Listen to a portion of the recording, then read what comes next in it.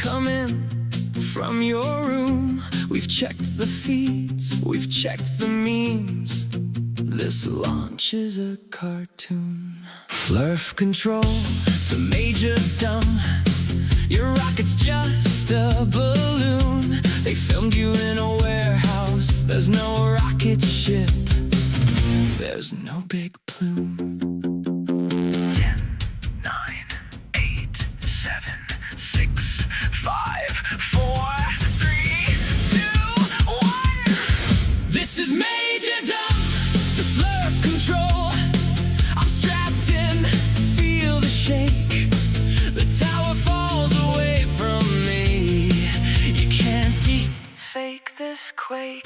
Major Dumb to Flurf control. I'm way above your room, rising through the blue so fast it turns to velvet soon. You say it's all projection, but the windows say you're wrong. I'm floating past your story, and it's been wrong all along. Major Dumb, our charts all show you splashed into the sea. They dropped a capsule from a plane. You're still on Odyssey. Flurf control, I hate to break it, your script is out of date. The engines burned, the boosters turned, I watched the coastline fade. You talk about a snow globe sky, a ceiling painted cold, but I just watched horizons curve in every shade of gold. Major Dumb to Flurf control. The world's a swirling sphere. Clouds wrap round in lazy bands from pole to stratosphere. You say it's just a clever CGI veneer, but your world's become an island, and it's really, really small from here. You said there is a crystal shell, a cover hard and bright. I'm flying where your ceiling sits, yet nothing blocks the light. No glass, no grid, no glowing dome, just darkness deep and clear. Your dome was in your browser tabs, not hanging over here. Flurf control to Major Dumb. Our live chat says the pictures are all lies. Agencies just sell us tales, they're demons in disguise. Major Dumb to Flurf control. Your fears are getting loud, but I'm looking at an ocean that wraps behind a cloud. If stories had you cornered, I'm not here to shout you down, just asking you to tilt your head and spin that view around. Major Dumb to Flurf control. I'm circling slow and clear. I see the night chase after day around this shining sphere. You swore there'd be an edge, a wall where colors stop, but every orbit proves you wrong. We're living on a drop. Flurf control to Major Dumb. Your signal's getting thin. If space is real, if globe is true, where do our stories spin? This is Major Dumb to Flurf control. I'll bring you souvenirs around Blue Earth in every shot, and maybe calm your fears. Flurf control to Major Dumb. Flurf control to Major Dumb. Are you there?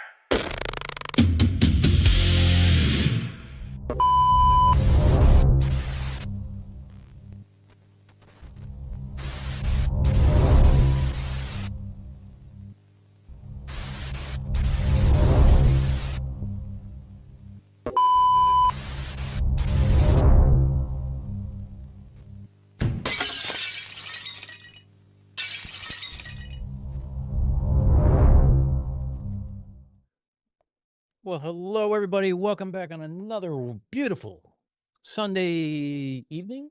Yeah, evening. A little later than I usually am on Sundays. My apologies. It was really hot today. So I spent time at the pool. And yeah, um, no Hawaiian shirt today because instead we have the They Global Conspiracy Company shirt on stream, which you can purchase one for yourself in the Unfornicated merch store. Has been released. It's good to see all of you here. Let's jump right out of the gates. Tori Hanzo with 200 sex. No one gives sex quite like you, Tori. For 200 sex, I greatly appreciate it, my friend. For the rum fund. You know what? I'm glad you did that because my rum was running out. No, I'm kidding. Come on. If anyone expects me to run out of rum, you got another thing coming. Or I've done entirely way too many live streams consecutively, like every day in a week. And even then, maybe not. But I digress. Unlike the Drunk the Bunk show, I actually partake in my libations here on stream. So if you have a glass of your favorite vice or water or juice or whatever else, let's raise as a toast to all of you for joining me on a Sunday. I'm happy you're here. Happy to see you all. And I'm going to try to make a very boring topic fun tonight. But as always, when we get to the end of it, fuck it. Chat's open. You guys drive, bullshit dies. I'll put up polls. We'll figure out what you guys want to do from there. But cheers, y'all. That being said, a couple quick announcements for you guys. No, Steve, don't worry about it. The rum will never run out. I have, you know what? Let me talk about my rum collection. I am very, very proud of my rum collection. Now, while I may drink some swill like Sailor Jerry or Kraken, I also have a bottle of Bumbo XO, El Dorado 15-year-old, Appleton Estates 12-year-old rare cask, and Mount Gay XO 15-year-old. So I have a high-class rum cabinet. There's also a Japanese whiskey there that I don't remember off the top of my head. Was given as a gift. Starts with an H, I think. And then I also have Four Roses small batch bourbon. And that is the extent of my liquor cabinet. So let's say hello, everybody here in chat. I'm going to look up here. Who do we got? It looks like we got their usual suspects. Plastic Citizen is here. You, my friend, have not been up here very often, and I had to go ahead and click and make you blue so you fit in. Rocinante, Blackburn, Nick N, Tay Redgrave, Geek G, my Bermudan brother, Copium Emporium as always, Blackburn, Big Fish. Let's see, who else we got? Tori Hanzo, Plastic Citizen, Holy Hand Grenade is here, my brother from another mother, Big Fish, Steve, 64, Lindsay Bow, Boston Concerts as always, Tapioca Weasel. Yeah, you're logged in the wrong account. You threw me over there for a minute. So add you as a moderator. YZ Socks, Club Soda Night. Hey, that works too. Zoomicide, the Canadian Space Agency, and you know what? Oh, and Lail's here. Wow, surprise, Lail. Thank you for coming. So, if I didn't call out your name, I'm sorry. This is not Romper Room. I do not have the magic mirror. I may have missed it. My apologies. But just know if you are here, you are part of the Zoo Crew, and you are part of my digital family for not only me, but also for my wonderful daughter, who most of you already heard and seen, and notice she's doing well. Let's talk about a few announcements first tonight. We're going to be doing a couple collabs. So I'm trying to think out what order to put this in. So first and foremost, July 4th weekend, we're still working out the times.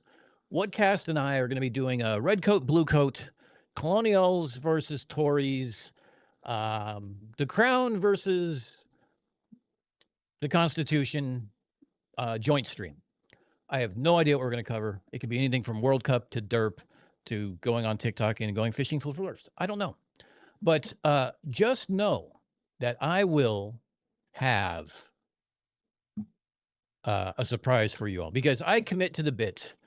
I straight up ordered a Hamilton costume, complete with a blue coat, complete with the ruffle collar, with the waistcoat vest, and the ruffle cuffs.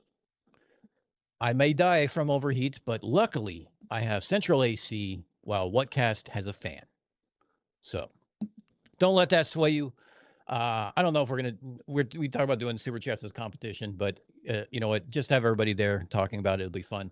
Maybe we'll go over cultural differences. Why the Brits always put U's in various words that no one else does, or why they drive on the wrong side of the road. I don't know. We'll see. All Zoom aside, I'm sorry. You know what? You're right. Why some of the names I don't recognize, and I apologize. Lail's here. Let's see. Why Zooks?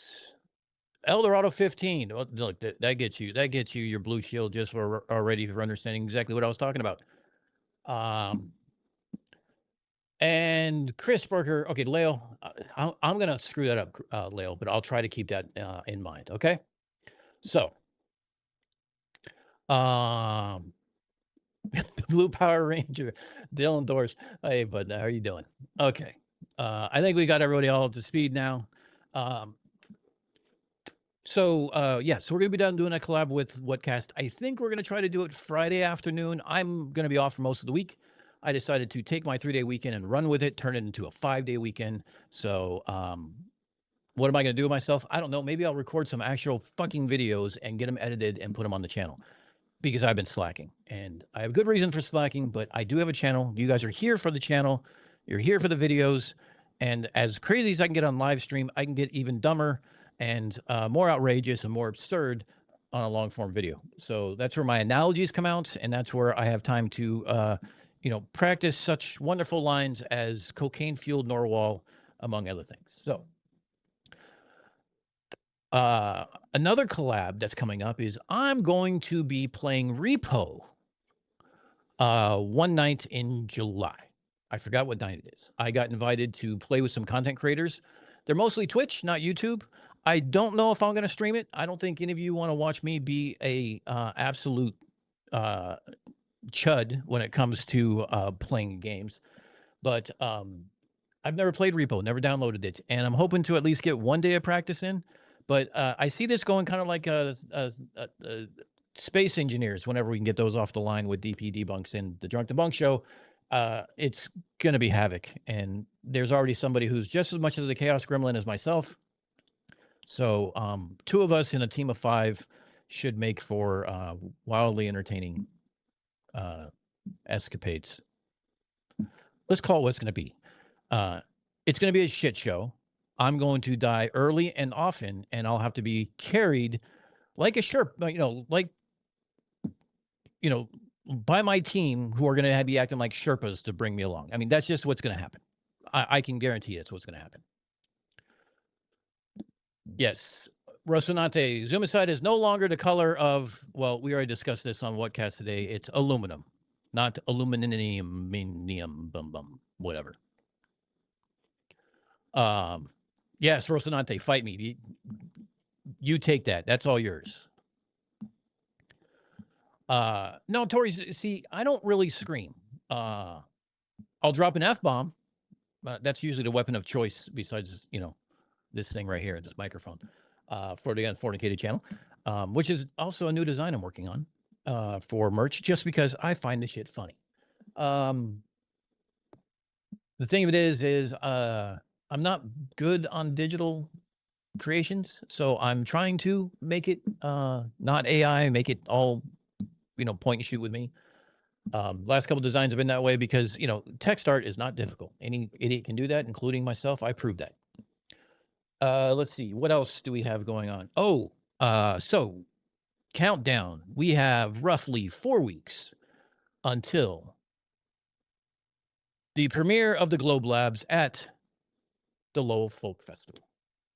That is where the Drunk Debunk show, Mike and I, are going to be standing front and center, live streaming to the world in front of a bunch of kids, wowing them with science, physics, vacuum chambers, painting, and green screens. So we did a 12-hour live stream, which all of you were very generous for. Thank you very much. Any bleh, bleh, try this again. All of the super chats that came in for that, if there's any leftover from any of our expenses, are going to go directly to I believe it was a Medford Science Club that Mike found for us. So those will be donated. We'll probably make the donation on stream and stuff like that. But just know that we're doing it to cover our costs, and then after that, everything's going to the kids. So, what else did I want to talk about? So we had, I know I haven't talked about it, but I've kind of alluded to it a few times. We had a killer first video in line for Globe Labs. It was kind of going to be a little outside the whole make science accessible thing, but still kind of accessible. But it was going to cause a monumental amount, a tsunami, if you will, of Flurf tears. But kind of run into some technical difficulties, which we're trying to rectify. With that being said, do not be discouraged, because I have plan B and plan C and plan D ready to go for 3 video ideas that hopefully Mike, who was supposed to call me at some point tonight, maybe on stream, in which case I'll kind of have to call him later, or I'll just, it's going to be a long conversation. I'll talk to Mike about it afterwards. But I have some ideas that we can do this that's going to be very much the idea of garage science, very much making things accessible to anyone with just a few extra dollars, a little handiwork, maybe a few power tools, but it's to spark the curiosity and make kids want to do STEM. My own daughter loves math, not so much STEM. However, she is behind on she is very much behind a lot of our experiments that we have planned. So that's the 3 collabs. What else we got going on? Yes. Holy hand grenade. F-bomb is my technical term of choice. Got to finish up the dailies. Oh, Zoomicide. Yes, on the Neverness to Everness. I don't think I know that one. Don't call myself an idiot. Oh, Steve, I call myself a capable idiot because there are so much more smarter people than me out there. However, a capable idiot is right more often than a Flurf is. So I'll take that as a plus. But we do have a couple things really, really scheduled for us to do. And I've also been still doing some work in the background, doing my consulting gig, for sake of another word. Over the last few months, been helping out on a Ukraine international division with drones. And I got the okay, finally, to play the video. And I would like to do that for you guys. Except I think it's on my phone. No, I can do it here. Hold up. Maybe. Oh, shit. Maybe not. Hold on. Let me see. Bear with me for 1 second. Technical difficulties as always. Let's make this big. That's what she said. Mord one. Morty.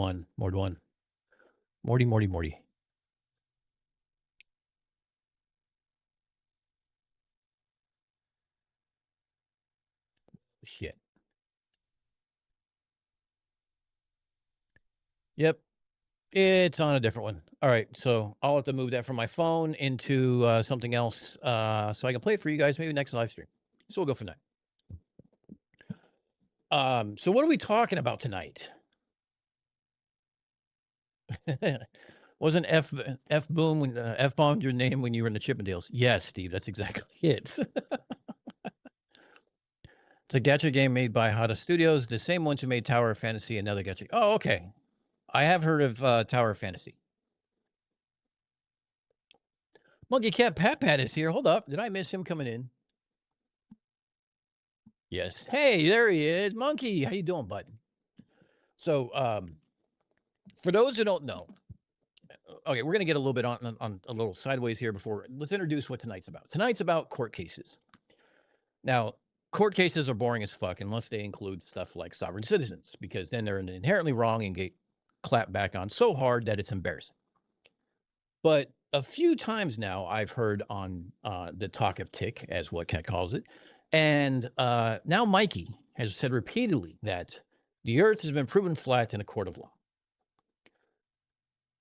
Now, what this kind of boils down to is contract law, which is far from entertaining. But I'm going to do my best to make it entertaining. And to be perfectly honest, there's actually two lawsuits we can cover. I'm only going to cover the most recent one. The second one, it will be part of the long form video where I cover both of them. And I hope to have that recorded soon and put out and everything else. So we got a lot of videos to record over the next week. And I'm hoping that with my time off, I'll be able to get them done and get them edited and get them out post haste, because you all have been waiting for them patiently and I've been slipping duties. So, yeah,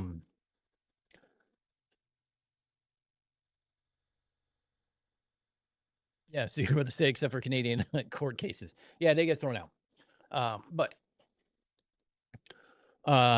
Yes, Mikey being misinformed was just another Tuesday. Absolutely. So I had actually a really fun weekend this weekend. I got to watch a few World Cup games. I got to watch the Toronto Argonauts against the Saskatchewan Roughriders, and that was a really great game. I think that was Friday night.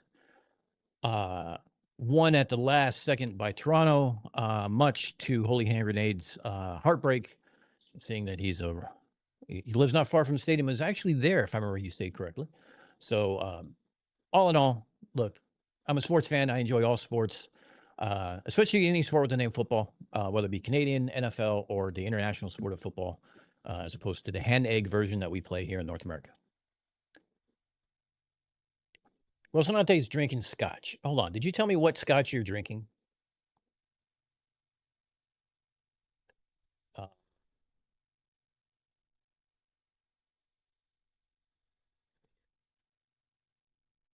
Welcome to Canadian football. Yeah, you guys have that center. You guys have an extra like 10 yards, and your end zones are huge, and the goalposts are the beginning part, and you can have all these people getting running head starts and wide receivers, and you only have 3 downs, not 4. It took me about a quarter to kind of refamiliarize myself with it, but no, it was fun. It was a great game.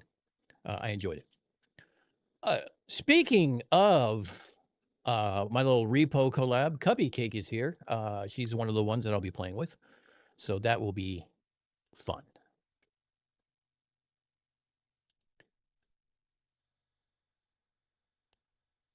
Let's see. That is all changing next year. Oh, all the differences between Canadian and American football. Great. Got to learn it again. That'll be fun. If I ever get to Regina, Holy Hand Grenade, you and I are going out for beers. We're going to take in a football game. Hopefully, you're playing during that time, and we're gonna hang out and try to find Mikey and stand behind him on his camera with an Unfornicated sign, just waving it back and forth.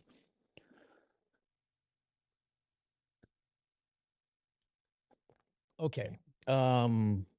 Let's see what else. All right. So let's kind of kick off for tonight, shall we? Am I missing anything over here in Discord?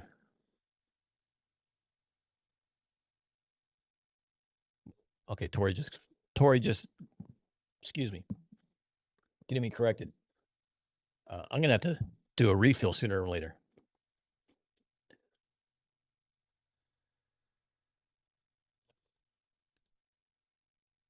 If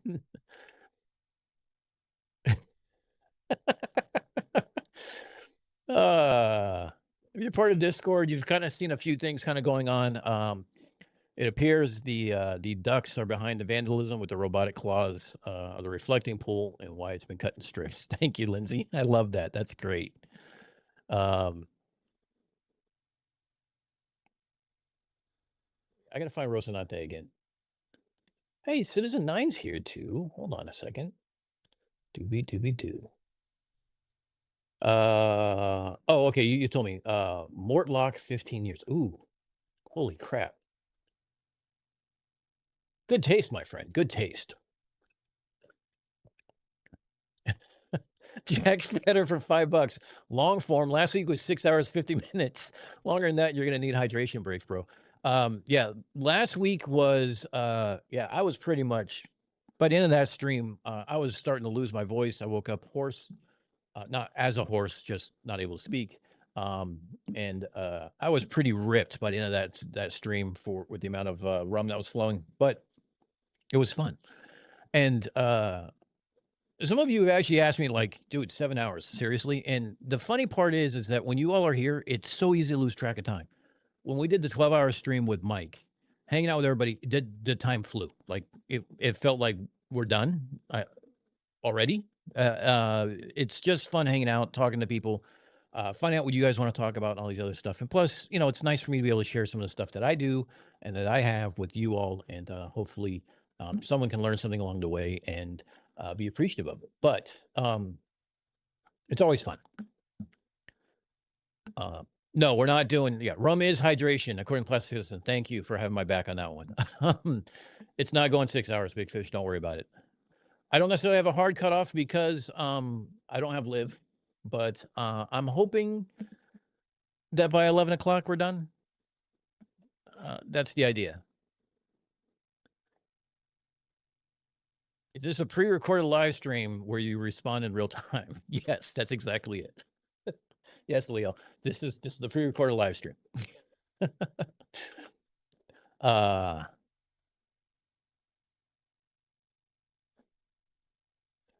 Mikey's live stream showed up, or God, I can't read already. Mikey's live stream yesterday ended in disaster. Some huge dude shows up, and next minute, Mikey's on a stick, got smashed on the road, ending the stream. Oh, I missed that. Damn it. So no anime talk tonight. I don't know. Maybe if that's what you guys want to talk about, we can. My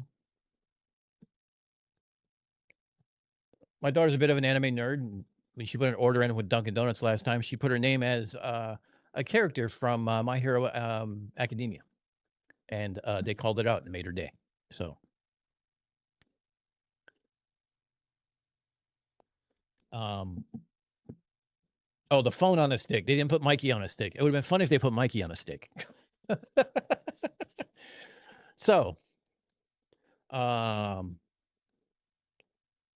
get getting called a gooner.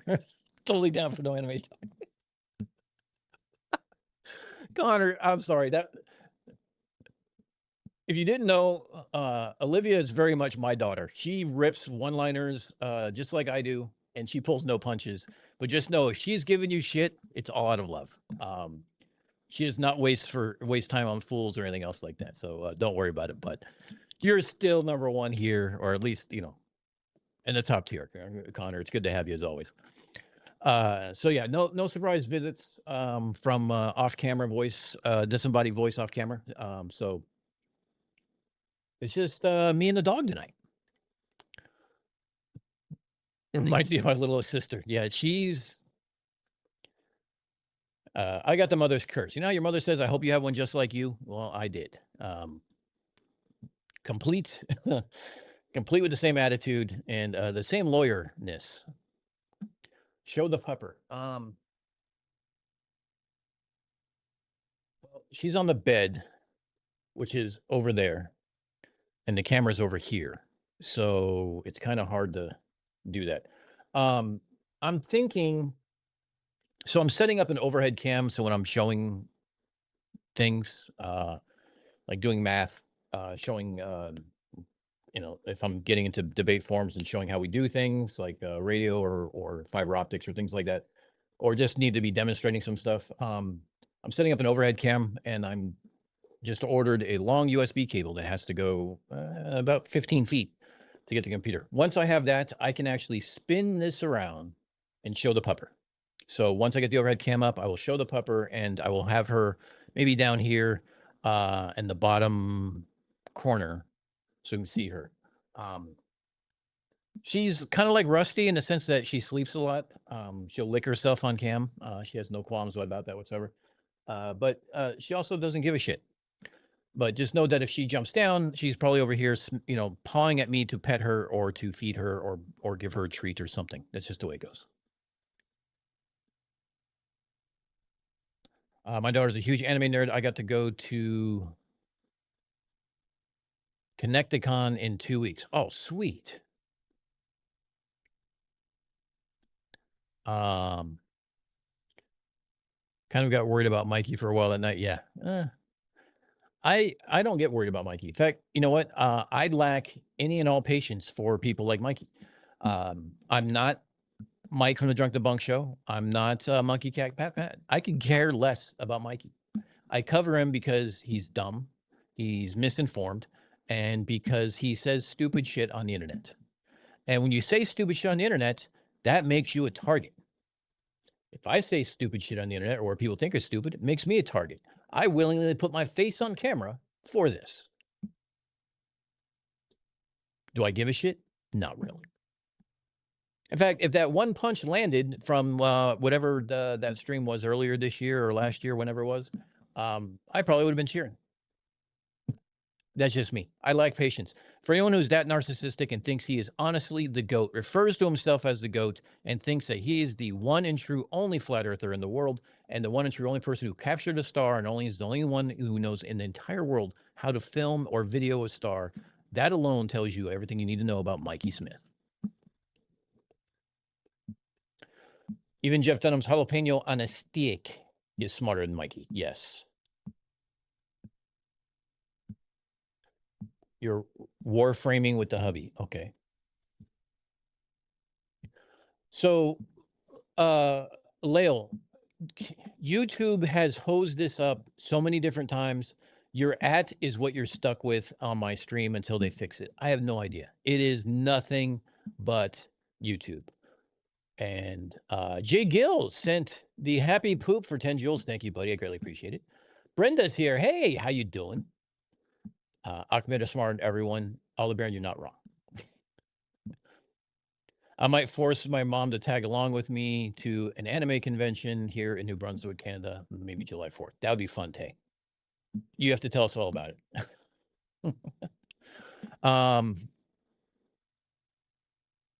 It's Connecticon like Connecticut. Okay. Oh, okay.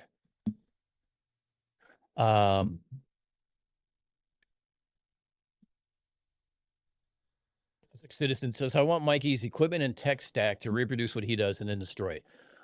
Plastic Citizen, you should get in touch with Patch Von Braun. He's trying to do the same thing also.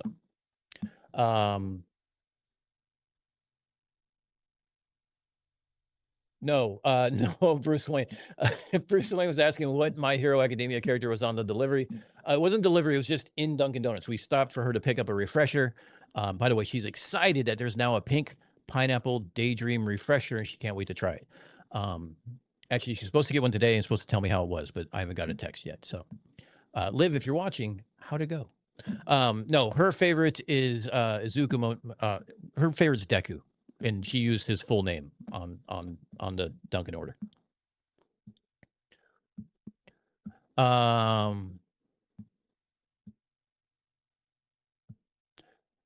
Blackburn, I'm not so sure. I mean, he's a poster child of something, but I don't necessarily think he's a victim because everyone in Echo Changer tells him he's a goat, and he's got to believe it now, and he's insufferable for it.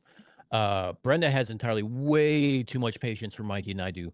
I basically just call him what I think he is. He's a punchline to the unfunniest joke on the internet. Yeah, you are, Jay. Unless you're more colorblind than I am.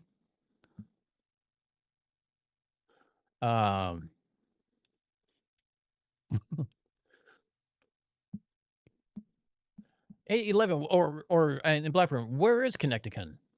Is that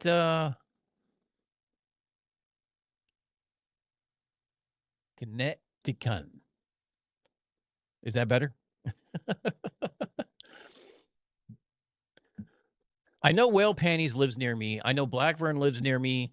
I know Mike from the Drunk the Bunk show lives near me, nearish me. I know Reds lives nearish me. PhD, I can never pronounce his last name. Deech lives near me. It's actually, yes, Midoriya Zumaside, yes. It was not Mineta, although Mineta is a bit of a perv and he's kind of funny. CSA, absolutely right.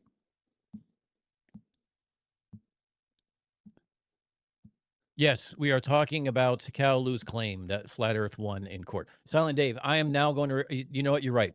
I hate Kaolu, and I tried to put that out of my brain from when my daughter was a kid, but you're absolutely right. Mikey is Kaolu.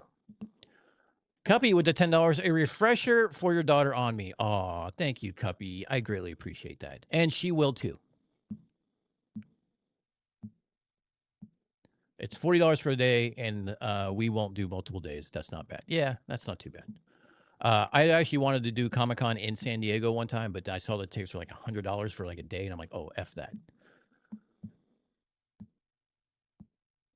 Yeah, Blackburn, that's the thing, right? You go to those things, and then you don't want to do anything, or you want to buy everything that's there, and you don't have the money to do that because you spent your money to get in. It's in Hartford. Oh, no shit. Is that next weekend? Yeah, CSA, you cover him, and you have a lot more patience than I do for him than I do. Yeah. Yeah, CSA, you're like 12 hours away from me, so you're kind of ish close. You and Tay are time zone. You guys are close, like IC Spin is close. Yeah, near ish. Exactly. Uh,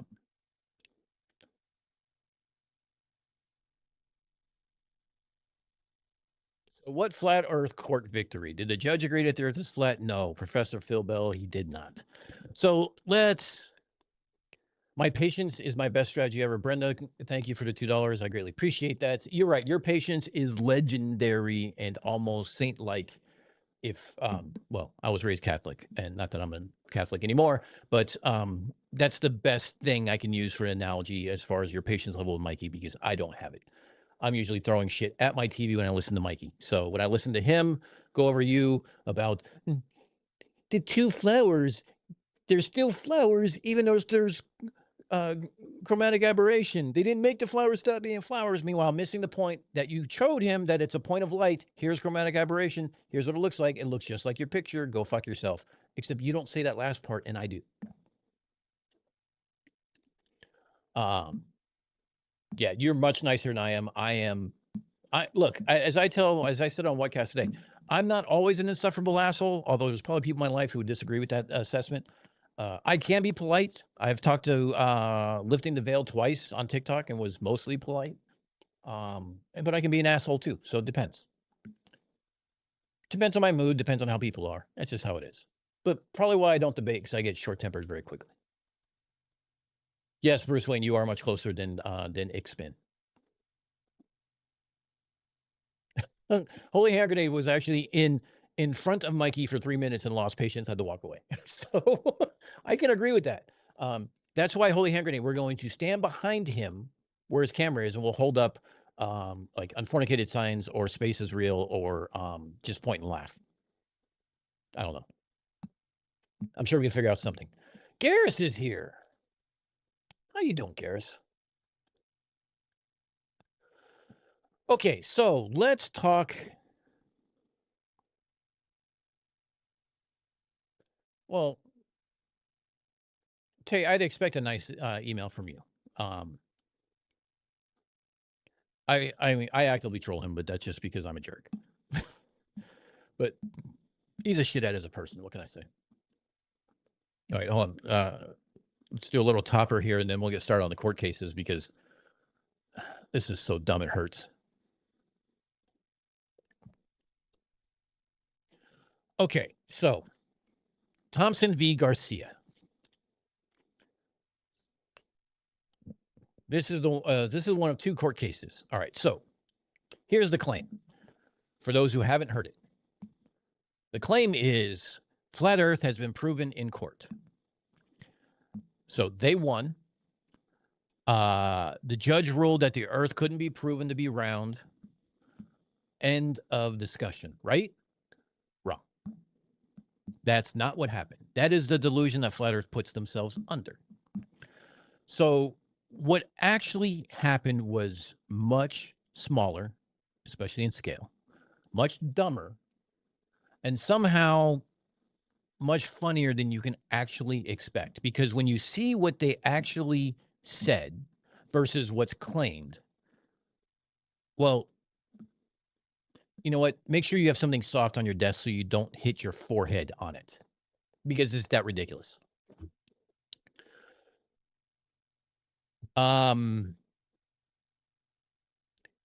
So in this court case, it was not a grand trial of astronomy.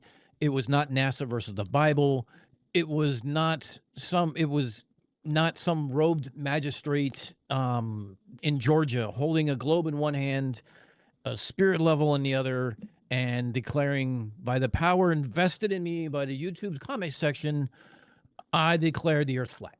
None of that happened. None of it. This was literally a small claims dispute in Barrow County, Georgia. That's it. This wasn't some science being on trial. And if you watch Mikey's stream, you saw that Mikey is challenging any Glober to set up a court date and to bring his evidence in front of a judge, and he'll destroy you and he'll win.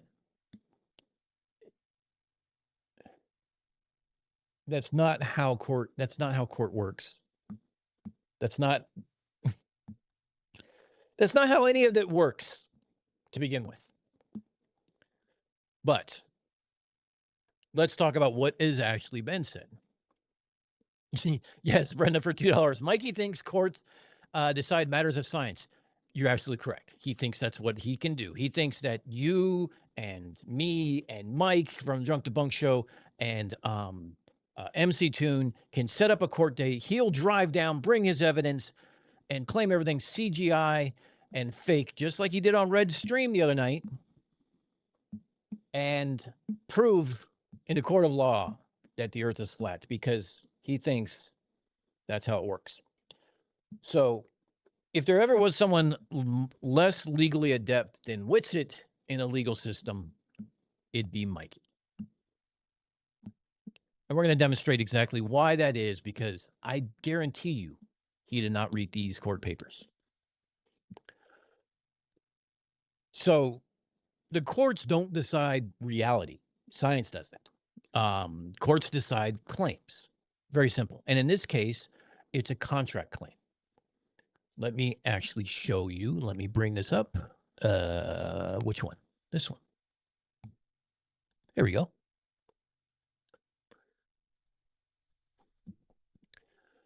Okay. What we have here is in the magistrate court of Barrow County. You guys can see my pointer, I hope. I really need to find a way to make I need to get one of those huge pointers that Mike has, so you guys can see things. This is the statement of claim. So hold on, let's back up. So the magistrate court of Barrow County, this is in Georgia. It was actually filed in Winder, Georgia. It was filed in 2019, and the court's case is 2019 Mike Victor 11.04 between William Thompson and Zen Garcia. And the statement of claim is a contract contest claim. The plaintiff says the defendant is indebted to the plaintiff as follows. Mr. Zen Garcia ran an online contest that I won to produce 2 proofs that the earth is a rotating spheroid. I met all the criteria to win the contest, and he did not pay.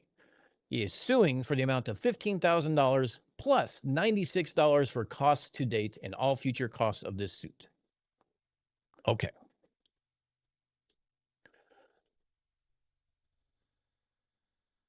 The claim here is not, Your Honor, please determine the shape of the earth.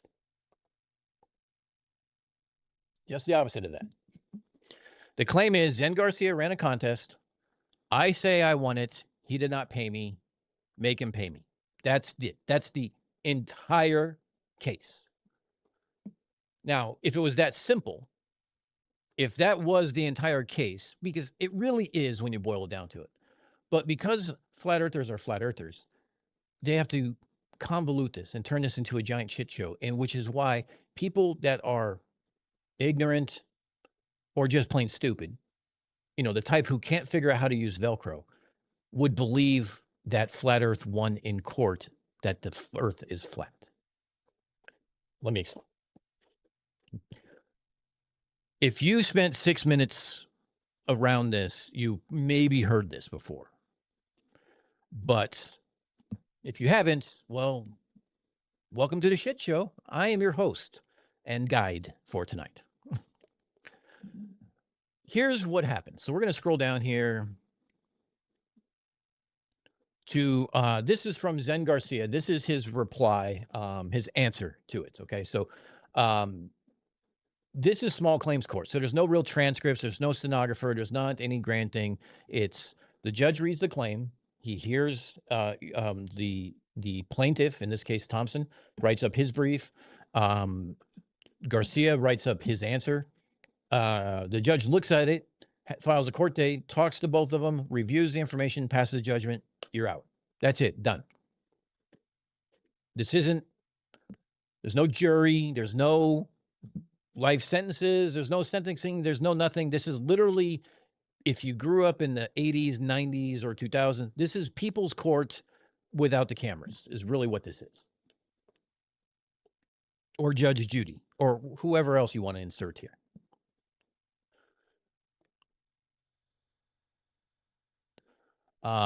There was a whistleblower in Florida who tried to take NASA to court. No, there wasn't. Unless you're talking about Dustin Nemo, who was there with Whitsitt to talk about the town council meeting. That was fun. I pronounced Winder wrong. Okay, how did I? Winder? Is that what it is? Night court with Bull. Yeah, this is definitely night court. So I'm guessing a good way to summarize this is Flirt's lack understanding, or a lack reading of comprehension.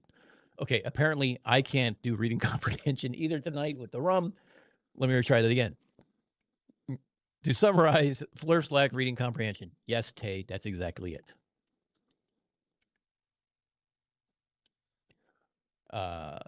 Okay, so it is Winder. Okay. I'm above the Mason-Dixon line, so I took a guess. I had a 50-50 shot. And as usual, I was wrong. How many shots I'm in? I don't know. This is so at the pool I had a nice big water bottle, 32 ounce. So part of that was rum and part of that was ginger beer. I finished that at the pool. Then this is rum and Pepsi. So I'm 3 shots in now, 4-ish. Something like that.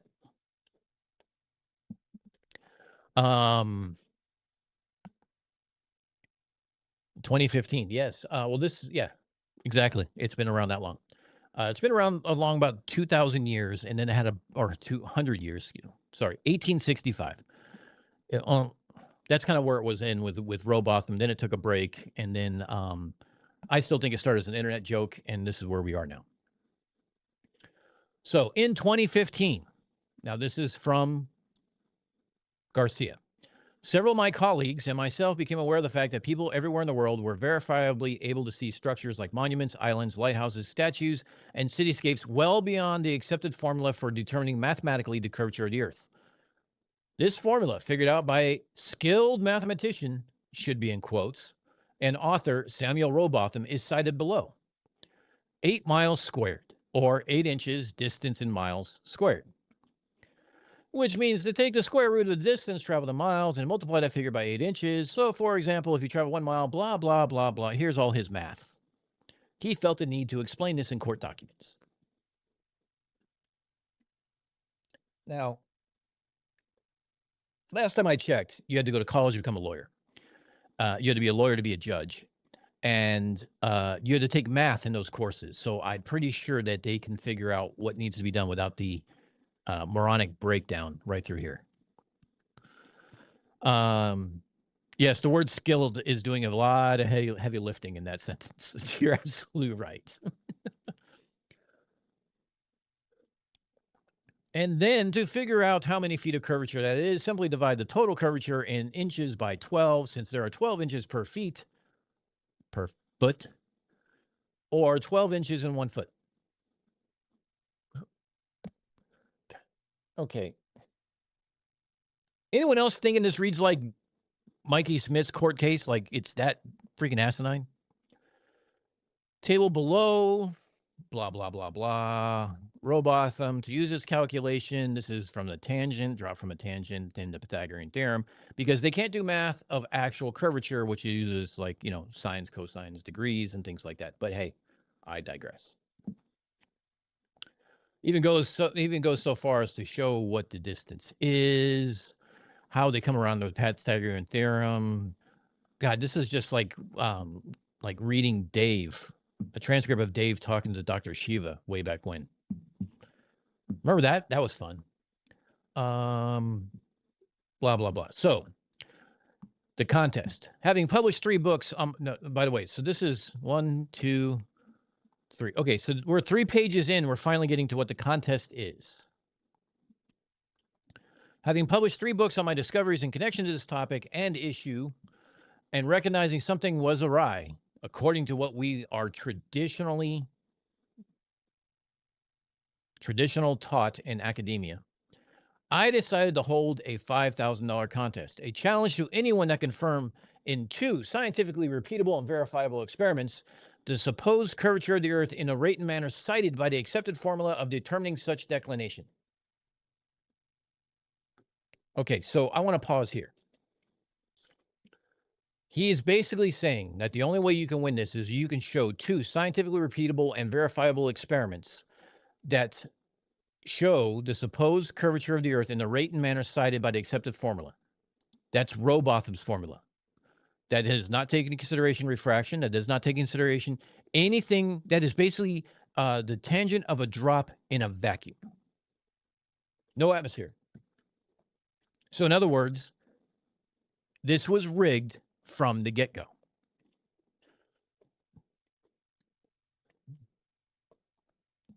So when you have this sort of thing, hold on, let me scroll up here. There we go. Welcome to Cornell Law School. So when you have things like bets or challenges or things like that, this is what's being defined as a unilateral contract. Basically, it's a contract formed when with an offer that can be accepted only through performance. So you perform something, you earn the money. Now, as I just mentioned, this was already rigged to begin with because that's how all challenges work. Not only will they not pay, they won't actually accept the challenge and they'll make it subjective. So no refraction allowed, nothing else. It has to be 8 inches per mile squared, which means you're kind of confined into 100 miles to begin with of any kind of optical observation or things of that matter. So now if you had a bilateral contract, okay, that involves like mutual negotiation or promises going both ways. So that means that if, for instance, I was to challenge Mikey to a bilateral contract, it means we both provide evidence to, say, a third party, and we both decide who that third party is going to be. And from that third party, and then that third party makes the decision. That's the negotiations that we have. What topics we're going to use. Call it a debate topic kind of mentality. Whoa, Calder coming in for member for 5 months. 5 months of derping. Hey, happy anniversary, bud. We are halfway to an unfornicated baby, which I guess would mean that there had to be fornication first. I don't want to think about that. Let's pass on that. Let's go back to this. So that's the difference between a unilateral and bilateral. So unilateral means whoever is making the challenge can set the terms, and you have to abide by those terms. Now, when it's subjective and stuff like that, there are things in which you can say common sense or reasonable, if whether or not it's reasonable, that someone would agree that is actually proof. There's been many times where those kind of contracts have been put to court and they've been decided one way or the other based on some of those findings. But for this one specifically, it's a unilateral contract. So it specifies that the payment, in this case $5,000, is due only if the act is completed. And the common example is a reward offer. I promise to pay $100 to whoever finds or returns a lost dog. But if you don't return the dog, you don't get the money. That's kind of how it works. Okay. Now, this is important. And this is going to go towards the other one that I'm going to cover in a long form video when it comes to the Hepburn Bungle. Give me a second. Wallace versus Hampden, which was the first original flat earth court case. Surprisingly enough, also only a contract law. So the offer may revoke the offer anytime before the offeree begins performance. Once the performance has begun, however, many courts hold that the offerer must give the offeree a reasonable opportunity to complete it. Rules governing unilateral contracts vary by jurisdiction, since contract law is primarily a matter of state, not federal. Okay, we all caught up now? Great. So,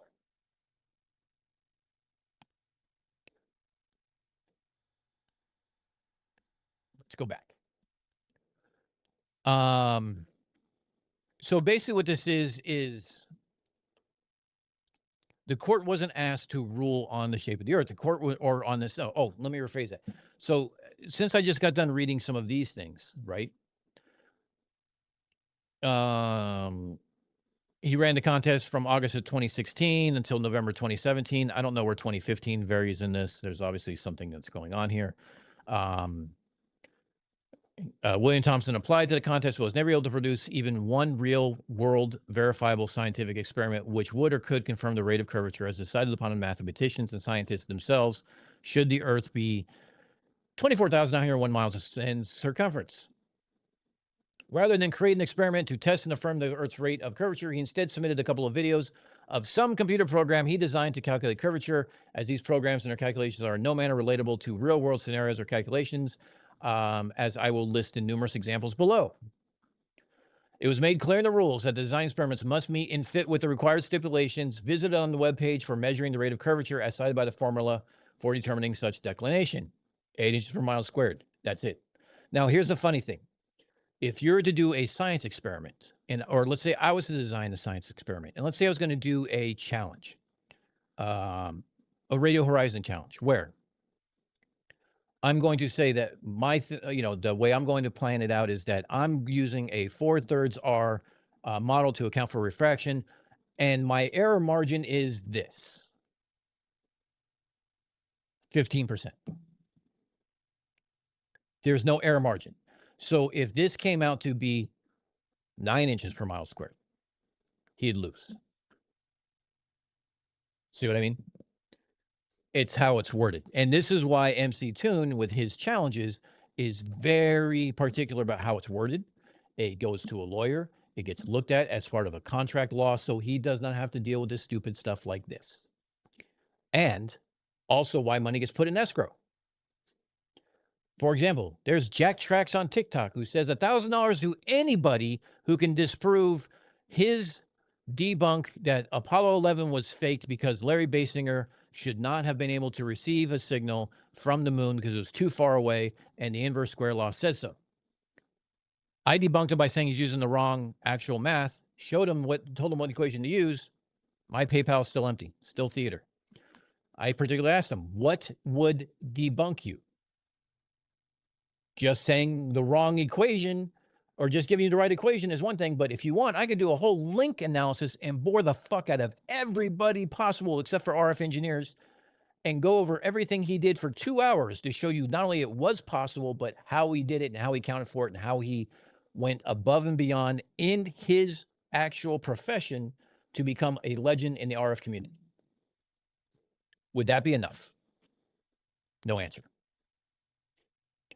And then he did something stupid by saying that some sort of map is that has a slight like cross section on the side about a undersea cable between Ireland and Canada, and because the line was flat and it dipped down and didn't bulge up with the curvature, therefore Earth is flat. These are the type of people you're dealing with.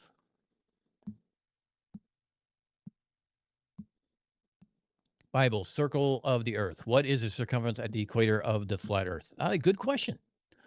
What is the circumference of the outer edge at the of the flat earth? Leo, that's even a better question. So he gives some examples.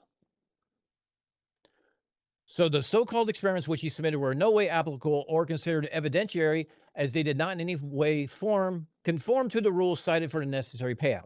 Now, I'm going to say right here and there that I kind of agree.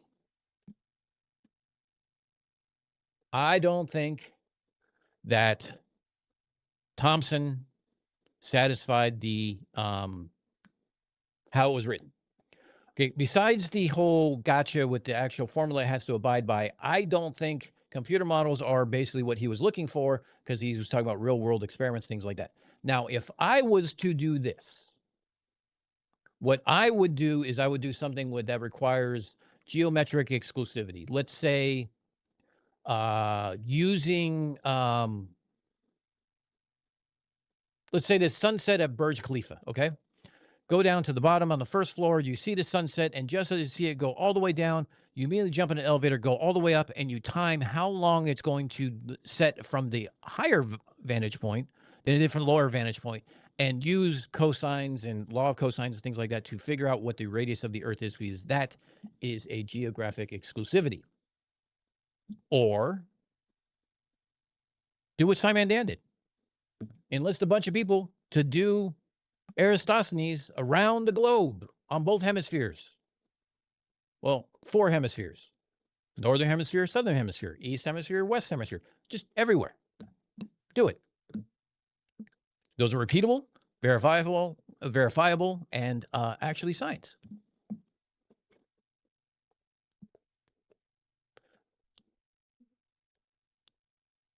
Oh, Diver Dan, you didn't miss much of the fun. We're going over contract law, so it's going to be rather boring tonight. So I'm going to drink heavily in efforts to try to make this entertaining. Critical Think is still waiting for his 3 Bitcoin. Exactly, Rich Money. Exactly. Because it's subjective, because it's proof that Flat Earth Dave will only say meets his expectations. He can move the goalpost. There is nothing to say that it's not there. Exactly. And I'm sure Critical Think would love to have those 3 Bitcoins right now. What's the distance from the Arctic edge to the Antarctic edge? Good question. Oh, I'm sorry, Arctic center to the Antarctic edge. Leo, you are asking some great questions. Unfortunately, we don't have any answers. So when I was doing my latency test on the fiber optics, I don't have a map to go off of. No one, no matter who I asked, could give me the distance from Sydney, Australia, to Los Angeles, specifically Hermosa Beach. And no one could give me the distance between Auckland and Sydney. And I wanted those 2 specifically because there's a cable we can test, and we test round trip latency. So even that whole, well, there's a bias of the speed of light between east and west, referring to the Sagnac effect, we would be negligible. Wouldn't matter because it's round trip. Let's take the average. Okay? Doesn't matter. Test both ways.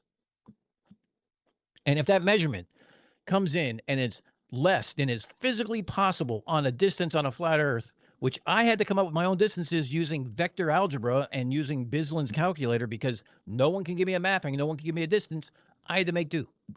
But what I could do is I can confirm how much it was related to the globe. Globe wins. I'm on my 3rd adult-sized double Diver Dan vodka cooler. Dude, I had 2 dark and stormies, and I'm on a Sailor Jerry and Pepsi, which I'll need to refill in a minute. So let's go over what some of these examples that Zen Garcia says that he would accept. Okay? You're going to love this. Using these calculations, we applied on the real-world scenarios like New York Statue of Liberty, standing 326 feet above sea level. She can be, on a clear day, seen from as far as 60 miles away. For those who don't know, that's the Bear Mountain, New York observation. Or is it, or maybe it's one of the South Jersey ones. I don't remember. Either way, it's bullshit. Because the math is wrong. It's not 60 miles away, and no, you can't. Applying the formula on the spherical rate, it's impossible given that there should be 2,000 feet of curvature between Lady Liberty and viewers at that distance. Blah, blah, blah, blah, blah. Photographer Joshua Nowicki, a few years ago, caused an enormous controversy. Standing on the shores of Lake Michigan, he was able to snap a picture of Chicago skyline from 50 plus miles away. Yeah. How do you do that exactly? He was actually standing on the sand dunes, which were 150 feet up, and you couldn't see the entire skyline. His panorama of the city became a spectacle, given that it should be impossible at that distance to see visually even the antenna, which sits upon the 108-story Willis Tower, which was formerly known as the Sears Tower, rising to 1,451 feet in height. This building should have been hidden completely by the 1,666.67 feet of curvature, which should be obstructive between photographer and skyline. Even just seeing the antenna on top of the tallest building should have been structurally impossible, and yet Joshua was able to capture and visibly portray the entire length of Chicago's panoramic cityscape. No, he didn't. He tried, the weatherman on the evening news attempted to explain away as a mirage due to refraction. Clearly, what is seen in the image. His boast was the next summer proven false by two of my colleagues in Rob Skiba and Rick Hummer. These gentlemen went to Chicago, made a video documentary confirming that one can only see the picturesque Chicago cityscape from the side of the Lake Michigan, where Joshua took his picture. They then rode across Lake Michigan in a boat while filming during the entire duration. I am going to pull up this video. I hope it's still online, because I'm willing to bet it's bullshit.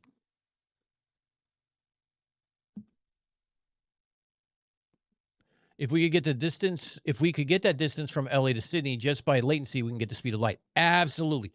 So that's the other way I did it too. Is I did it two ways. I can do,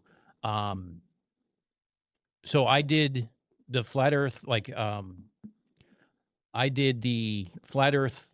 Let me rephrase that. I did the globe Earth Great Circle route, which would be meaning we're laying the cable on top of the water and we're forcing everybody else to ride around it all the way down there. It's like 12,000 some odd kilometers.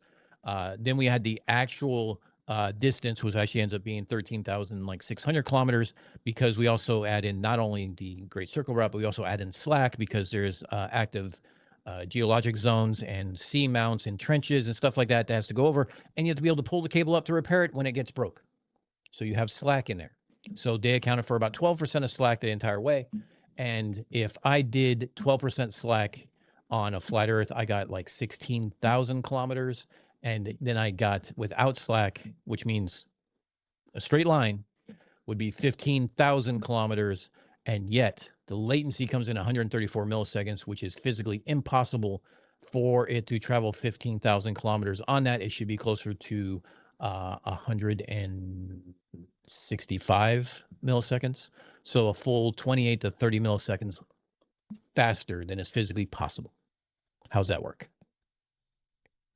Yes, this is definitely a Flurf picture for sure. He probably made a copy of it on a copier and then cut and paste it on here using tape. Interviewed several natives, blah, blah, blah, who all shared conclusively that Chicago skyline from such distance was normal and was a daily possibility, and that the only things that would skew is in some slight manner such viewing would be inclement weather, but that more or less it was daily possible to see the entire cityscape, even when in windy conditions and choppy waves from the opposite shores of Lake Michigan. Okay, choppy waves in Lake Michigan are not exactly like on the Pacific Ocean, where it would actually block that much of a building, but I digress. Now, this one I love. Residents on the island of Oahu in Hawaii attest to being able to regularly view from their homeland the island of Kauai in excess of 90 miles distance from them. There is a TikTok former flat earther who went over this and did this entirely and showed how it's done. His name is, I forget, cousin somebody. Shit. Where's Whatcast when I need him?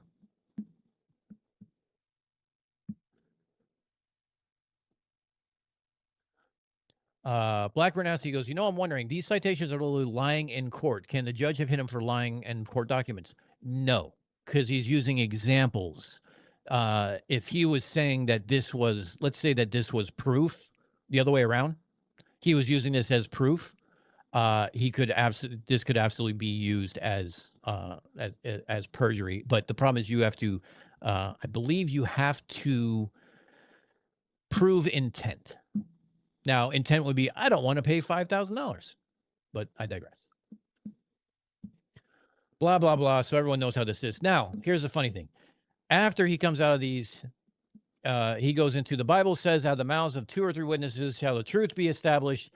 It is this passage and premise which has come to be accepted judicially as lawful jurisprudence. And while I literally could provide hundreds of confirmations as to the validity of my claim, I will include one other verifiable, though mostly unknown fact as confirmation and partial reason for why I held the contest as I did.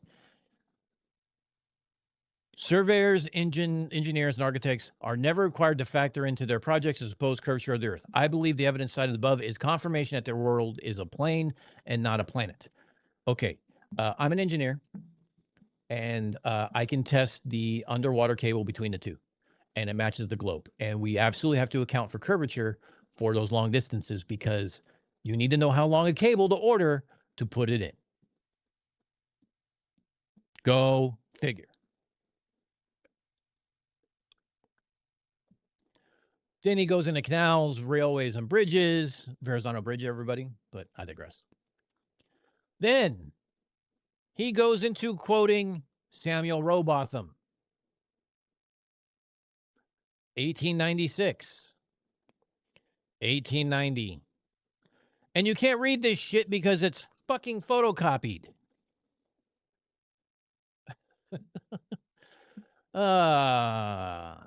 You start getting the levels and flats. 1893.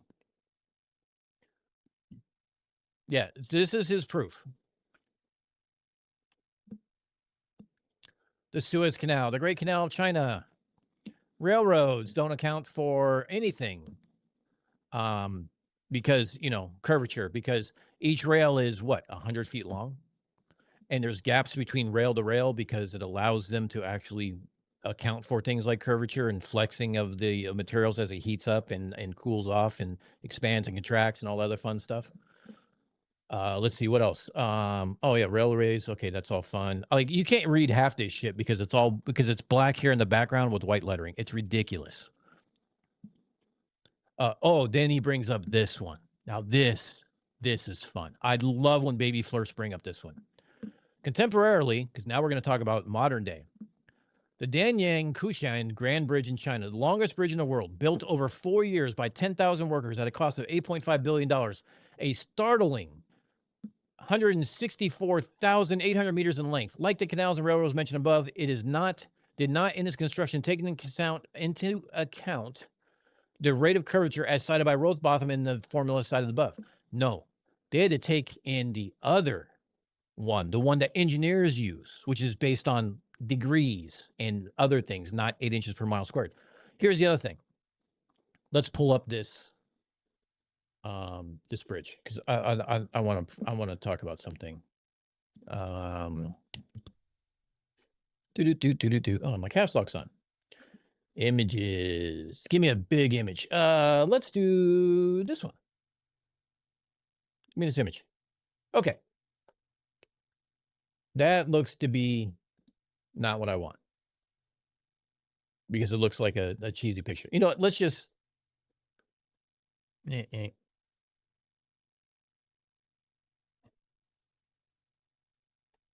right, it's the same thing with with the Pontchartrain Bridge and everything else. Can I get just a really big one here? Let's use this one. Fuck it, I don't care. Let's view image. View image. All right, let's zoom in. Okay, it's 102 miles long, and it goes all the way around here. It curves back around, and everything else. Now, the distance between these two, I'm guessing, is going to be 100 feet, maybe. And this is not a solid pour. There's actually metal fingers that meet up with it. So the local downward where gravity is, right? The perpendicular or the parallel to gravity, the local downward vector for each of these pylons is specific. And if you measured this pylon versus this pylon over here, it would probably be different. But yet you're not going to do that because each one is specific. And they have those meeting points of the concrete and everything else where they go over. So if you go over a bridge, you hear the dunk, dunk, dunk. That's what's going to allow for the curvature because it's not a solid pour. There is a car in the foreground that we use as a reference for size. Okay, so let's say cars are roughly, what, 10, 15 feet long? Let's say 15 feet. So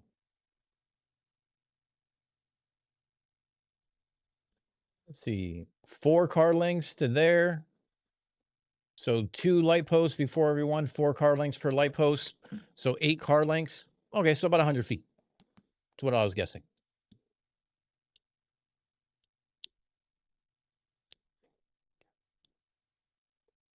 So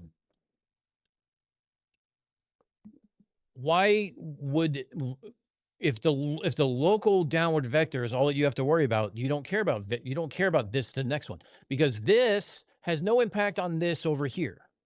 This has direct impact for this one, and that's it. That's its meeting points. However,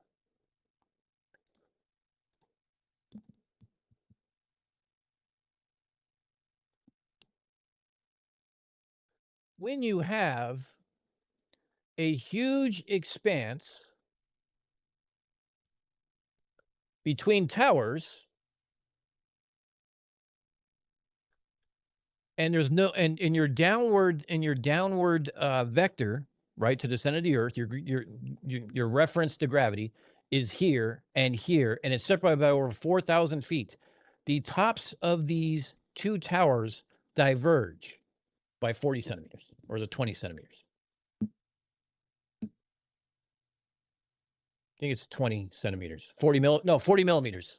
It ends up being 1 inch and 5/8. Trying to do metric. That matters. So why didn't Garcia talk about this? This has been built since the 50s. Because he couldn't. So he finishes with a flourish. Get your drinks ready. No matter what one thinks of the evidence listed here, you want my opinion, Garcia? It's bullshit. The evidence listed by me is factual and scientifically verifiable according to experimentation. No, it's not. Which anyone can deduct and affirm for themselves, if only he did. The evidence submitted by William Thompson, being in no manner relatable to real-world situations, cannot, as the rules require, be affirmed or scientifically repeatable or verifiable by anyone. Yeah, he made models. And without models, we can't do construction of the Verrazano Bridge or the Danyang-Kushan Bridge. We need models. He built a model. Now, the only way you could prove those models work would be to do whatever he built, to build something based on his model that would prove the curvature, right? But he didn't. So that's the escape hatch that they used. Thus, why his so-called evidence was rejected, as it was no way even applicable or for consideration as established by the rules of contest. Neither do either the so-called experiments which he submitted verified in any manner the rate of curvature decided by the formula listed in prior paragraph. I ask that the judge or jury, considering this case, throw it out of court as a complete waste of time, which, coincidentally, the judge did.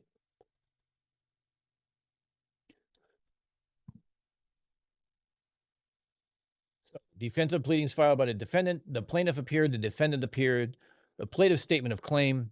The judgment is entered in favor of the defendant, signed by magistrate.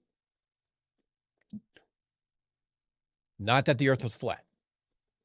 That, and here's something else that worked in Thompson's, that did not work in Thompson's favor. The original contest was for $5,000.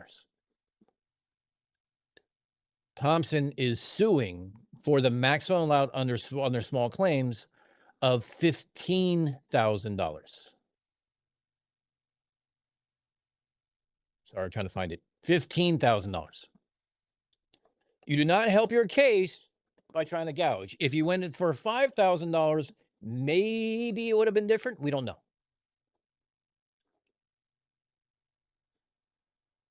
But this is what they claim Flat Earth said.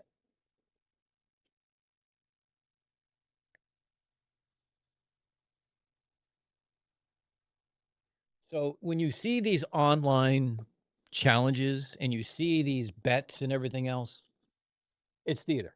Unless they have a contract written out for what they will accept, whether or not they address things as error margins, whether or not they address the correct actual formula for curvature, not some made up one, whether or not they allow for realistic environments like refraction that happens in an atmosphere that's thick, which includes 14.7 psi at sea level with a gradient that goes up, and what that does to the light. If they don't have anything for all that, you have nothing but theater. Or, as we like to say, it's all bullshit. Thank you, CC. Hopefully that came through. Did that come through? It's all bullshit. Oh, thank you. Yeah, it did. Thank you, CC. I might have to make that louder.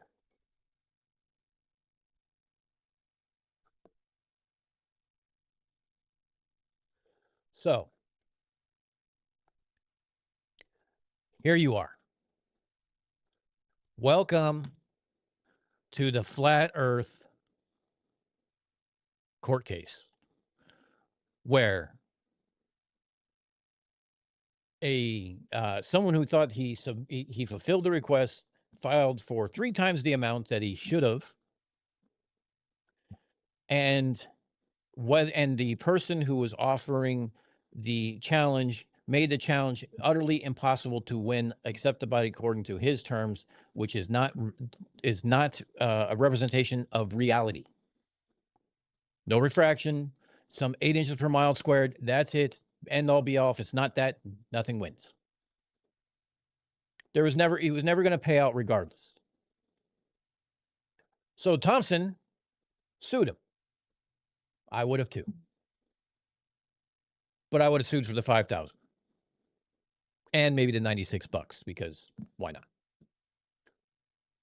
But I also would have done experiments that kind of were fitting more in line with the reality and the scientifically verifiable and being able to create it. Because if I'm writing computer code, if you're not a coder, because flirts don't have technical jobs, if you're not a coder, you're not going to understand what my code is.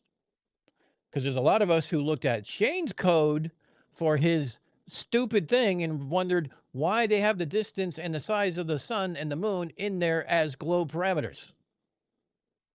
Is it because that's the only way it works? Maybe.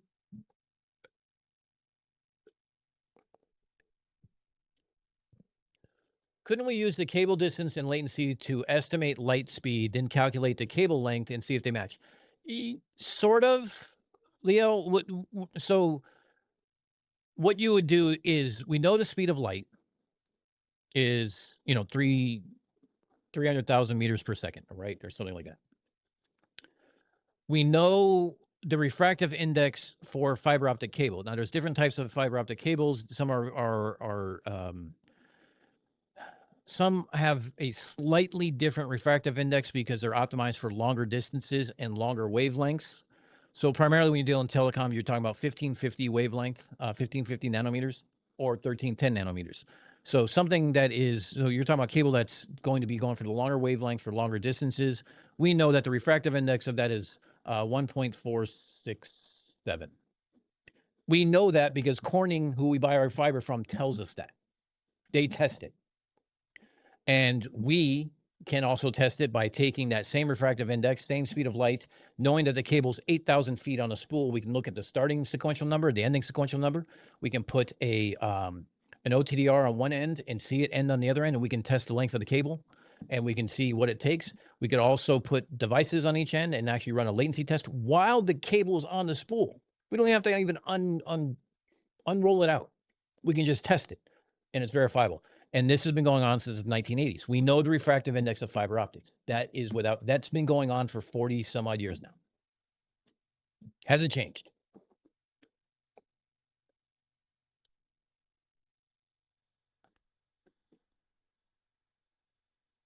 It's 0.68 in fiber. Oh, okay. No, BlackRhino wasn't AI.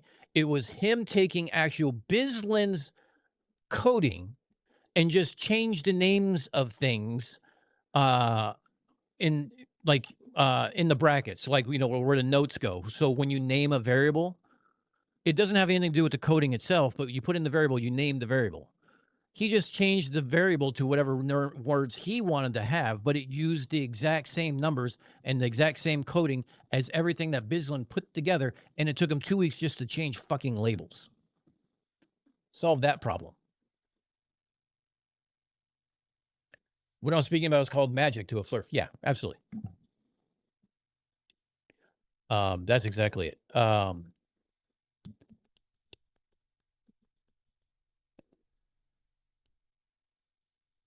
So yeah, so what the 11's talking about is he's talking about the velocity of propagation, which is basically it's 0.68% of the speed of light. So in a vacuum. So that's what we do it. So we know that the speed of light in a vacuum is roughly 200. We know it's 299,792 kilometers per second, or 300,000 kilometers per second. Then, because the refractive index is higher in glass than is the vacuum, we know that it's what is the refractive index of long haul fiber? Let's see if I can find Corning. 1.461.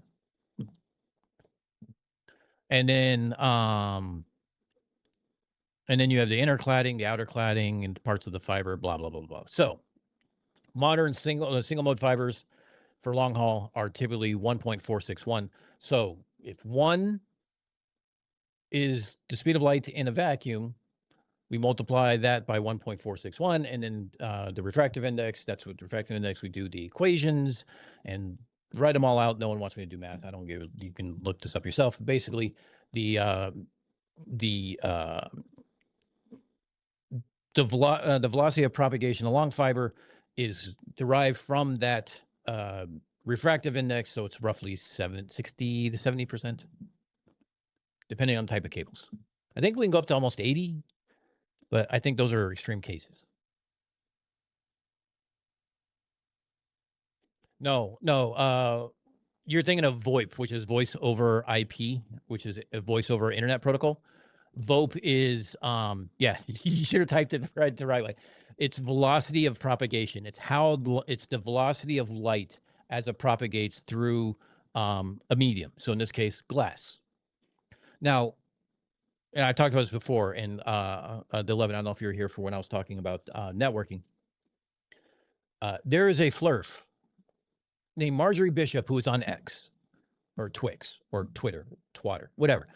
She lives up in Lake George, and she had the nerve to say in public on Twitter, on a post, I got to find it somewhere, that the earth is flat because the rate of curvature, a fiber optic cable, because it's glass, could not bend over over the globe at the rate of curvature of 8 inches per mile squared. She literally thinks it's a stair-step earth.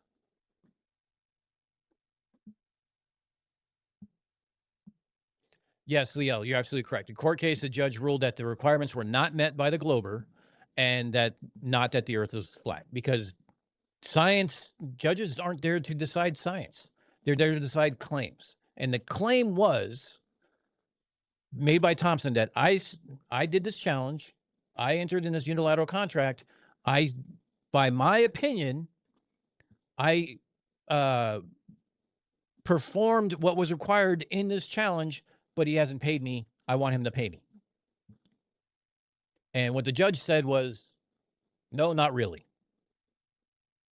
As far as he's concerned, you did not submit something that was equal to what he was looking for, based specifically on what the challenge was. And again, I can't say this enough. The challenge was rigged. Does not account for refraction, uses a simplistic form of 8 inches per mile squared, and that was it. That was the only thing he was going to be allowed to do.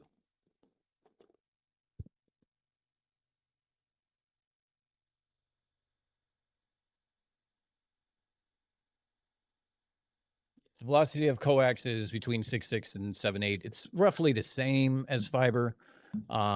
You can get enhanced, which you can get up to, like 11 just says, which is about 0.86.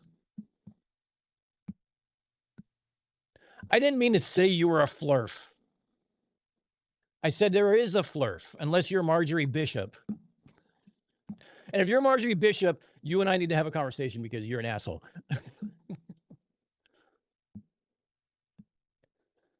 Yeah, and the funny thing about the idea that fiber optics can't bend is, one, I can show you a picture of. I mean, here, hold on, you guys will fund this. Disaster telecom closets. No, not shopping. I want images. Okay. Here, let's transition. Be dooby doo. Yeah, these are all Cat 5s. This is a nightmare. This if you do this, and I will, and when I was in the field and I walked in, I would walk out. However, this device,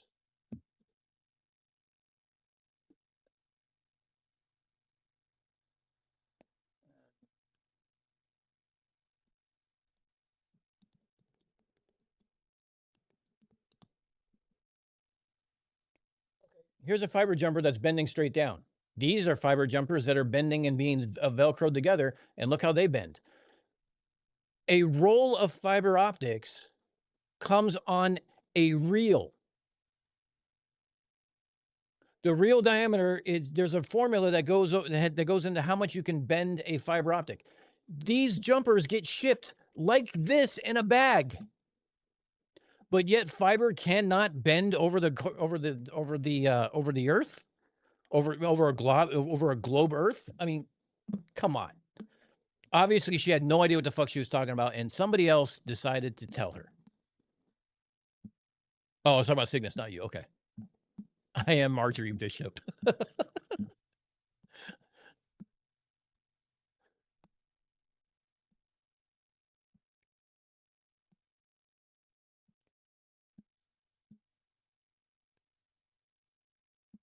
Yeah, I've walked into so like I've worked in data centers, I've worked in customer sites, I've kind of run the gamut on everything. So I've walked into closets that look like this. And I'm trying to figure out where I'm going to install my equipment. I've walked into and I've walked into closets that look like this. Now, these I appreciate because I can say, hey, my equipment is going to go right here and we're going to patch in right there and you can patch in right there and we're all set to go. But yeah, or something like this where you got fiber optics here. Now, I wouldn't coil fiber optics here. Hold on. Can I view the image? Here we go. So these are fiber optics that are coiled here. I would not do this. I would put it in spiral wrap that would prevent it from getting pinched, because anybody can pinch this if they're not paying attention or can do stupid shit. And this right here, these fingers up here, this is where the fiber comes down to. These are fibers laying down here. These are Cat 5s. These are all nice and dressed. You know exactly where you're looking, what ports to look at. You can troubleshoot this shit. If, for whatever reason, your shit at your company looks like this and you work in IT, you need to blame people like Mike. If it looks like this, you leave.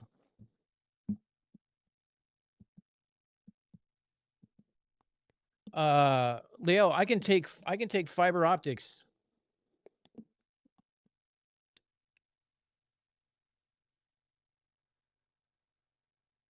Actually, hold on. It's probably gonna take me 5 minutes to find it. If you have your TV and you have surround sound, there's a fiber optic port in there, and you get a cable that looks like this. Hold on, let me transition back here. You get a cable that looks more or less like a USB cable. Now, I can, if I want to cause attenuation on a fiber, because I want to see if I was testing it or what like that, I could take a pen or a pencil primarily because it's got the ridges in it. And you could wrap a fiber optic around the pencil like this, and you can cause attenuation. That is too much of a bend radius. However, I could coil it up like this. This is maybe 6 inches in diameter. You can do this with any fiber optic. Now, if you have a fiber optic cable that's like 432 fibers or larger, you're not going to do this because the cable is like this. You're not going to bend that. So the radius that you can bend the fiber is dependent on the diameter of the fiber. So I forgot what the actual equation is. Hold on a second.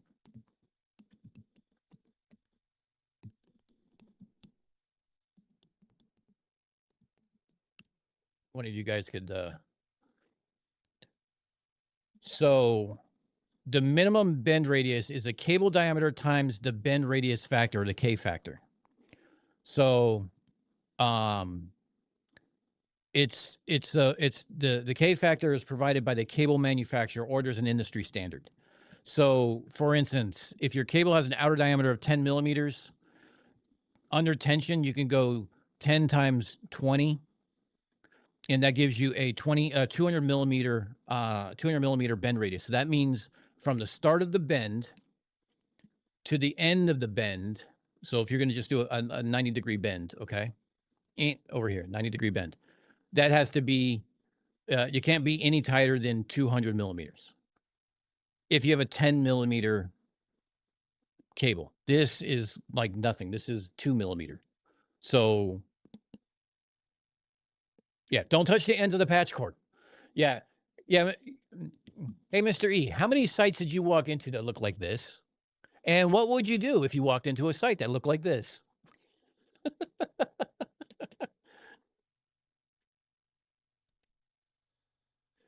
Yeah, and you're absolutely right. The other picture I showed was that the fiber was outside the rack.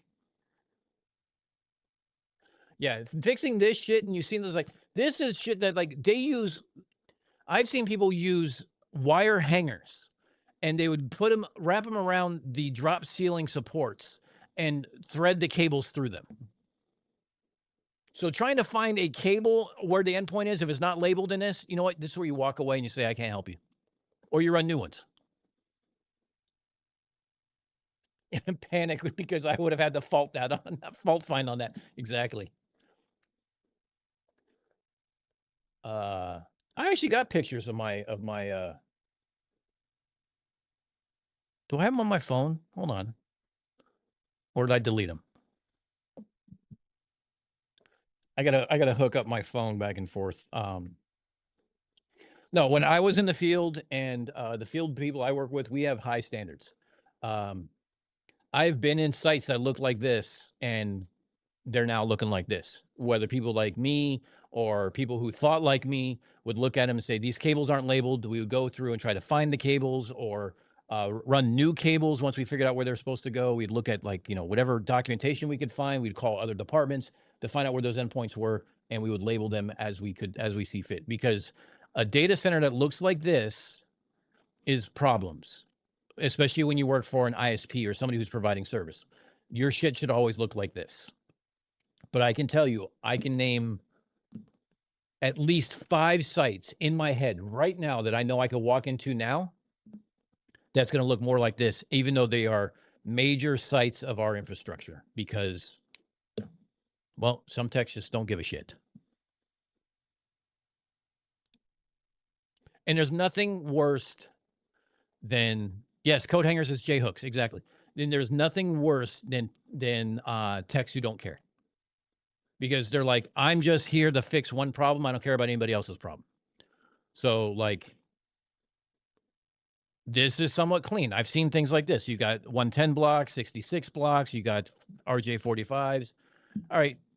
Not the cleanest, but hey, I've seen a hell of a lot worse. This red thing here is fiber. Here's fiber pulled up here. There's probably a box somewhere. I'd have to look into it.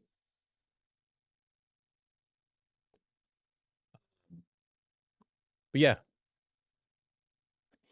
I mean, I'm not saying it has to look like this, but it shouldn't look like this.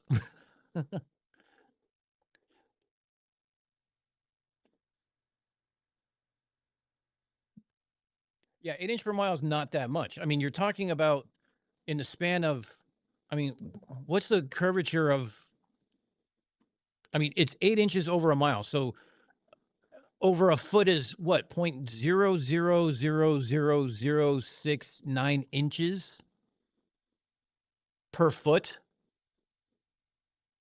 It bends more on the real than it bends on you know, over Earth's curvature.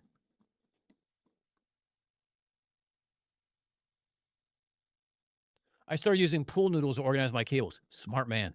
Spiral wrap is a good thing too, by the way. I have high standards and was hated for having them. It meant that the work of others could easily be identified after I'd been there. I know, Mr. E.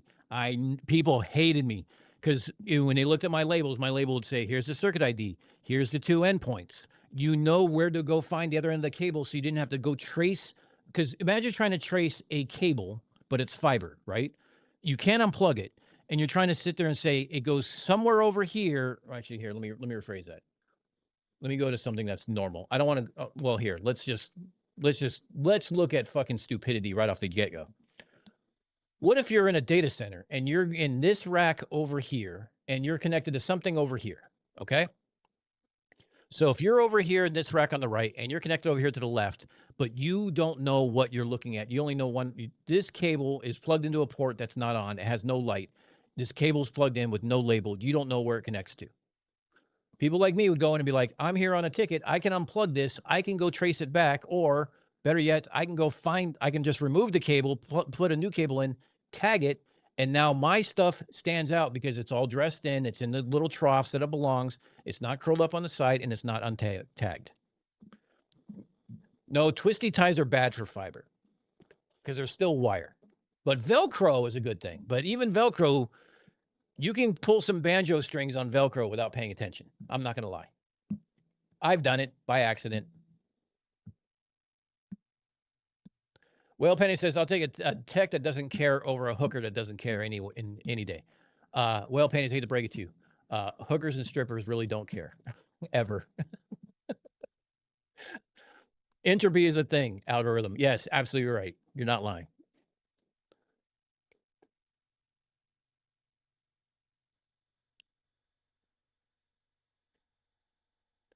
Sometimes you have to do what you have to do to get done. Yes, absolutely. CSA. I've been on many outages where I have laid fiber across the floor.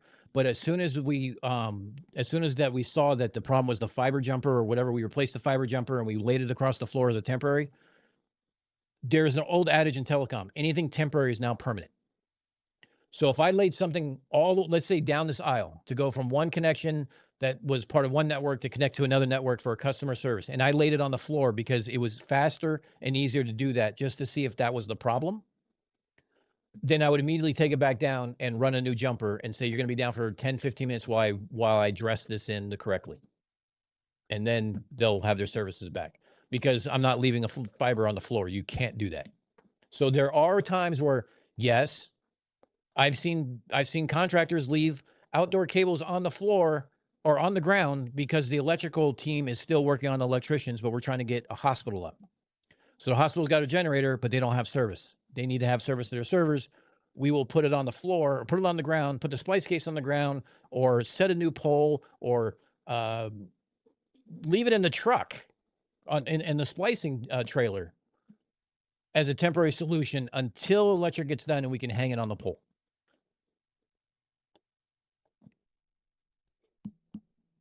So yes, you do what you can to get it up, but once you get the services restored, you do what you can to make sure it's done right, and you take it all back down and you dress it in. Temporary becomes permanent until it breaks again, or someone steps on it, or anything else. I watched someone. So we have fiber jumpers. Okay, and I'm going to use my charging cable here as an example. I almost wish I had my old kit from when I was a field tech.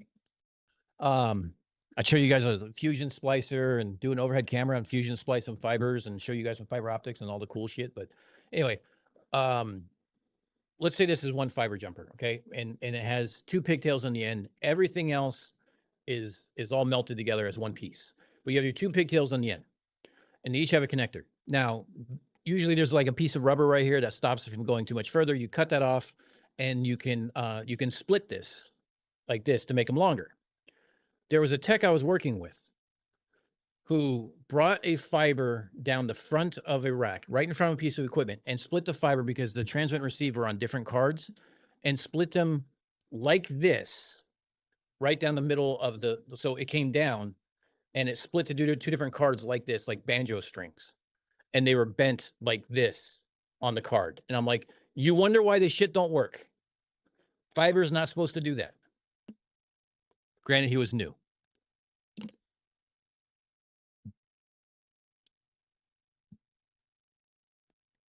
How would fiber work if we lived on a concave version of Earth? It depends on the radius. If it's the same radius as, say, as the Earth, the circumference of 24,901, it would work the same.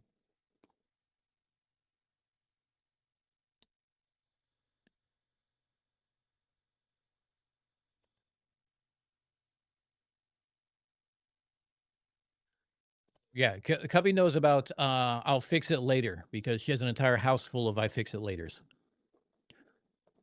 And the same thing with Marcus with his 1800s farmhouse he had.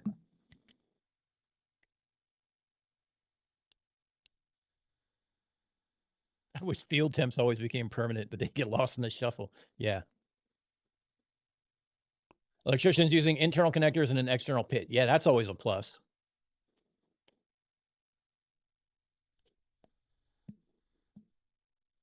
No, Blackburn, you're absolutely right. Heat is a problem. Now, normally, in this case, this would be what we call a warm row, because most of the exhaust on the equipment goes out the back. So, or I'm sorry, this would be a cold row. So they would be drawing in from this. So these aren't heavy. Some of the other pictures, definitely. There's probably some heat problems here, but all the exhaust goes out the back, which would be the hot rows. This would be a cold row. So this would be, this would have the AC directly, vents directly above it.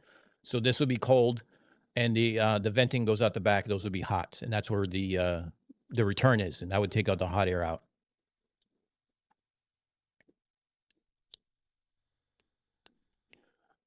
I get way too many callbacks for low upstream light levels, and I have to tell them every time to clean the connectors they touch with their grimy hands. Yeah. Hold on. So here, let me show you. So fiber connectors, we're just turning this to do it. So this is their typical unfornicated ADHD stream. We've gone from court cases to now telecom. So let me show you a connector. I want to show.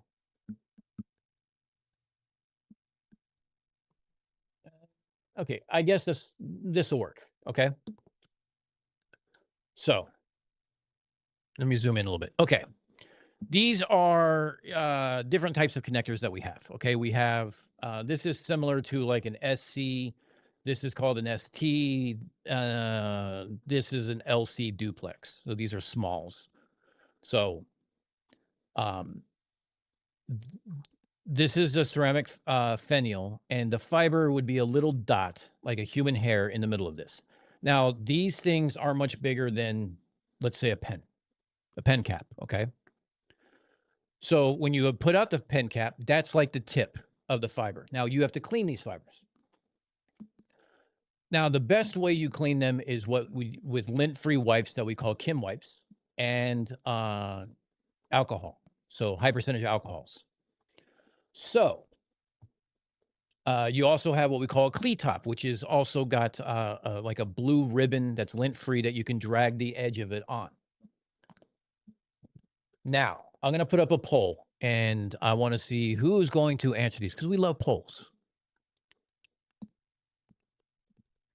What is the MacGyver way to clean fiber in the field?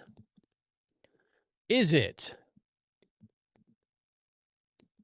your shirt? Is it licking the ends?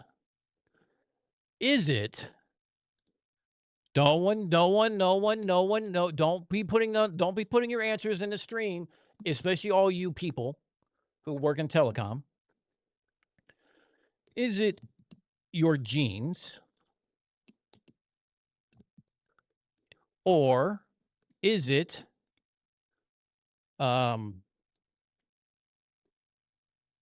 let's say your sock? Let's see what you guys have to say. Budget butt wipes. Yeah, I mean, if they're lint-free, it's not really a quiz. It's more or less just to, there's a fun fact in here I want to explain to you guys. Yeah, I should have put a none in there, but there is an answer.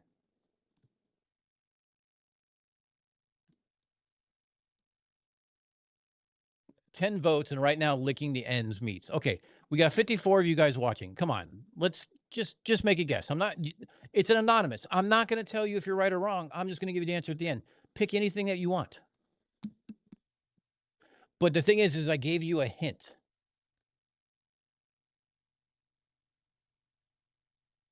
Wow, I just knows my typing is shit. What is the MacGyver way to clean fiber in the field? No one's going for your socks.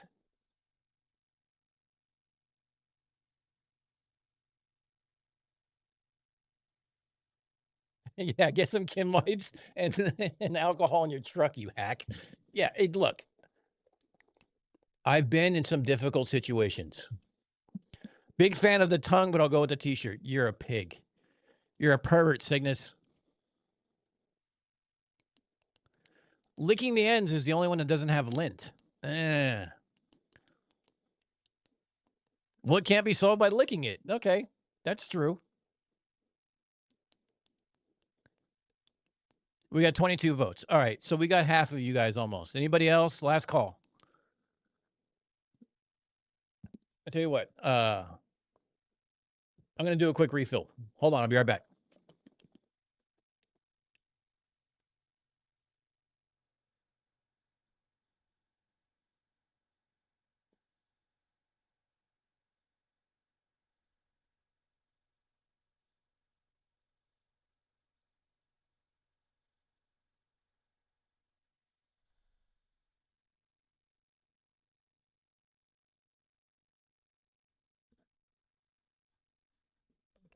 Sorry to leave you hanging. I should have played some music or something like that. My apologies. So hold on. We're going to add a little rum to the drink and go from there. Pour some rum. Okay. All right. Let's go ahead and end the poll. We got about half of you guys. So here's the funny thing. If you said licking the ends, you're absolutely wrong. The human mouth is dirty, and you're making it wet, which means if there's any dust in the air, it's going to now cling on to the end of the fiber. So you would be wrong.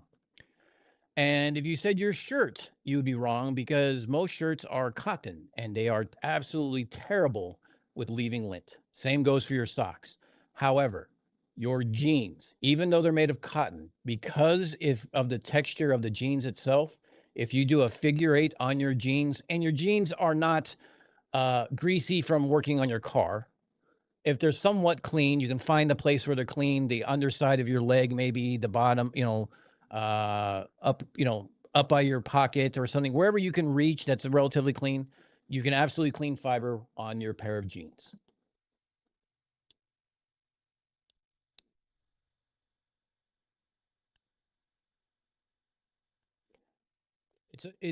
Because of the texture of the jeans and the way that the cotton is treated, Aldebaran, it doesn't leave as much lint. It could still leave lint, but it'll leave less lint than your shirt will.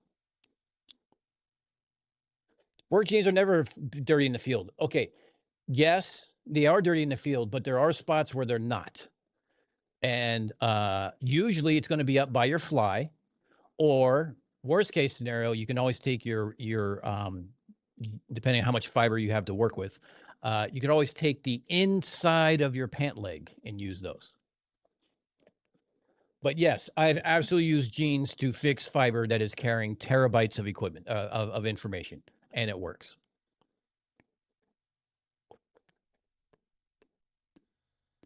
No, they're not like buttholes.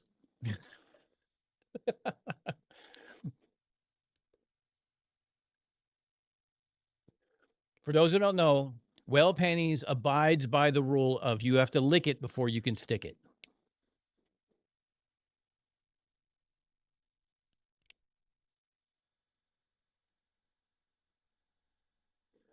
Yeah, I've been, and it was funny is the 11, who taught me that was a Pac Bell guy when I first got into telecom back in 1999.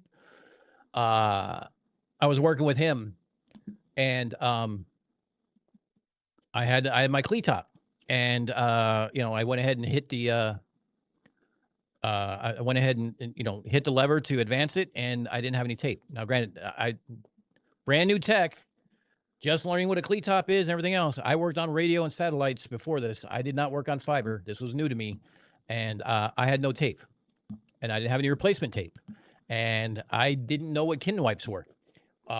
So I was trying to fix it. The guy was working in a data center with me. It was a Pac Bell,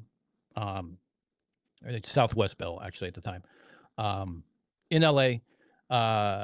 It was in their building. We were a CLEC. They were the ILEC. I was coming over. He saw me rubbing it on my shirt and everything else. He goes, "What are you trying to do?" I said, "I'm trying to clean the fibers, and I'm out of kin wipes." And I think I know what it was. I asked him if he had any kin wipes or he had any cleat top tape that I could buy. And he said, "No, I don't." He goes, "What are you trying to do?" I said, "I'm trying to clean some fiber." He goes, "Just use your jeans." I'm like, "Really?" He goes, "Trust me." Sure enough, I went from a 20 dB loss to a less than 1 dB loss with just a little bit of figure eights on my jeans. Go figure.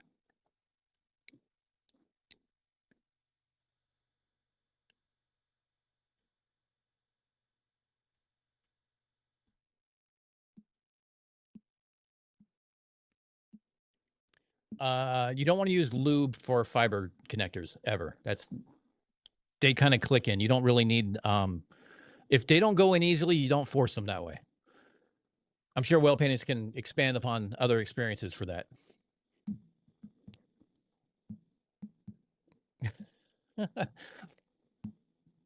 Yes, MacGyvering is one of the best parts of the job, and it's the part I miss because now that I'm a desk engineer, I still go out in the field every once in a while, mostly to do audits of sites.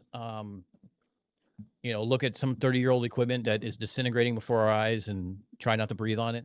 But I do miss some of the troubleshooting and some of the everything else. I'm no longer on call anymore, and that's a huge selling point for the position I'm in. But yeah, I'm not troubleshooting anything hardly anymore. Occasionally, I'm working on something that requires, some MacGyvering. If I'm talking to somebody in the field who, we're trying to fix something, but I don't usually stand those watches anymore. I've luckily got out of that mess.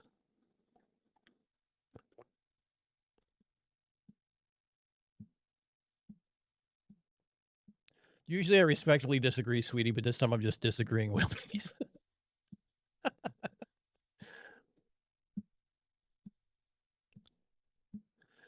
uh, if you use this punch card, it's time to replace it. Yeah, absolutely. This isn't just punch cards, but it does have a DAT tape drive for software backups. So some of them have USB sticks, some of them still have tape drives in some of our networks. So we'll leave it on that. Yeah. When after my daughter was born, I was still on call. I was still in the field, and then when my divorce was going through, I realized that me being in the field was going to be counterproductive. Me seeing my daughter is also something that could be used against me for visitation. And I was going for 50% visitation to have my daughter 50% of the time. So I went from hourly and all that sweet overtime to a salary position that was basically provisioning those same circuits on the network that I was installing previously. And I had the advantage when I was a field tech is we did all the inside plant splicing of fiber. So when the cable came in, we would do the splicing into from the outdoor cable into the inside pigtails. I did the programming of the equipment and also the testing, the RFC testing for the throughput and the latency and packet loss. It's called RFC 2544, right? Yeah, 2544 test suite, so to speak, and verify that the circuit goes up before I hand it to the customer. And then I've kind of bounced around all over telecom. I've been a field tech. I've been an engineer. I've been an engineer a couple different times. I've done system verification tests with new hardware coming out. That was fun. I have to write test cases and stuff like that. That is real fun. No scuzzies, though, CSA, so that's a plus.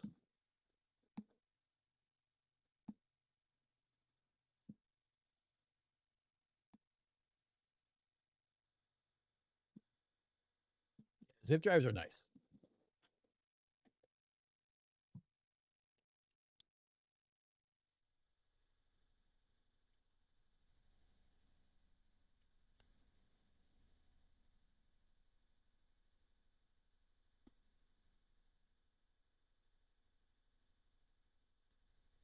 Worked flex time for 35 years. My employer didn't care which 12 hours a day I worked. That's not a bad job to have.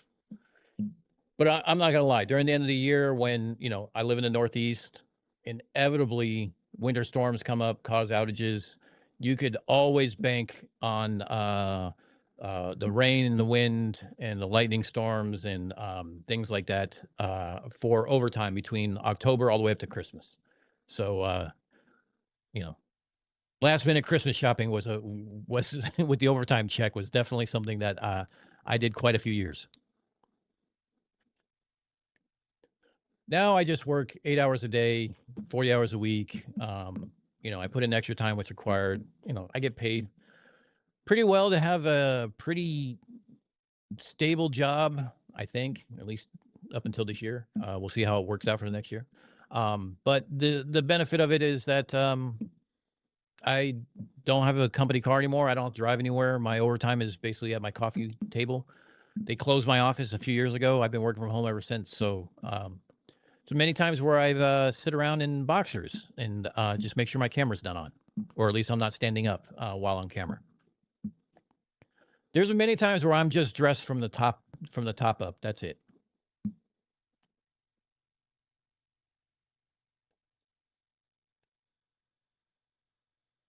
So, all right. So we talked about enough nerd shit about telecom. We can continue that if you guys want to. We talked about the court cases. Like I said, I'll be putting together this in a video with the original court case, which was I forget, Wallace and Hampden. Here's a deep cut for you. One of the people involved in the original court case for Flat Earth, which, spoiler alert, was also a contract dispute, but that one had a little weird, very specific loophole. But One of the people that was involved in this court case was William Carpenter. And if you don't know who William Carpenter is, actually put a 1 in chat if you know who William Carpenter is. If you don't know, I'm going to show you who he is. Hold on.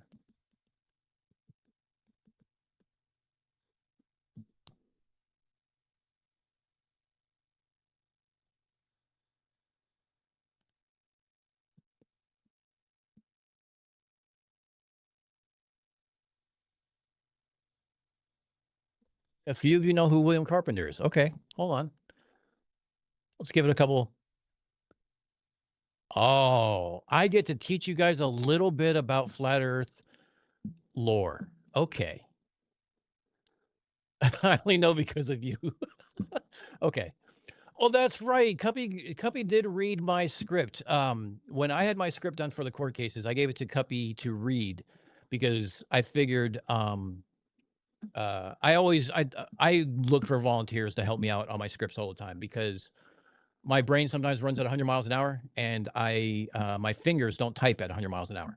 So I tend to forget things and connect things. And also with my background, especially on technical subjects, I tend to kind of like breeze over some of the connections and I need to be reeled back in. And Cuppy is one of those people that she actually read the script for the court cases and provided invaluable things like, where did this name come from? Who is he and why is he here?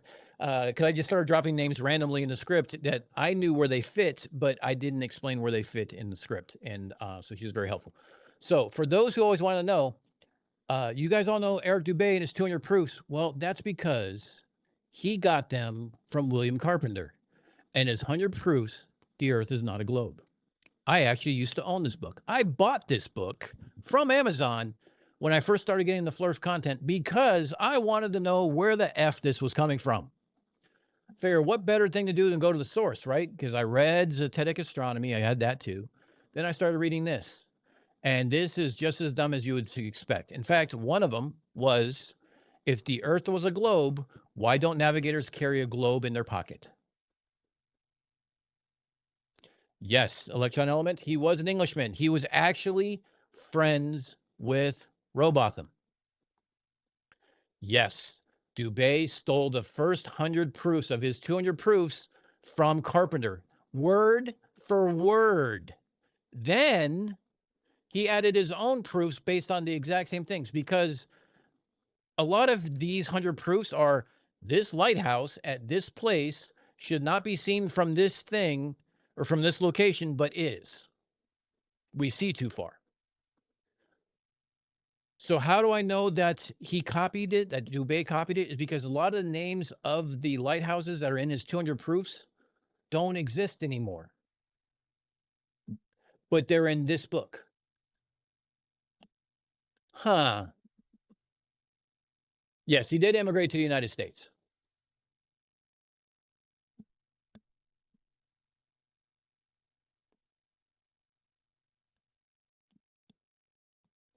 So yes, Carpenter was actually a quite a bit of a figure in the original court case. So, and the fact that he was part of the court case was quite interesting.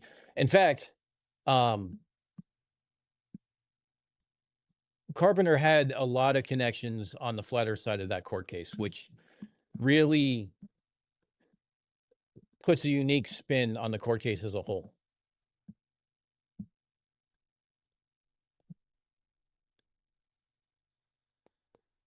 I do not recommend buying this book unless you're going to burn it shortly afterwards, but it is only $10 if you do want it. Quit looking at my cart.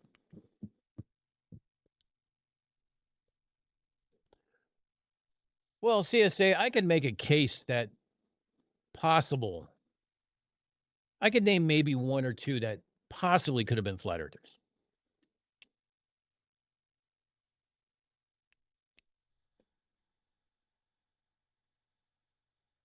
I could absolutely. Oh, I mean, hold on. Hold on. Let me go. Do.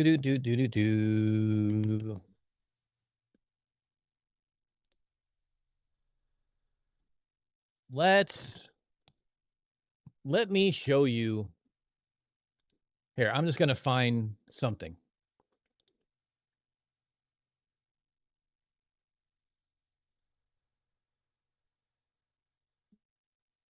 Okay, here we go.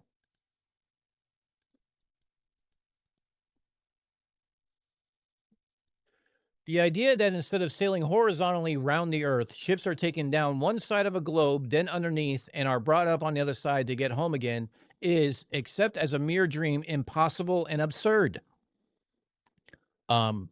This is the 1800 version of planes don't dip their nose, so boats don't dip their bows. And since there are neither impossibilities nor absurdities in the simple matter of circumnavigation, it stands without argument a proof that the Earth is not a globe. There you go.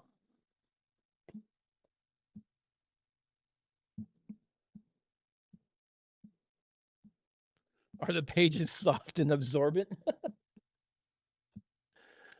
Copyright only exists for 70 years after the death of the author. So the Bay didn't legally steal it. No, but he had someone else do his work for him. That the mariner's compass points north and south at the same time is in fact is a fact as indisputable as that 2 and 2 makes 4. But that this would be impossible if the thing were placed on a globe with north or south at the center of opposite hemispheres is a fact that does not figure in school books, though very easily seen, and it requires no lengthy train of reasoning to bring it out of it a pointed proof that the Earth is not a globe. 1830 or 1865, I think, somewhere around 1867. As a mariner's compass. Oh, okay. Here's another one. As the mariner's compass points north and south at one time, and as the north to which it is attracted is that part of the Earth situate where the North Star is at the zenith, it's not. It follows that there is no south point or pole, but that while the center is north, a vast circumference must be south in its whole extent. This is proof that the Earth is not a globe. So listen to that real quick. Let's look at this real quick. Number 11. This is by far one of the dumbest proofs. So he's saying a mariner's compass points north-south, and that the north and that it is attracted to the part of the Earth that situates where the North Star is at its zenith. There's a difference between the North Magnetic Pole and the North Geographic Pole. So first off, you're wrong. And you cannot have a magnetic field without having two poles. That's a part of physics. So this idiot and all the flirts around him, you can see where it came from. Yes, even back then, they lacked abilities to scale. Absolutely true. Yes, that's where I'm at. That's where I'm at, an electron element. I'll put the link. If you want the link into this, I'll put the link in.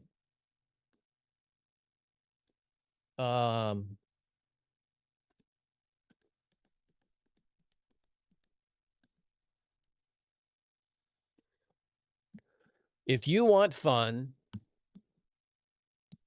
there you go.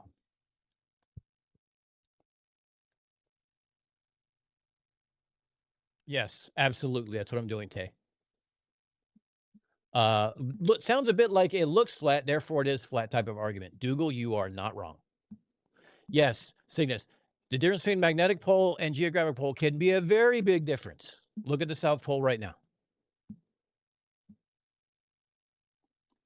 So yeah, that's just a couple pages for you. I mean, it's not very long. I mean, it's 26 pages. And then he includes different letters from people. He has appendices, opinions of the press. Oh, here's one because it's a boast. It's a boast by Carpenter, and it's hilarious. Wanted, a scholar of ripe attainment to review Carpenter's 100 proofs of the Earth is not a globe. Liberal remuneration authored applied to William Carpenter, 71 Chew Street, Baltimore. No one need apply who has not courage enough to append his name to the review for publication.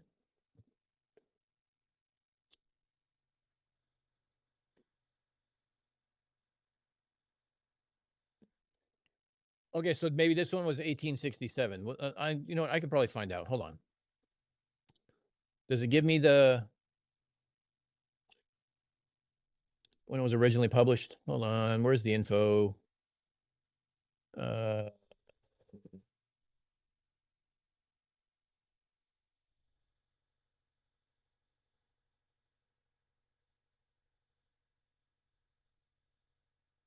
Don't remember when it was published, but it was published. It was published in the 1860s, I think, or 1870s. And Zetetic Astronomy, which was Rowbotham's first book, under Parallax, was 1865. You're absolutely right, Marcus. Yeah, I'm over here discounting. You're absolutely right, hand grenade.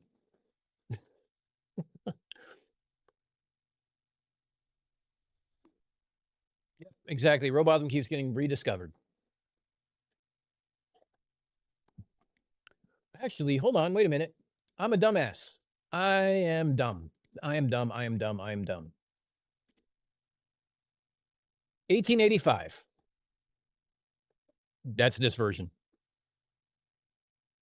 So, dedicated to Richard A.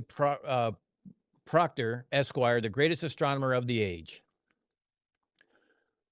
Oh, hold on. I forgot. I forgot about this. This is part of the script, but I forgot about this. By William Carpenter, referee for John Hampden, Esquire, in the celebrated is doing a whole lot of heavy lifting. Scientific Wager in 1870. Author of Common Sense on Astronomy of London, 1966, and Proctor's Planet Earth, Wallace's Wonderful Water, The Delusion of the Day, etc., etc.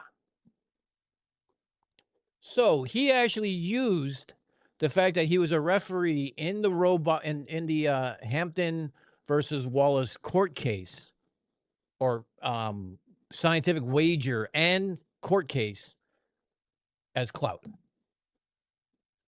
Can't make this shit up.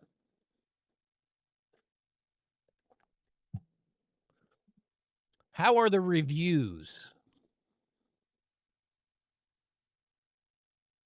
Well, Robotham was definitely a grifter, and so was Carpenter. The reviews are,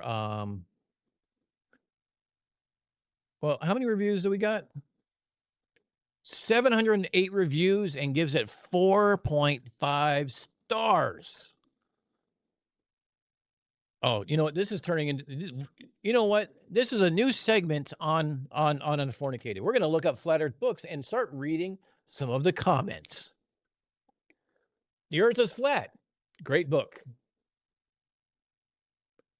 Diane Samuel Cunningham, you're an idiot. Well written and detailed.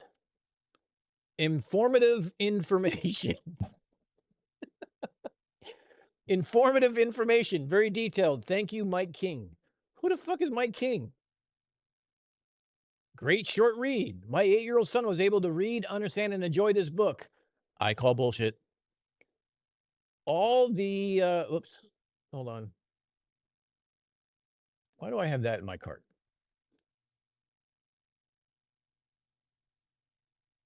All the people saying they bought it as a gag book, you might do well to actually read it. Don't do that. Very thought-provoking from JL Forever. Some of these proofs were the best they had at the time. For example, going up on a hot air balloon and seeing no curvature.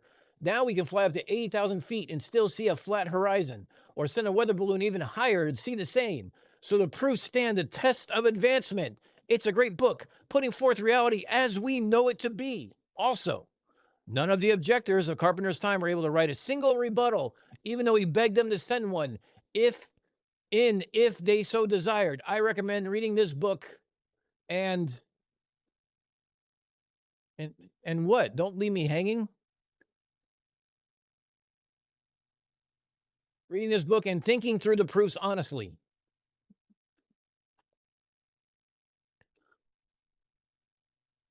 May I write the jingle for this new segment? Yes. Blackburn, you can actually, anyone who's given it 5 stars, it's definitely not satire.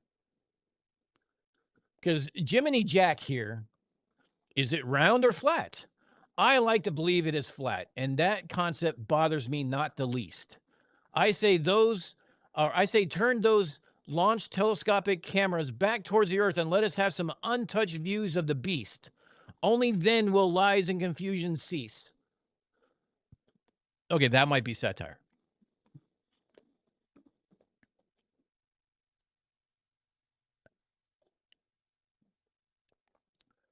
Truth in print. If it says truth, it isn't truth. The perfect book of truths of where we lived. Highly recommend for everyone. Every school should have the book in their library, and it should be required reading. I really hope that's fucking satire. Great gag gift. Perfect gift for that annoying guy at work that doesn't stop talking about climate change or Bill Nye. Didn't read any of it because it's complete garbage, but it did serve the purpose I intended it for. Oh, fuck me. Nat Hall. Great for your friends that are on the fence about the flat earth. Easy to read and follow, and definitely come away with the conclusion the earth isn't what they tell us it is. I already know that it's flat as an Eagle Scout and Navy and USMC combat vet. Nat Hall, I call bullshit.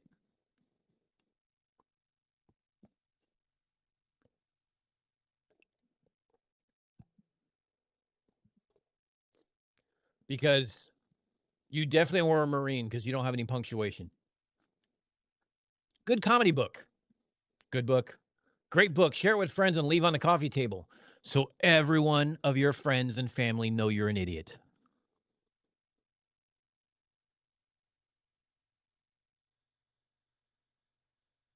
Yes, Dougal, you're absolutely right.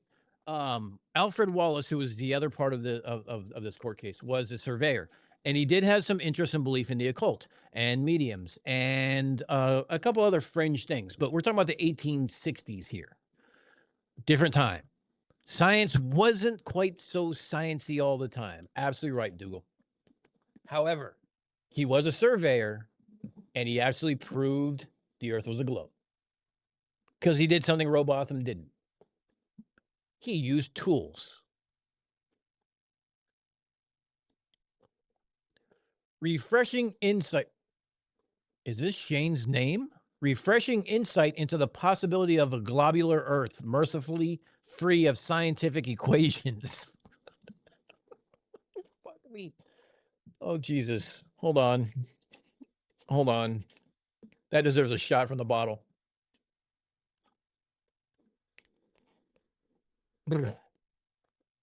Holy shit. Great read. Includes journalistic and scientific response to the flat Earth notion. Ah, holy shit. Should we read more? I want to read all the 5-star reviews.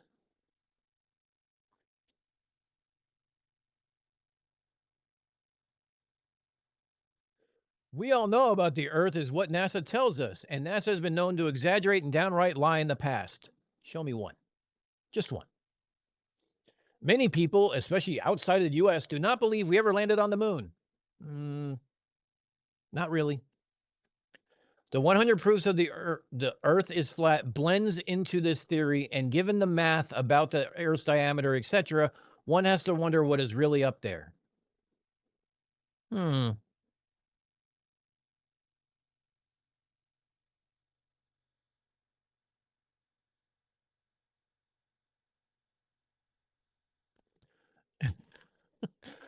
On the fence equals flat as fuck. Yep.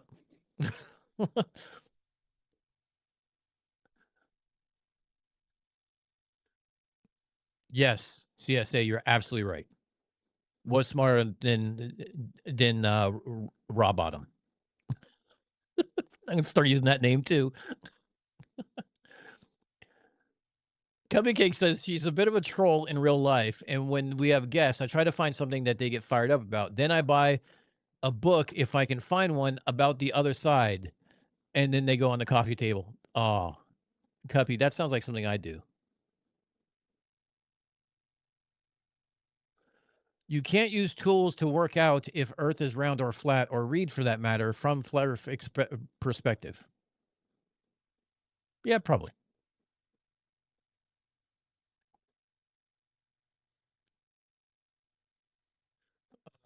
What was Mikey talking about? His 5-foot level.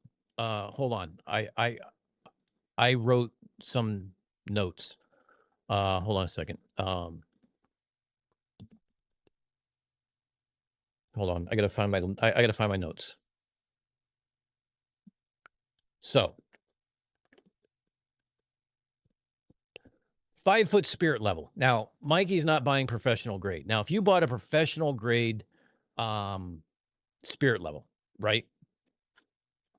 We're talking about Empire, Johnson, Stabila. The precision boils down to basically the bubble vial itself. Those things across a 5-foot span are as accurate as 0.03 inches.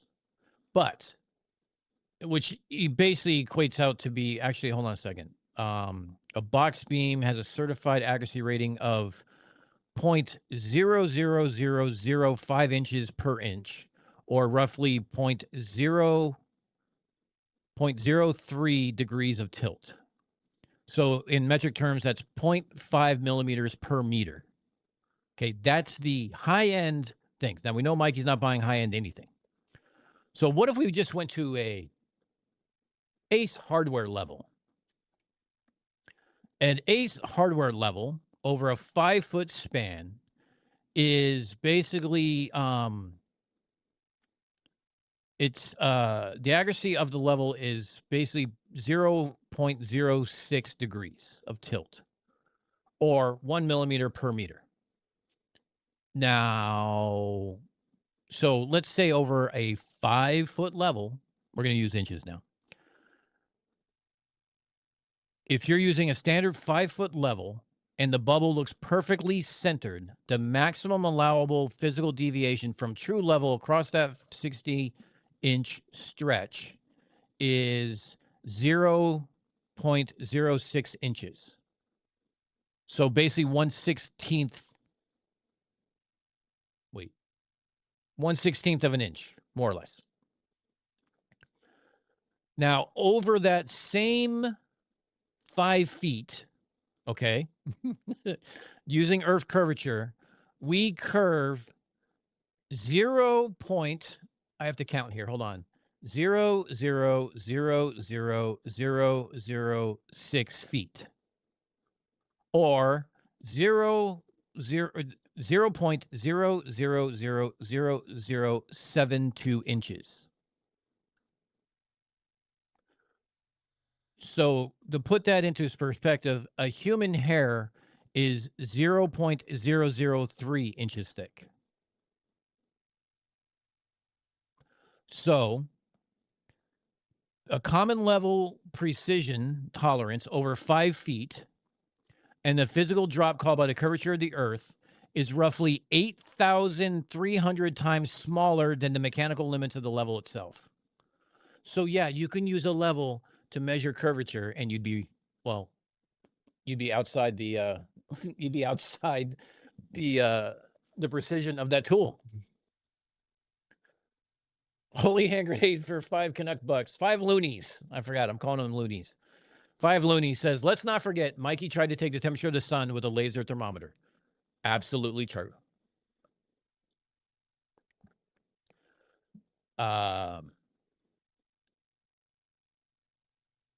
Any level that gets a mild bend will not work correctly. It will be off slightly. Correct. Yes, Semperfish. Chris Croft saying, doesn't a spirit level break? The water finds its level when the bubble is not, in fact, flat. The bubble is round. Shh. Don't tell anybody, like Big Fish said.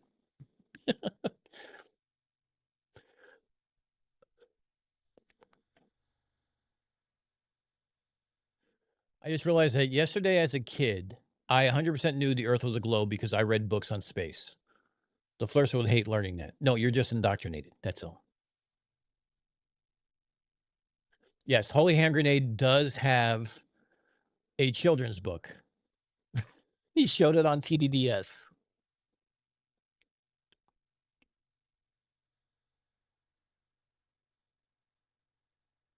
Buck for the stream. Hold on. Oh, he literally meant a buck. CSA providing us with an actual buck. Thanks, bud. I appreciate that. In order for the doll to work, there must be a vertical vector, horizontal plane debunked. Absolutely. Yeah, don't get them started. Do not get them started on when there's a level with like for vertical, for angles, like 45 angles and horizontal. There's too many of them. They don't need to know how it works. They just need to know it's horizontal.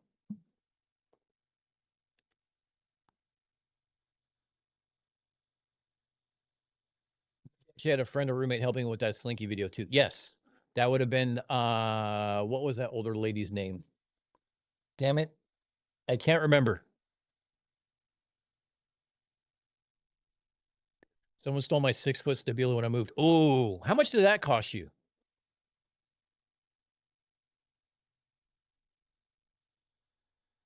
Greg in the sky, quick drive-by at 4:30 in the morning. Hey, Greg, nice to see you. Yes, Holy Hand Grenade. We need to have someone do the voiceover for that book.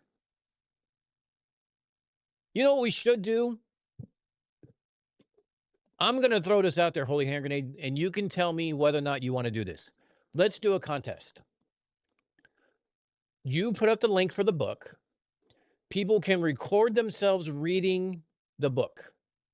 They can send it to me via email or on Discord. I will forward them all to you. You pick a winner, and that winner gets something out of the Unfornicated store. How's that sound? Hundreds for sure. Yeah, I bet.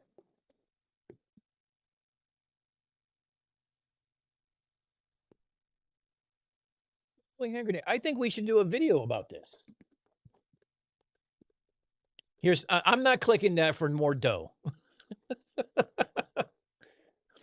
Oh, wait, hold on. I did want to pull up dumbass's link. Hold on. Where was the link to that documentary?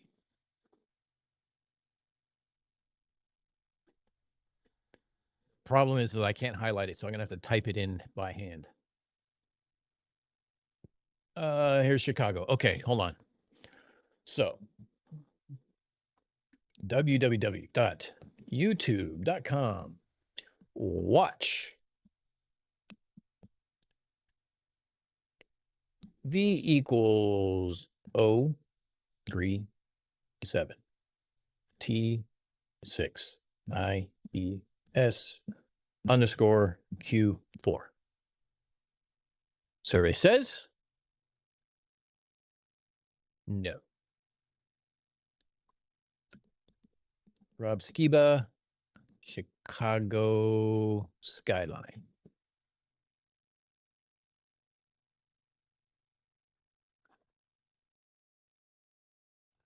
Found it.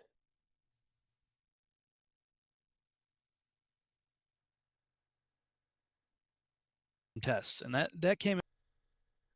I found it.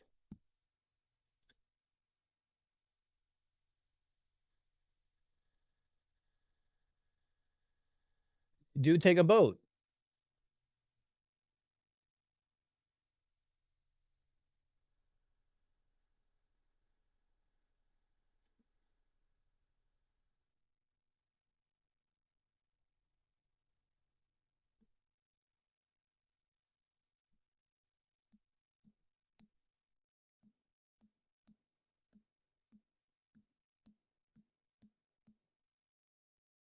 How come we can't see Chicago?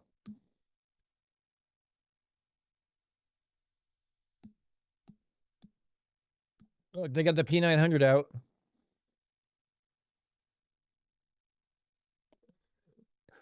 Oh God, should we watch a half hour of this bullshit? Oh yeah, Skiba actually has credits to his name on IMDb.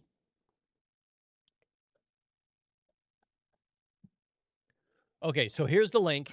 I'm going to pin this. Pin this message.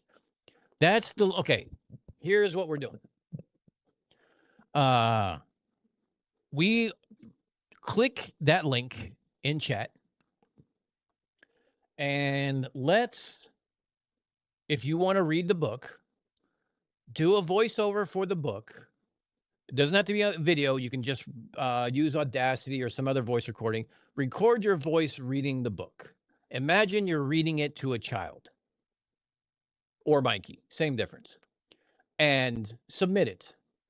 And depending on who Holy Hand Grenade picks, somebody gets a free giveaway from the merch store of Unfornicated. How's that?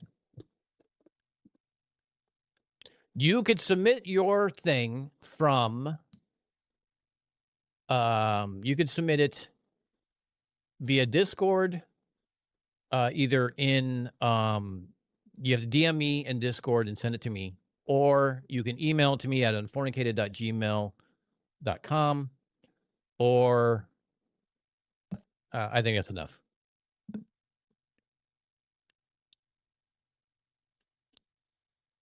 Oh yeah, no. We'll do this in the next month. You got a month to get to it. This doesn't be done like by next week or anything like that.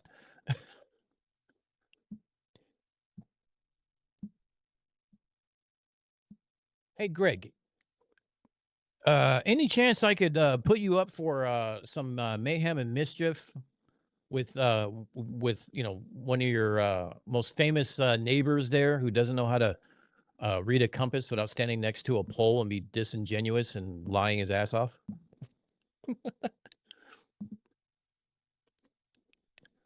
The news anchor called it a mirage. Yes, the news anchor was wrong.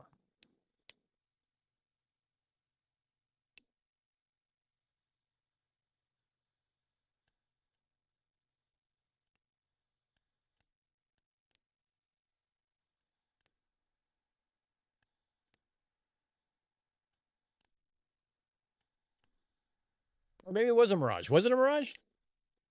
Yes, I see that. Reading is hard for heliocentrists that don't read the specs of their own religion. Well, see, I test this every fucking day, Semperfish. So, you could do, you could do that with what you will. I mean, I actually test stuff. That's just what I do. I'm an engineer who has radio experience, satellite experience, communications, and fiber optics, and all of it, every single piece of it, every measurement matches a globe. It's amazing how that works. But when you want to talk about, geocentrism and heliocentrism, I just have one question for you, and that is going to be this. Hold on.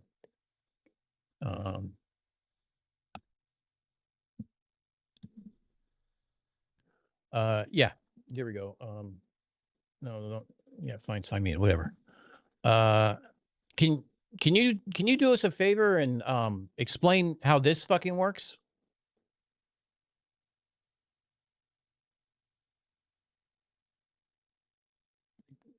Why do they all have different amount of turns and spirals that go different depth and different numbers and oh yeah, and one of them only has one turn. So yeah.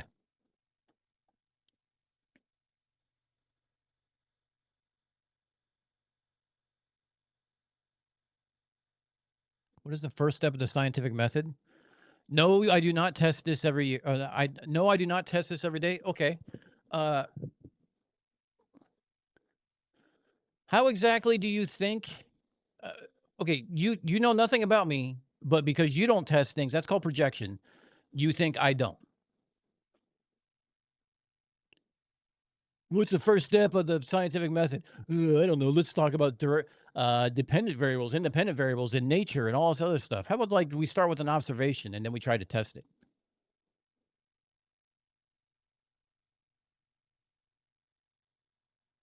Do I know the Earth curve calculator? Yes, and it's not 8 inches per mile squared.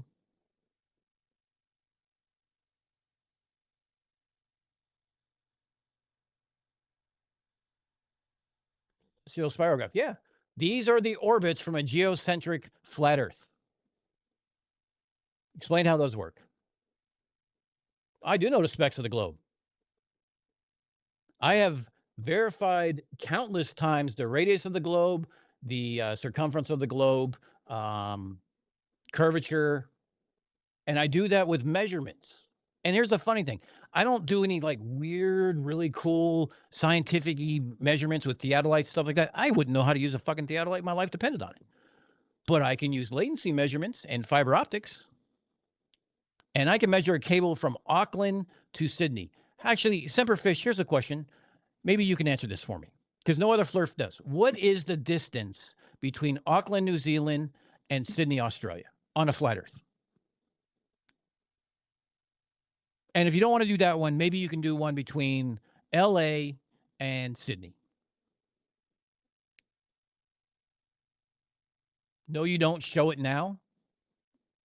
Yes, 8 inches per mile squared is a parabola. You're okay. You're smarter than half the flirts I know.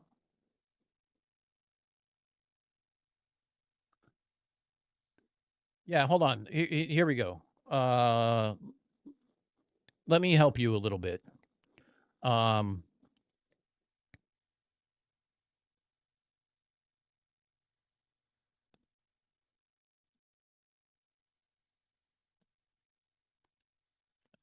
Let's see. Let me put this here. Let's see. Let me do downloads. Here we go. Where bottom sun? There you go. Answer that for us, and you're already one step ahead. But as for like what I actually do, okay. Well, here's what I actually do. So I work for an internet service provider who provides international connectivity for customers, which means I have to do things like measure latency on a cable.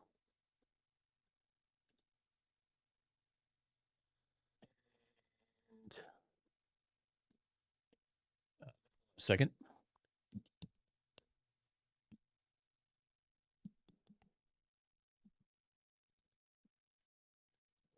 So if you can provide me a distance between LA and Sydney, I greatly appreciate that. Can you do that?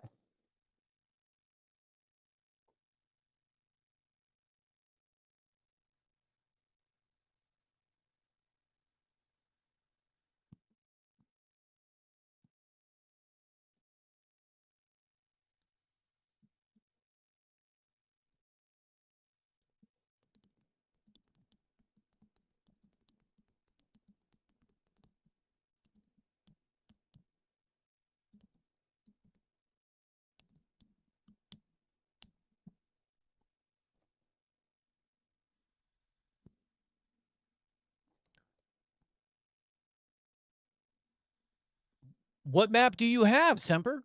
You name the map. I used the AE map because that's generally what everyone else used. But what I did is I used Walter Bislin to figure out what the distance was between these two, and I did it because he uses he uses vector algebra to basically take the globe and flatten it out, and this way there's no disambiguity with like is it a spheroid, is it pear shaped, all this other stuff. It assumes a flat sphere and a flat disk. You you want to use the current flat rectangle Mercator cylindrical projection? If that's what you want to use, go ahead. What map do you want to use?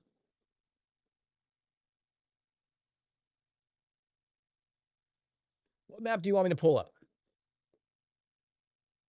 By the way, you still didn't answer where bottom sun. And by the way, Tori, thanks for the picture.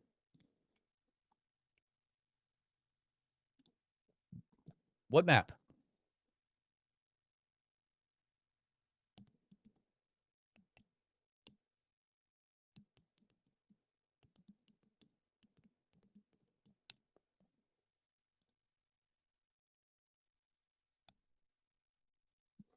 Oh, I love this map. Is this the map you want to use? Please tell me this is the map you want to use. Can we use this map?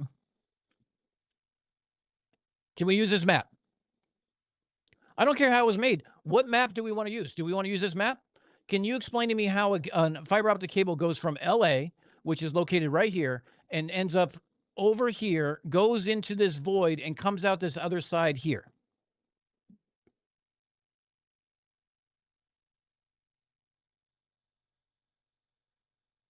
No, you have it backwards. They take a sphere and it distorts this way. That's why Greenland is bigger than fucking Africa, and why Antarctica looks like this. 12th Monkey, how you doing? Nice to see you, bud.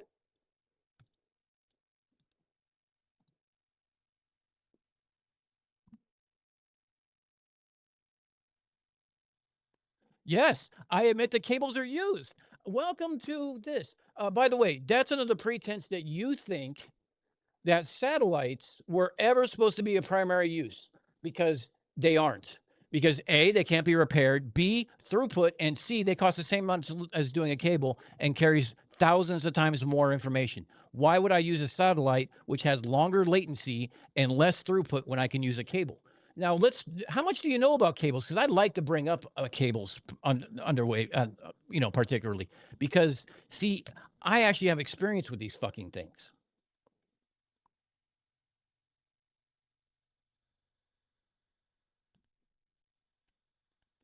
So, for example, can you tell me the distance between Los Angeles, if you want exacts, I can give you exacts, but Hermosa Beach to Sydney, or exact would be Alexandria, Alexandria North, or in Australia. I forget what fucking province it's in. So this cable right here is the lowest latency cable that was ever installed between LA and Australia. It is, according to all the different branches that they have and everything else, over 15,000 kilometers long. The Great Circle Route, okay, and by the way, there are lots of branches here. This includes this cable here, this cable here. This includes all the slack that they have, this cable here, this cable here. All these cables add up to be 15,800 kilometers. It is the only cable that connects LA through Sydney that does not go through Hawaii. Cables are great. Tower repeaters are not.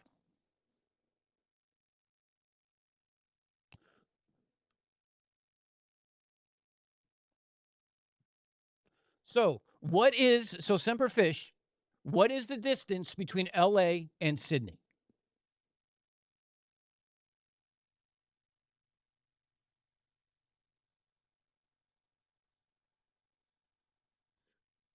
What map do you use? Because if you use the Mercator map, then how does it get over there? I don't know how. This cable is real.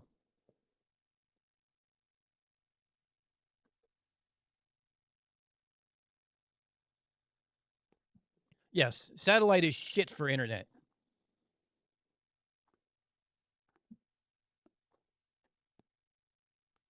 Post what?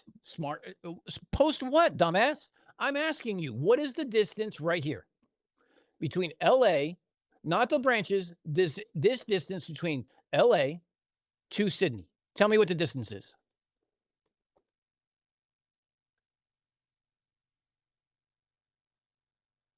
Is that too hard?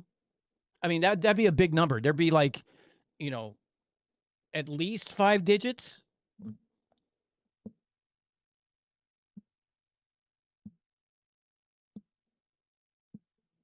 Come on, Semper. Quit being such a little cuck beta boy and tell me what the distance is. You got to know the math, right? You know it's a parabola. Okay, you'd be wrong. Sats are in space, but quit deflecting. What is the distance between LA and Sydney? Do you want a shorter distance? I can give you a shorter one. Do you want a shorter one?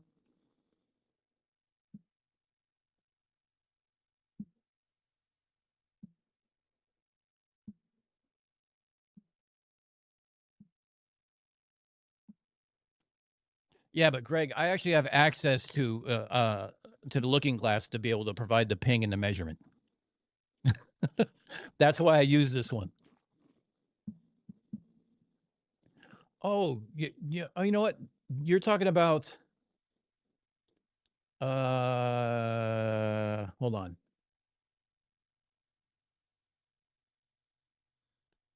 Guano is one.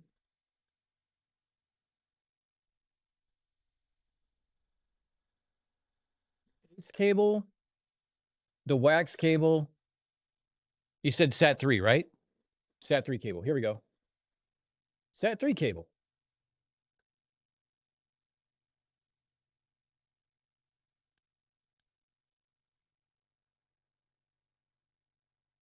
It's a nice cable. That's by the Canaries.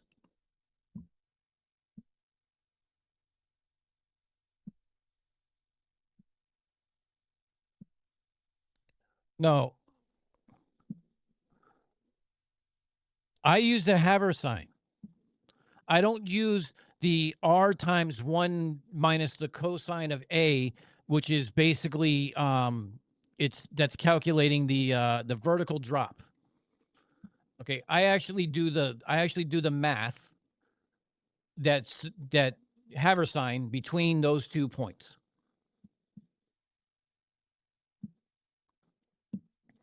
Oh yeah, I've seen ones like that before. No, I don't use that because that's the vertical drop. I don't need to use a vertical drop if I'm laying it on the ocean floor. For fuck's sake, dude. You are about ready to get booted from the stream in about 5 seconds. Give me a distance.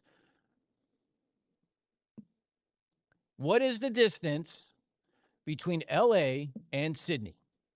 It's not hard. Come on.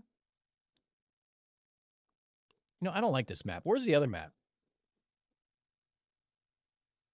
Is it this one? Nah, I don't like that one either. Hold on.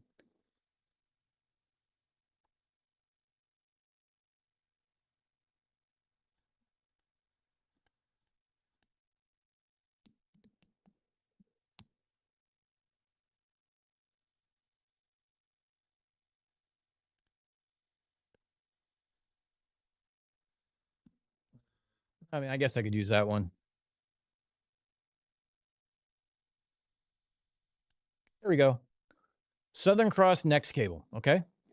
The length, according to Geo Cables, is 3,700.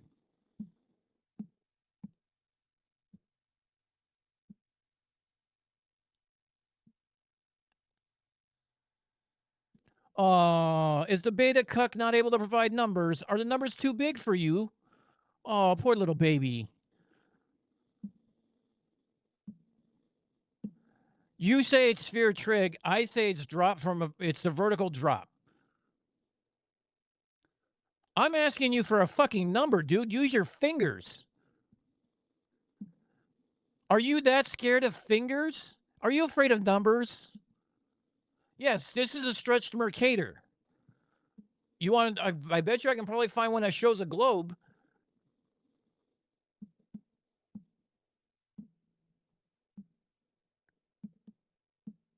What is the kilometers between LA and Sydney? Come on, buddy. Use your toes.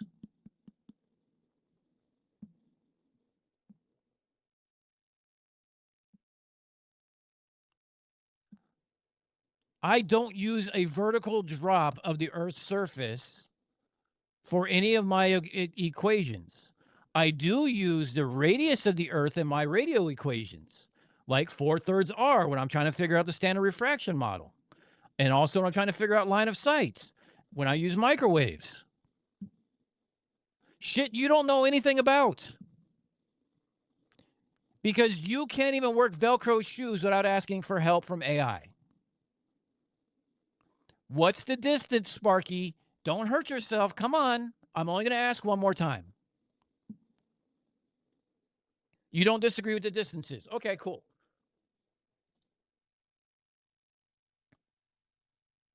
So,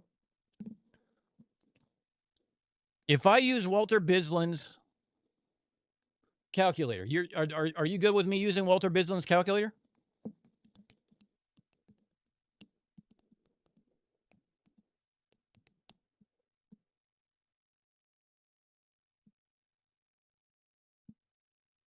I don't use AI, you dumb fuck. This is what I do all day long. He thinks it's spherical trig just because it says cosine. That's how bright he is.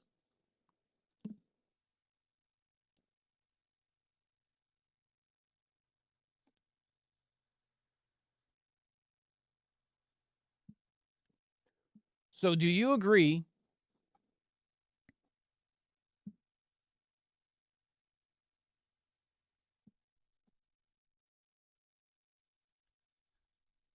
that we use this formula here for globe Earth, okay? And that we use this formula for flat Earth. Are you okay with that?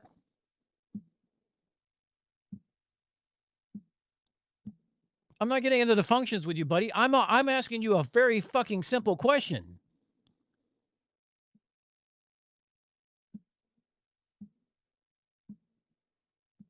What's the distance? What's the map? What Tyson Dog said. What map do you want to use, and what distance scale? I need the number. You have two choices here, Sparky. You can give me the LA number to Sydney, or if that's too big, give me the Auckland, New Zealand to Sydney distance. It's not hard.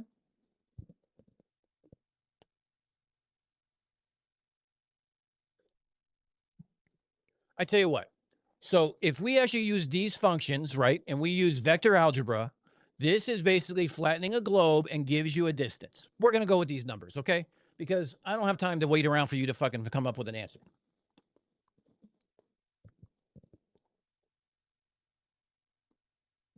They don't need to know the details. I'm talking to you, dumb fuck. Don't worry about the globe. Don't worry about anyone else in the chat right now.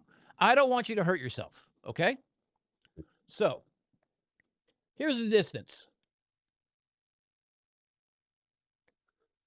So a great circle route, which is unbuildable but ideal if you're to lay fiber optics from LA all the way to Sydney over on top of the ocean and make sure everyone goes around it.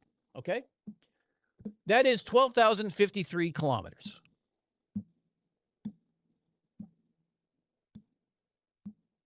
You don't know shit about my own religion. And I guarantee most of what you know is going to be probably misrepresentation of the globe fact because you think the earth is flat, which already puts you at a fucking disadvantage for most of life. So do you agree with these distances right here on the screen? This isn't hard. Just say yes or no. If you can't say yes or no, then I'm just going to boot you and you can go somewhere else and fucking go be stupid somewhere else. No shit, Sherlock. They're on the fucking bottom.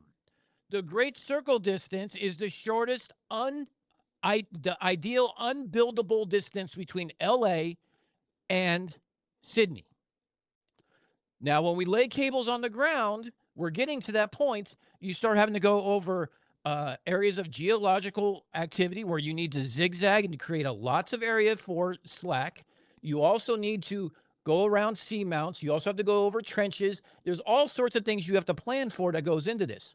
What is the fucking distance from LA to Sydney that is comparable to the Great Circle distance that I outlined here?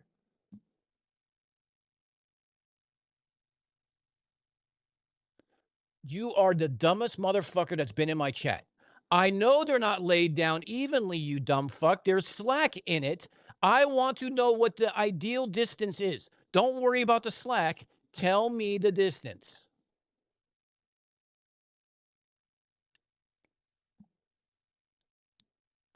No shit, Sherlock. We'll get to that point. See, look, you're jumping ahead. You can't even do step 1. You're jumping ahead to step 3, 4, and 5, and you can't even answer step 1. It's almost like you can't fucking count, or you don't have a map, or you don't have a model, or you can't even use Velcro shoes because you're a cuck and your balls are in your wife's purse. So stand up, sack up, buddy, and tell me what the distance is between LA and Sydney.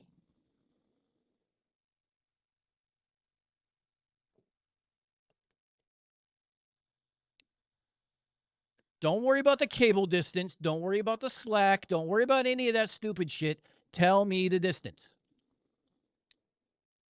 It's not projection. You're the one who can't even provide numbers. I'm providing numbers, measurements, and everything else right here on the screen. What the fuck are you providing besides nothing but a feeble attempt at trolling that I've seen 6-year-olds do better job at? Come on, buddy.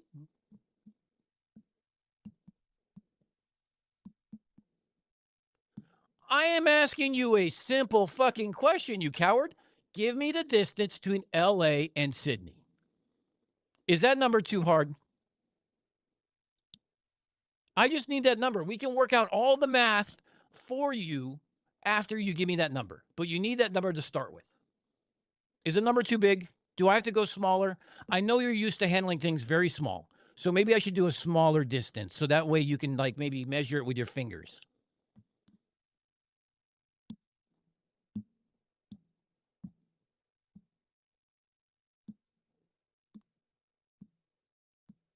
Semper's the kind of guy who, like, when he does online dating, he boasts about having, you know, an 8-inch cock, and it's like, you know, and it's this because scale he has a problem with, and he doesn't know how to do math.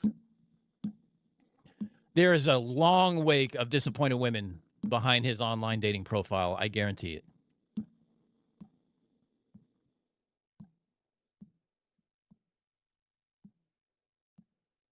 Come on, cuck.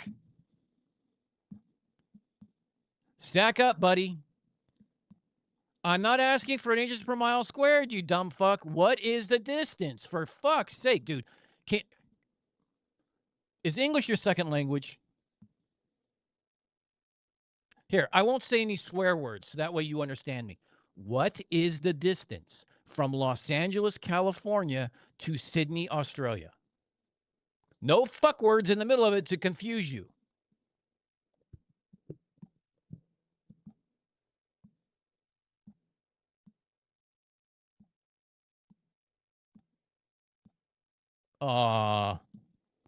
Learn to take a joke. Now, the only joke here is flat earth, and Semperfish, you, my friend, are the fucking punchline.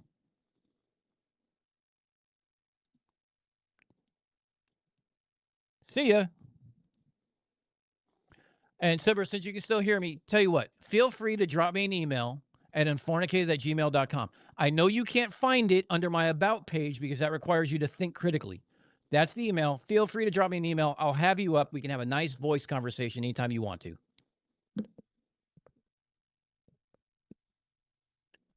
So you can take, so you just got cucked by the person who owns the show, and you can't say shit now. God, it's almost like it's quiet. Go derp somewhere else, dude. You're fucking useless. And that's why you're unemployed or working and some dead-end job. You probably had more jobs than, you know, most people have had girlfriends. Well, actually, you've probably had more jobs than you've had girlfriends.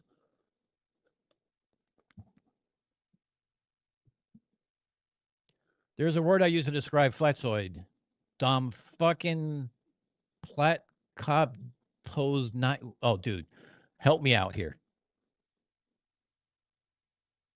It's Africums. Okay, for you dumb cunt. See you next Tuesday. Yeah, Africans and I don't get. That's one language I've never been really exposed to. Just a little bit.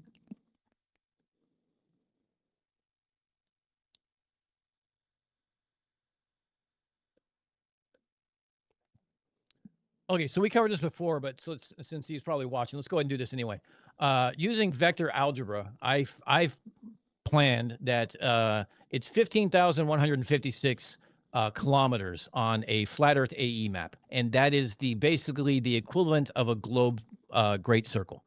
So when we add in the 12% slack for all those things I talked about, which is the geoactive zones with seismic activities, volcanoes, trenches, seamounts, all those other fun things, you go around them, and also slack to actually create enough slack to be able to pull the cable up to fix it in case it breaks, to be 15,164 kilometers. When we add in the same amount of slack that is actually in the cable, which is 12% slack, it comes out to 16,953. Now, we can do round trip latency, which is there and back. And we can do that using a very, very simple math. So we take the distance, we take 2 times the refractive index times the distance divided by the speed of light, and we get the round trip delay. So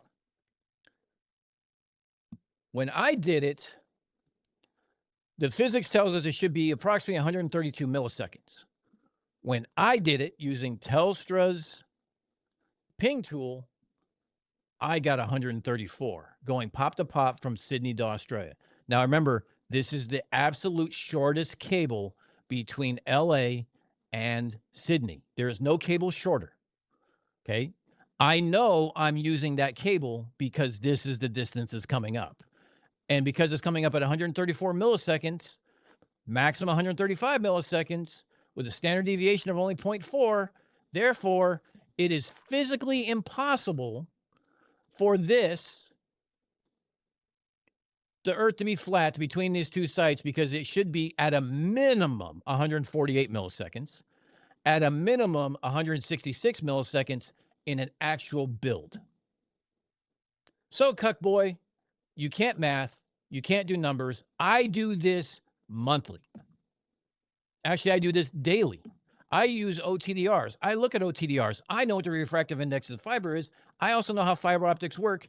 You, my friend, are on a fucking dial-up.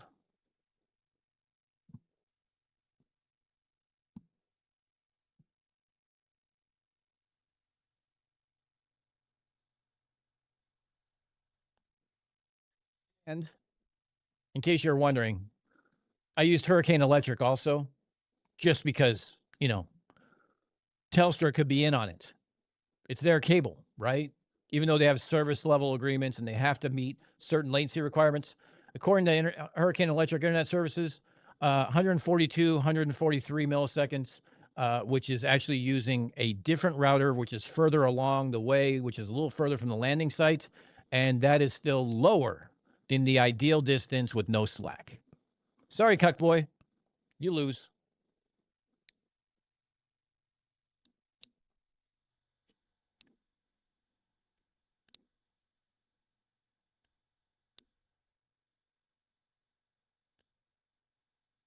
Yeah, FE distances would be different. Why don't the distance on reality not match flat Earth? I'll give you 86,000 seconds to answer. Afrikaans is great for YouTube comments. The translator doesn't pick it up. Oh, that's dirty. I might have to start using that. Greg, you might be on my fast dial-up now for when I need to drop something. And if the Fleurs want to use the Mercator map, it goes to the edge of the Earth by magic, and then where does it go? The cable does a Pac-Man Earth. Waka, waka, waka.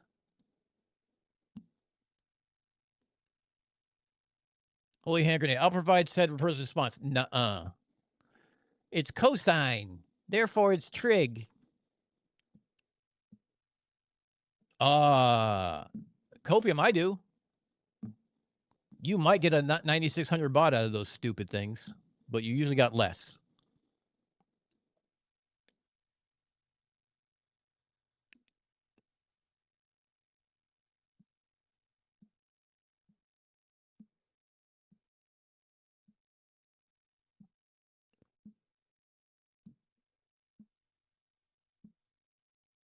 Oh, you're using Telstra, Dougal?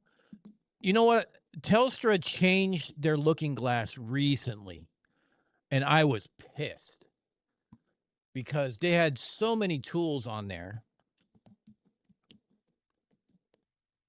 And it looks like what they did is, well, now it's not fucking secure. So now I can't do the CAPTCHA, which is a pain in the ass.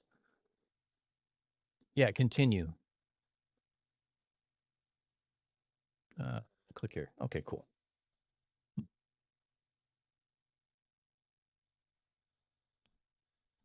Now I can do the CAPTCHA. Did they fix? They fixed it. Cool. Oh, they fixed it, everybody. They fixed it. They fixed it. They fixed it. Okay, cool. Let's look at this. Now, the problem is it's Sunday, it's Monday morning. So ICMP pings usually are given low priorities because of DDoS and stuff like that. But if I do a pop to pop measurement, which is the routers on the endpoints, right? Whoops. I didn't want to do that. Abort, abort, abort. I did the wrong one. Sydney to LA. Run. What is this? What is this? Do. What number are we going to get? 126? Nope, that's got to be wrong. It probably is.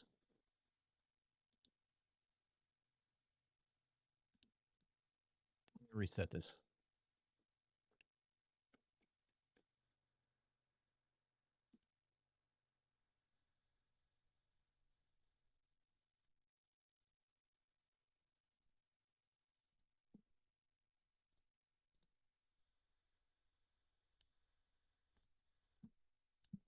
I found that when you do the drop downs, sometimes they get hung up on whatever I had beforehand. So let me run it again. Telstra and NTT have the best looking glass tools out there. Hurricane Electric does too, but the problem with Hurricane Electric is they have connections to everybody. Oh, look, 134. Oh, look, 137. Oh, look, 135 average. All below flat Earth. But let's look at it this way. Who can look up, hold on, let's do this. Auckland, New Zealand, coordinates. Lat long. Okay. So let's go to Walter Bislin. Walter Bislin's blah, blah, blah. This is something new for you guys to do. Look, we're going to do this in real time. You guys get to watch me do this shit real time. Calculators, distance. Okay, here we go. Real time. 0.1. We're going to use Auckland. Ready? 36. Whoops. Sorry. Negative 36. 50, 57. Longitude is 174. 45, 55. Okay.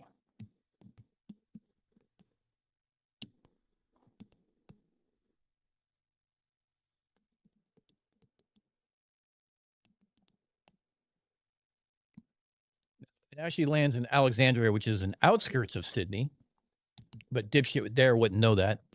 33 minus 30, 54, 06, 151, 12, 00. And that distance is, on a globe Earth, 2156. A flat Earth is 5,700. Now, let's do this. Now, I haven't done this yet, right? Let's go ahead and refresh this because I hate the drop downs. Pop to pop. Let's go Auckland to, whoops, shit. Sydney, please don't fuck this up. I'm not a robot. Run.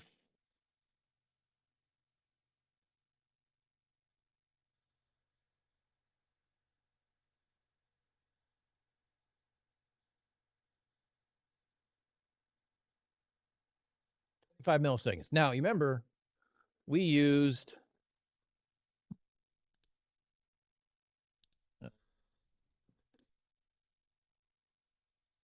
where'd it go? Where'd it go? There we go. All right, so let's do a little calculator. Okay, so 2 times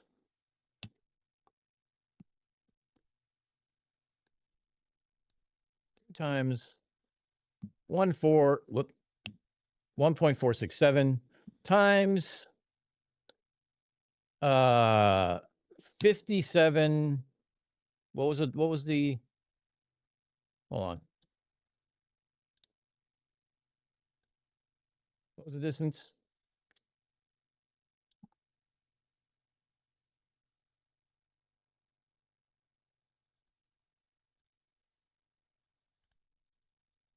$57.02.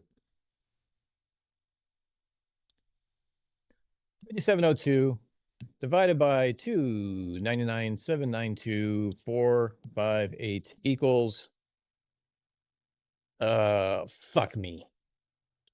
Okay, so that should be 55 milliseconds. Okay, 55, everyone keep track of that, 55 milliseconds, okay? So now we go 2 times 1.467 times 2756 divided by 299,792,458 equals 1.9 or 19 milliseconds. What was our measurement on Telstra? And this is, again, this is without Slack, 25 milliseconds. So it is more than half the latency of what's physically possible on a flat Earth. Flat Earth debunked. Merry Christmas. Oh shit! Was I supposed to be sharing something? Yeah, I'm sorry. My bad, guys. My bad. I'm a professional streamer. Okay, so blah blah blah blah. Sorry, let's do this. So verify my Latin long. This is the bottom's Alexandria, the top is Auckland. The distance is 2156 on a globe, 5702 on a flat Earth. So when we do the ping, we get 25 milliseconds. And when I do the calculator does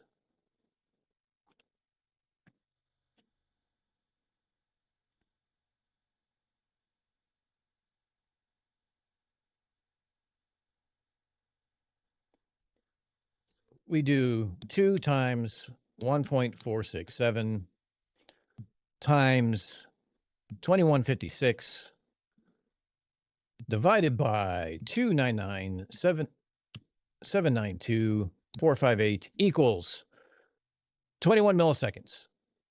I must have flubbed the number earlier. So we're looking at 21 milliseconds is what it should be, okay? Whoops. Now, if we do 2 times 1.467 times 5702 divided by 299,792,458 equals 55 milliseconds. When we did a ping, it came up to 25. So which is closer to reality? 25 milliseconds, which is basically just 3 milliseconds, 3 or 4 milliseconds of processing time with a router.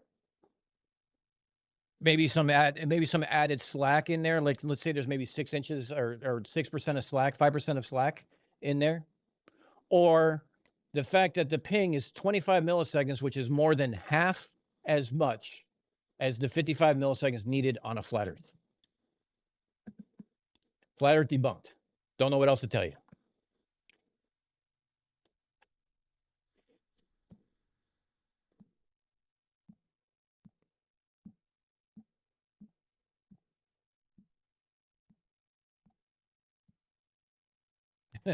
My sister is flying from Australia to South Africa. I asked her to document the flight like Critical Think did. She thought I was daft, wasting my time on morons.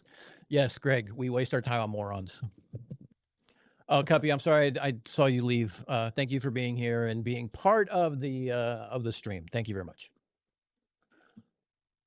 So yeah, I do this daily. Let's see. There's another one I wanted to pull up here. This is always fun. Wait, is 12 Monkey still in here?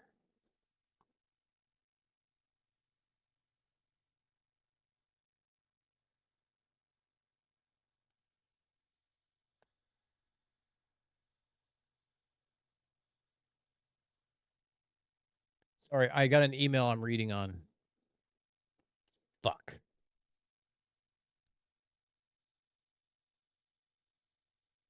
Okay, I'll come back to that. What was I going to show you guys? I was going to. Oh, I know. I showed this when remember dumbass Simon was on the was derping and doing stupid shit. Hold on. Do.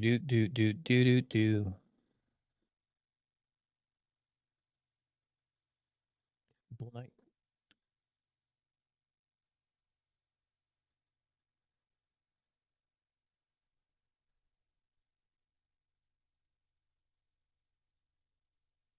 That one. I have all these conversations going with you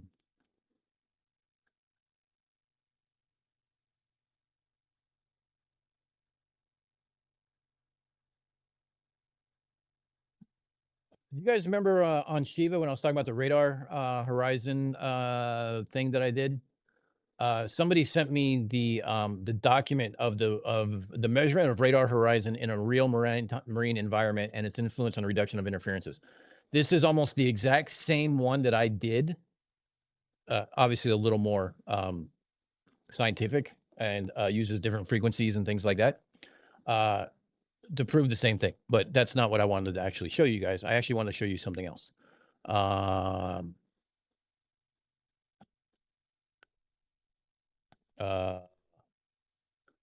Wait, hold on. Where the hell is it? Here we go. Give me this.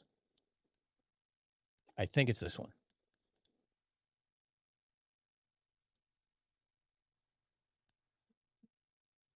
Let's find out.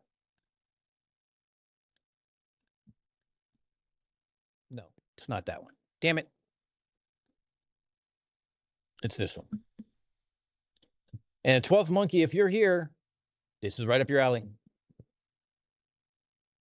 Chris, Leo wants to say, I just want you to know that I'm the king of all the morons. You know what? It's nice. It's nice to be king.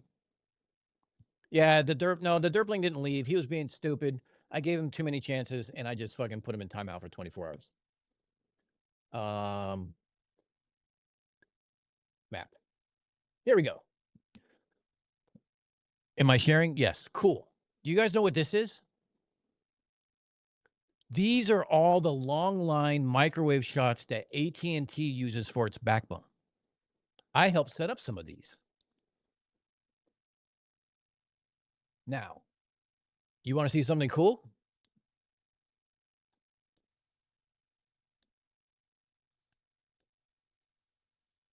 Is there no line here?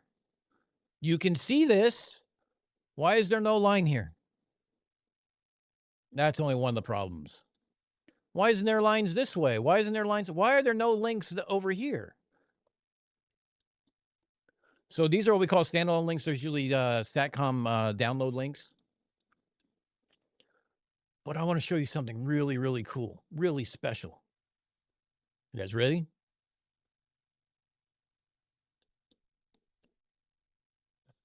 I got to get my bearings here. Hold on a second.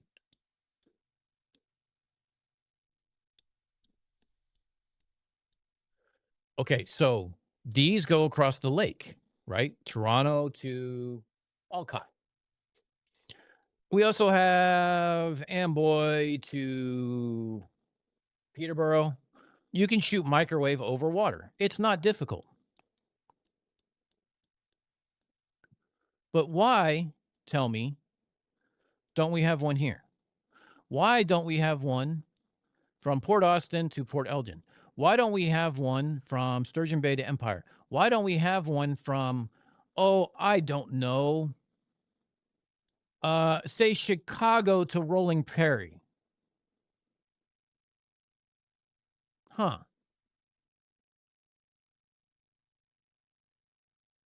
Why don't we have those? Why do we need all these stops along the way? Because they're not all ad drop sites.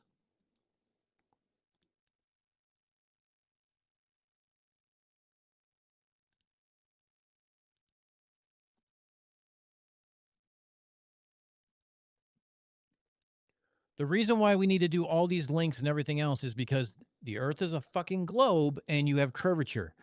In fact, the U.S. Army actual microwave documentation says you should have repeater sites every 25 miles or so, depending on topography. Yes, Aldebaran, there is one. And there's a couple over on Oahu.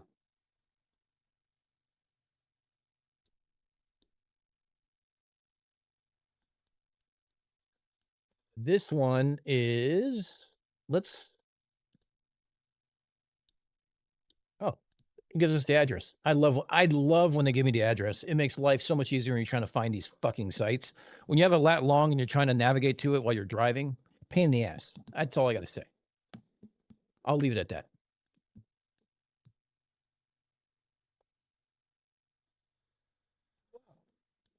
There it is.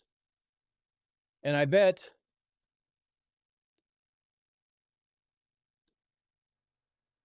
tower.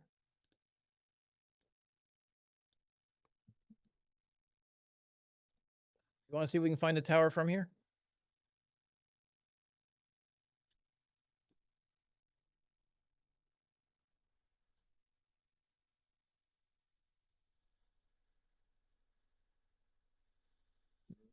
Doobie doo. Let's do this. Oh.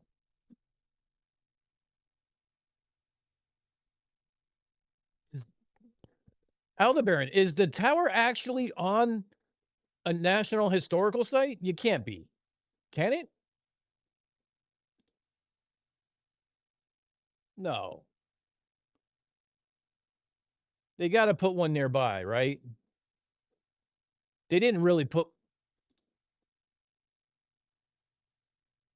There's the bathrooms. Oh, somebody fucked up the lat long. I guarantee you someone fucked up the lat long. Where's Street View? Can I have a Street View anywhere?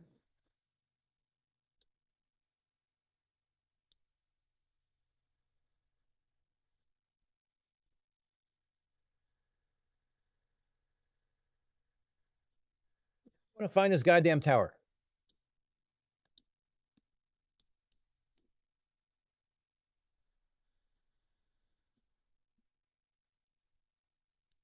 Here we go. Well, this is only a downlink site, so I'm not expecting a huge mast or anything else like that. Like if you want to talk about a huge mast, and stuff like that, we can go. Let's see, where was I? I was Miami.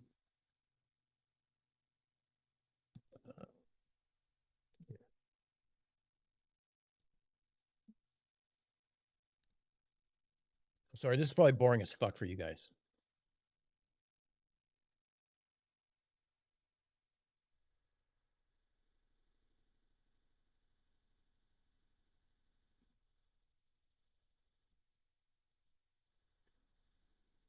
Yes, they're still in use today. 12th Monkey. So they use a lot of backhaul. There we go. That's what I was looking for. Layers.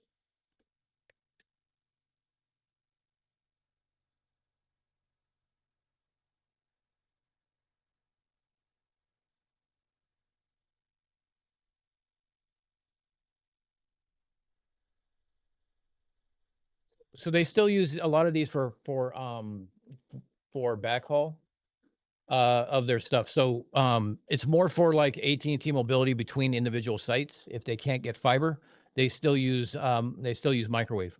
When I was doing my microwave work, it was whoops. Look, Earth's a globe. I want to get a layer for Google Earth to for undersea cables. I think I can get one without a problem. But here, let me just do this. Whoops. So when I was working in Boston, our main site was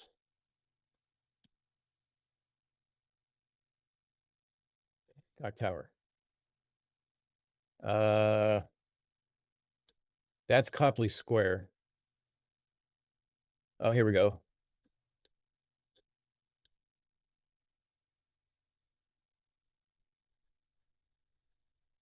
Where's the Hancock Tower?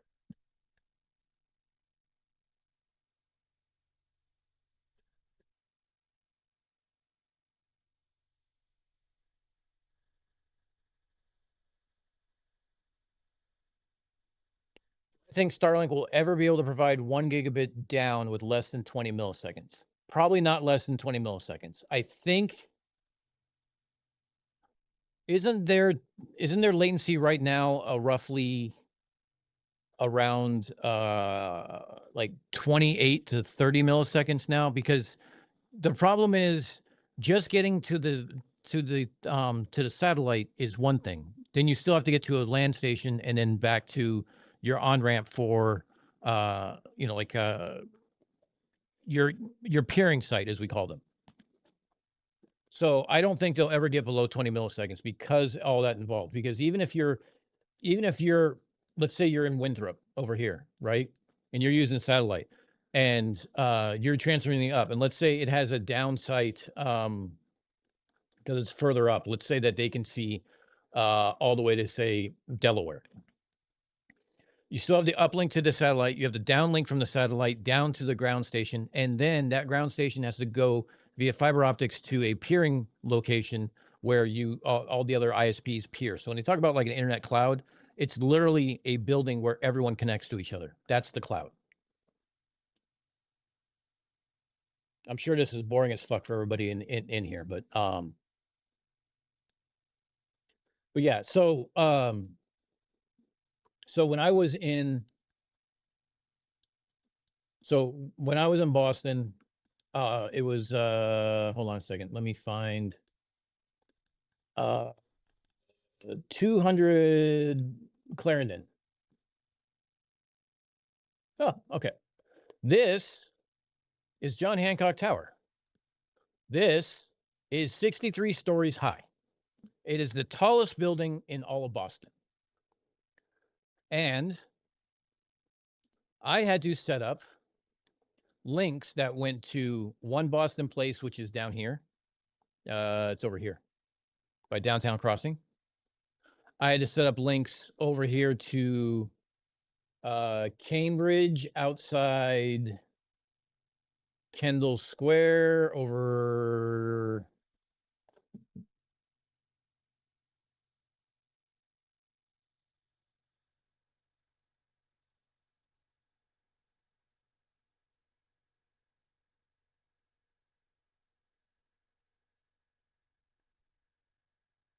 here somewhere. I forgot the exact address, but it's over here somewhere. All the way back to the John Hancock Tower. And then I had people asking me, if we could do links down this way, if we could do links all the way from Boston and 63 stories high up here to the fuck, I need Mike.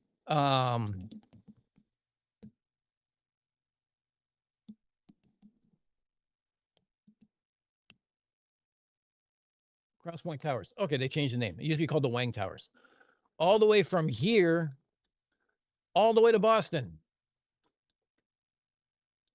And that was roughly, I don't know how, what's the distance between that? 20 miles, maybe, something like that. Coverage your problems.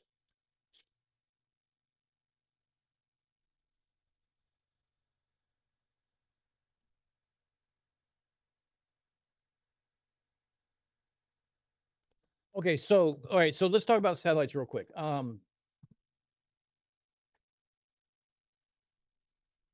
Satellites are flying. So if you are, let's say you're using satellite, you're using Starlink, right? You have all these constellation of satellites going by. And I'll address the 500 milliseconds one started by Greg here in a minute. Actually, let's do that now. Before you go into Starlink and everything else, which is a new modern day invention, most of your satellites were Inmarsat. So they were mostly geosynchronous. And they had 36 transponders, of which every transponder could do I think it was.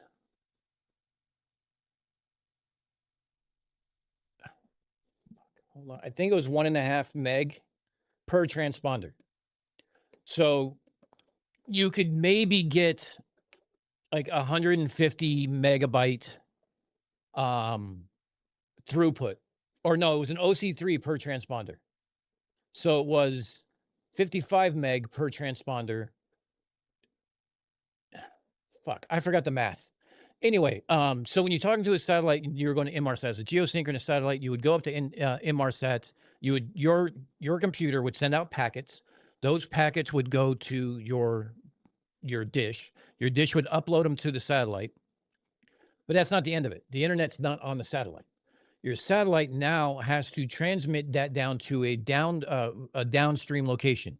So in for instance,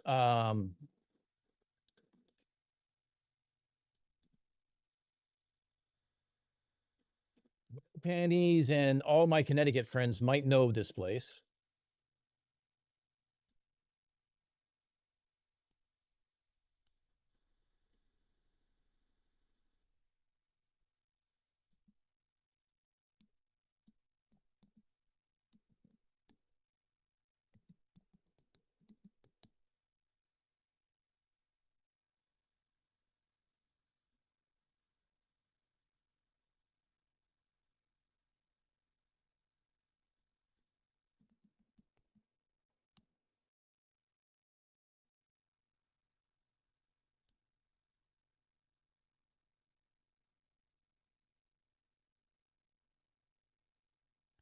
If you yes, Rhode Island's a small shape. Go down to Westchester County. So yeah, backhaul. So backhaul is like a backup system, or actually, let me come back to microwaves. Let me finish this too. So when you talk about satellites, because backhauls is kind of same thing. It kind of same applies.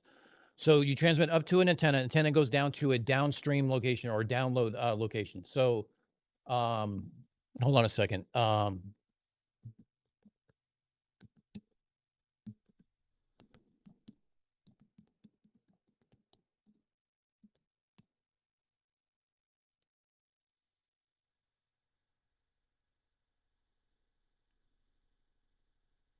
Southbury, not Danbury. Okay, I was off. I haven't been there in about 15 years. So your satellite now talks to a station like here. So you transmit up to the satellite. The satellite goes down to like a station like this, not necessarily this station, but to a station like this. This station would have fiber optics that would connect it to a peering location. That peering location could be as far away as Hartford or New York City or anywhere else. It depends on where it is. So it would connect to, let's say, an internet service provider like the one I work for, and then they would take it to their fiber all the way down to, say, New York City. So your latency is not only just transmitting upwards 250 miles up to the satellite, it's 250 miles down to the station, and then it's out. Then you have to go out to your peering station to connect to the internet. So when Inmarsat is up at geosynchronous orbit, it's fuck. What's the distance at geosynchronous orbit again?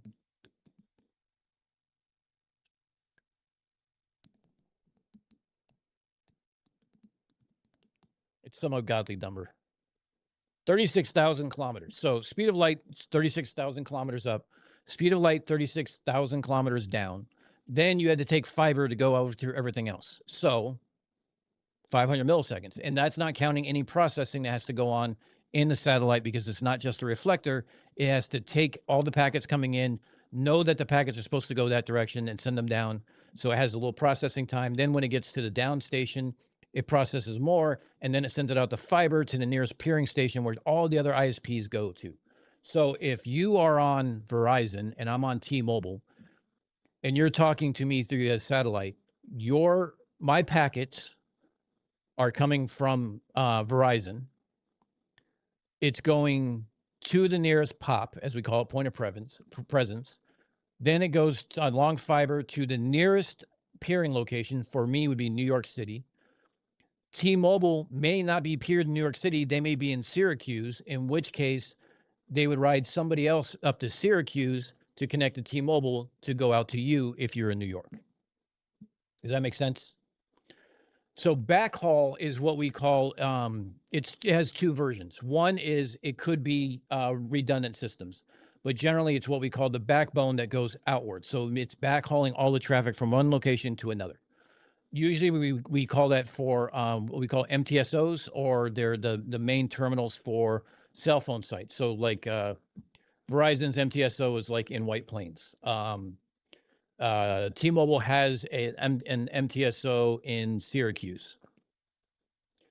So MTSO, an MTSO to an ISP, and using the ISP fiber to another location, what we call backhaul.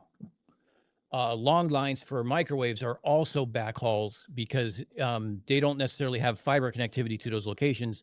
They use microwave to connect to those other locations because maybe there's not a lot of density of fiber in that area, or it's too expensive. They can't build it themselves, things like that. So radio is always going to be cheaper than fiber, but the problem is going to be how many repeater stations do you need? What are your endpoints? And also, what is the cost of fiber to put up? Radio doesn't cost that much to put up. It's just the cost of the radios, cost of the antennas, cost of the mast. It can get up there when you're trying to do long distances and you have these big ass, 6 meter like 6 meter antennas versus just a 1 meter antenna. And they're pointed at other stations. So maybe they're pointed when we're talking about the long lines, like this one is going to be pointed here. This one may have fiber, may not. It may not have fiber until he gets all the way to Miami. So this one will pass this traffic on to here. This one will have another link that goes to here. This one will have a link that goes to here. This one will have links going different directions. Maybe he has fiber, maybe he doesn't, but he goes to here, gets on fiber. Now, he could go on backhaul as a backup, or if they have access to fiber, they can take it all the way up to Jacksonville and not have to worry about going through all these links to go to Jacksonville where it's just the fiber optics. Fiber optics also have repeaters. It's not just like one strand of fiber optics from Jacksonville to Miami. There's repeaters along the way that take the signal, boost it, send it back out. Same thing as underwater cables. Is that better to understand things? So when we're talking about Starlink and they're trying to reduce the latency from 500 milliseconds, which is half a second, to something like I just showed you, there was a cable that goes from LA to Sydney. That's half the world. It takes 134 milliseconds to do that. Satellites are 3 to 4 to 5 times the latency. So it takes forever to get there. And when you're trying to deal with something like streaming, or you're dealing with something like financial trades, or something that is very time sensitive, latency kills. You have your packets have a certain time to live. If your packets expire, the timer expires, your packet gets dropped, it doesn't get passed along, and you get choppy service.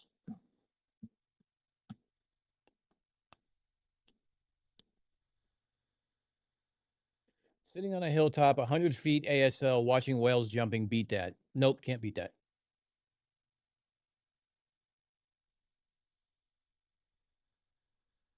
Time. No, you can be a moderator. The reason why I give people moderators is because, one, I'm not always watching chat when I'm doing presentations, so they can manage the chat and highlight stupid people, put people in timeout that need to be put in timeout. That goes against not only YouTube's terms of service, but the Unfornicated terms of service. But also, most of them know me well enough to know when I draw the line and when I don't. And also allow you to post links. So if you have something you want to share with me or you want me to cover on stream, you just send a link in chat, I click it, and we start talking about it.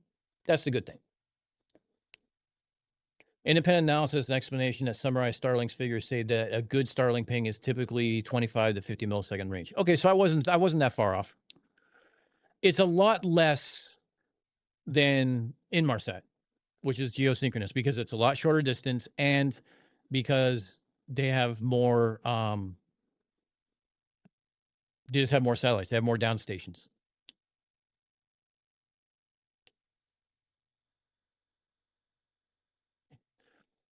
Hey, if you brag about your name being blue on my channel, that really doesn't go very far. Most other content creators know that I mod everybody.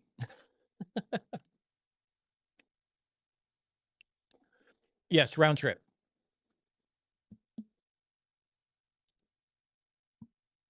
Do you guys want to see like the surface details of the sun and like huge prominences today through a telescope? Yeah.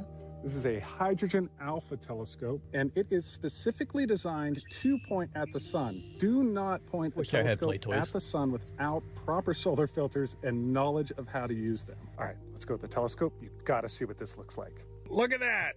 We got live video on the sun, baby. Sweet. We got something working here. Now let's magnify. What?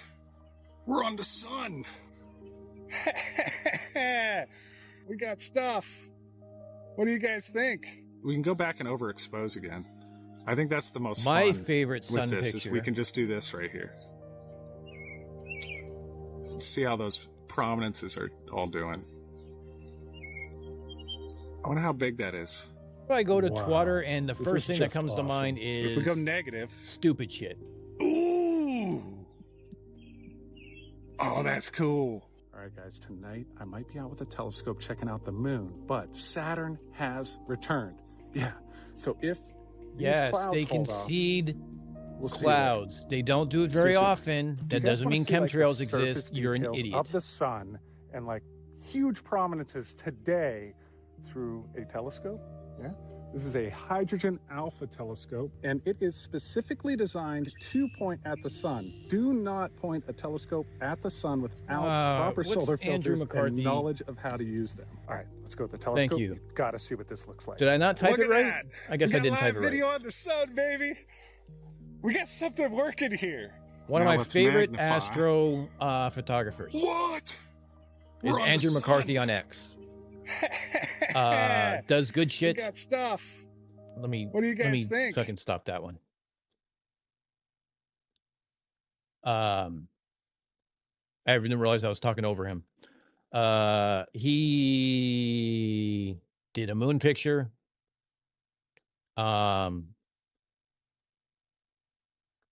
He has big play toys.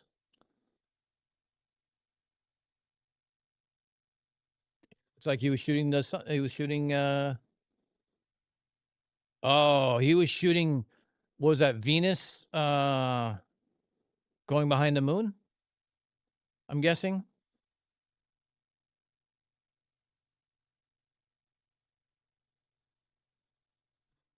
Oh yeah. He got a picture in Nat Geo.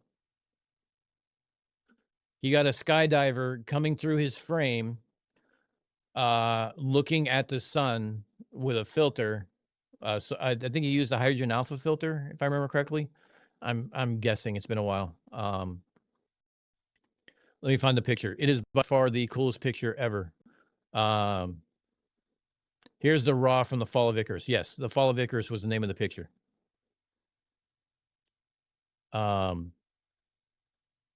Look, close-ups of the moon. Close-ups of ISS and the moon.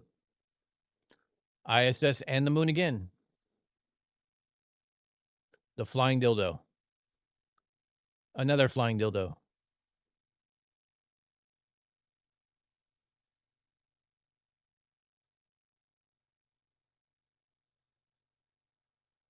He modified a telescope to safely observe the solar chromosphere and did it from his backyard.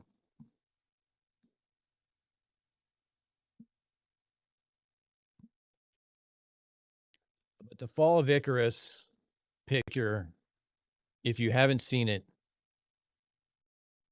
I mean, that picture is just fucking awesome.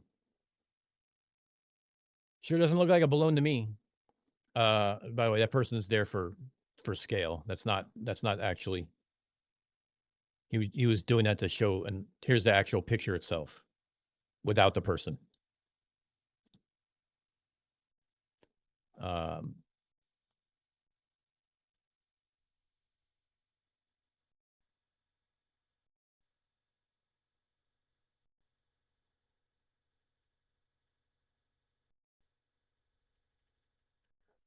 Jesus Christ, when the hell was the fall of Icarus? Oh, never mind. I'm only in May. He's been doing a lot of work.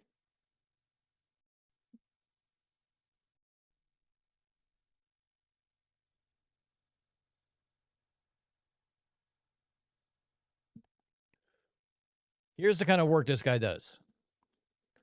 He took 1.7 million photos over 6 days to catch a single photo of a commercial jet in front of the sun.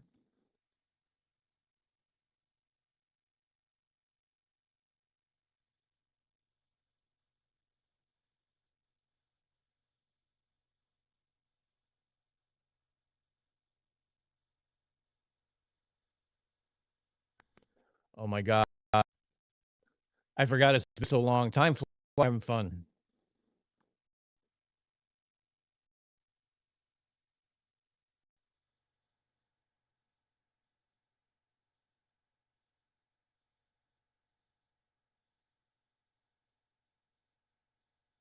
"2018, he got the first thing of ISS.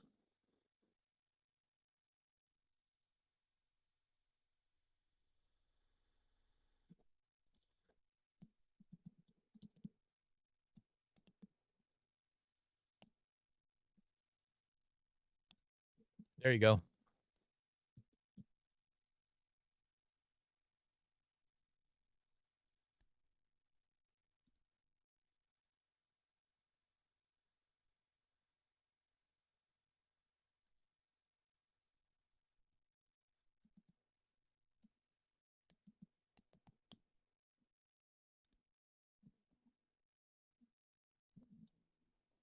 You got a skydiver going through. This is something he planned meticulously and took over and over and over to finally get it. It's called the Fall of Icarus.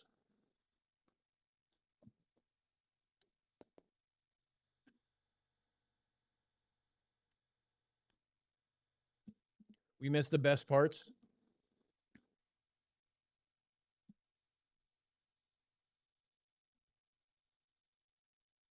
Do you guys want to see like the surface details of the sun and like huge prominences today through a telescope?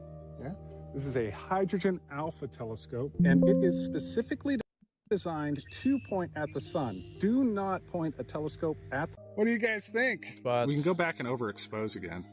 I think that's the most fun with this, is we can just... Awesome. But if we go negative... Ooh! Oh, that's cool. All editing, according to Mikey. I might be out with a telescope checking out the...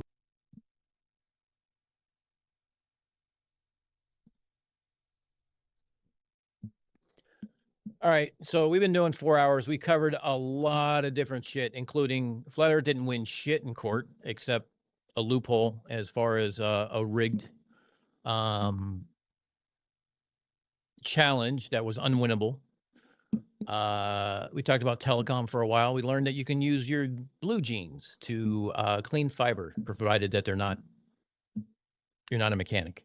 We learned undersea cables. We saw Flurf come in and crash out and try to see he knew about spherical geometry, or trigonometry, which he didn't, and couldn't give us a distance. And then did a measurement of distance on screen. That you can deny one of two ways. You can deny the distance, you can deny the measurement, or you can deny the speed of light in glass. So come up with a distance, explain the distance, and I'm happy to figure it out for you.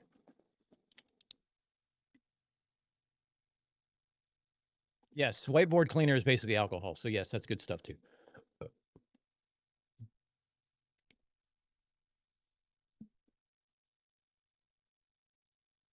That picture, if you're on X, even if you're not on X, if you're on X, I highly recommend, and if you're not on X, make an account, if for no other reason but to follow him. I'm not saying don't follow Astronomy Live, don't follow any of the other ones, but if you follow him, you'll find a whole bunch of other people too. And he There's a whole lot of people who do things similar to him. But he's by far one of the best I've seen. And I am so happy his Fall of Icarus picture ended up in Nat Geo. Young kid. I say that because I'm old enough to be his dad. And I wish I had the play toys that he did.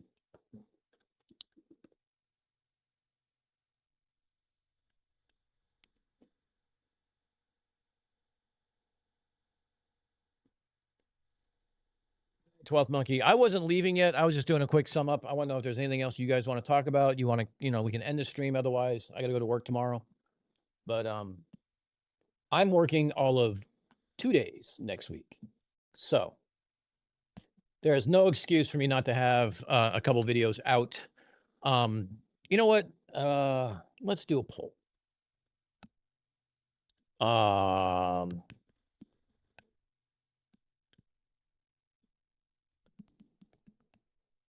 I should do a poll to allow multiple answers. But so we're doing reality checks on this thing. So it's one claim, dragged through the mud, showing why it's stupid, and we move on. Show receipts, everything else. So long form video, usually between, let's call it 8 to 15 minutes is usually where I want to keep it into at the most. For some more technical terms, I might go 20. But I have a lot of ones to do. So should we do why no live stream from Moon? Should we do undersea cables just to piss off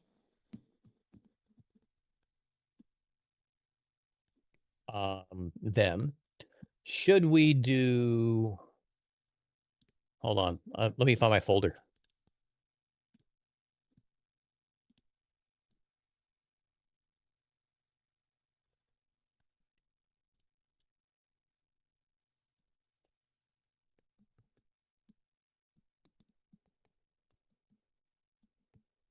Artillery and Coriolis, lunar long distance.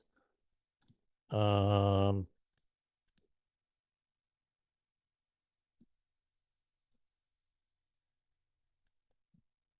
I need to do tomorrow, I need to spend time actually cleaning up my fucking mess.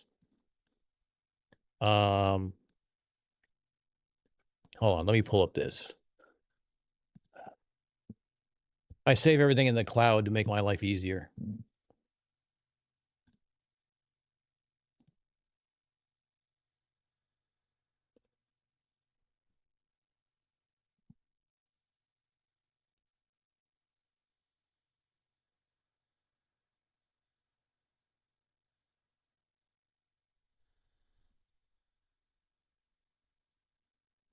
Didn't do it. I don't know what that one is. Hold on a second. Do. Holy crap. I have a bunch of stuff in here I need to take out. Or should we do... Okay. Here's the poll. You guys get input. Ready? What video should I do next? What's the first video I should put out under the new reality check things? Should I do one about why we don't have a live stream from the moon?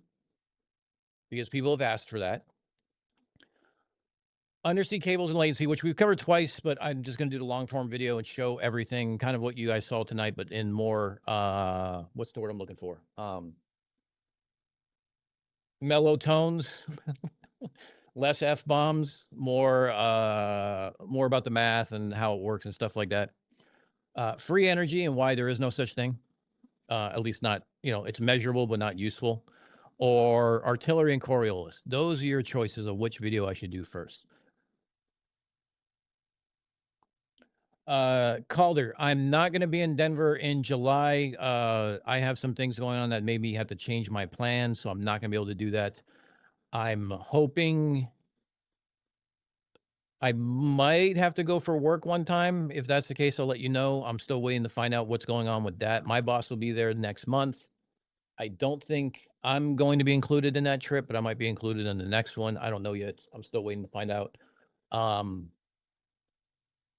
But my trip to Wyoming for the family reunion has kind of been put on hold for a lot of different reasons. Not the least of which is the fact that it's going to cost me $2,500 just for airfare for Olivia and I.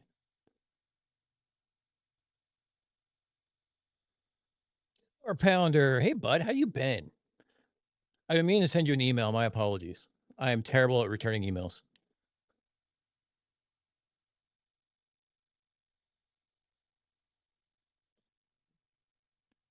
I have a couple other things in here too. Let's see. What was the other thing I wanted to show you guys? Oh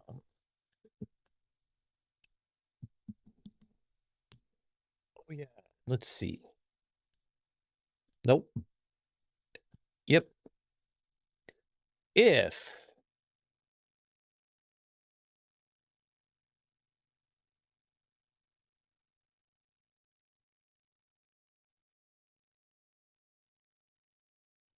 If you are a member, you have access to this amount of stuff. I don't remember what level membership. I'd have to look at it. I actually might get rid of the different levels and just have one level membership. I don't know why I had two, but you do get a discount code for the merch store if you want that. It's a 10% discount. But if you are, I think this is prefect and above, you have access to these notes. These will be expanding. You can go to Undersea Cables and you can see a debunk guide as far as me putting together stuff, as far as what happens and why, what the source material is, where it all comes down to. And basically this gives you a debunk for, like, say, Undersea Cables. And then these are the source documents. So source 1, source 2, source 3, A, B, C, or, 4, 5. I don't know why 5B is in there. 6. And then it has a like supplemental. So like this is for the undersea cables. This is the video that I'm sort of doing. But you could also go into the LoRaWAN distance record, and there's a debunk guide for this. It's not the script for the video, but it's a debunk guide to kind of walk you through it. It also helps you understand kind of the thing as a whole. Then if you also go into it again, here's all the source documentation and what it's for. And then if you go back into here, here's all the source documentation. So S1, S2, S3, blah, blah, blah, blah, blah, blah. So, and again, if you want to learn something new, there's also a supplemental guide for something else. So like this supplemental guide talks about,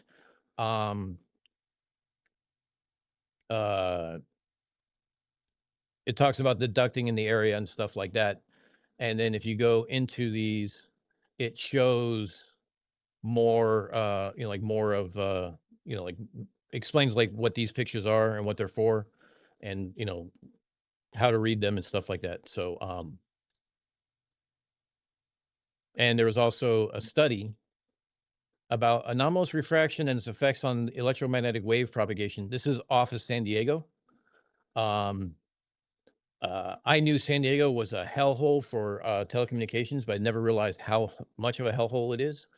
And this shows you the refractive index that it goes into, and then it goes into measurements that they found it at. So this talks about just as a whole, and then it talks about all the different times it was a subrefractive, super refractive, surface duct, and a surface based elevated duct.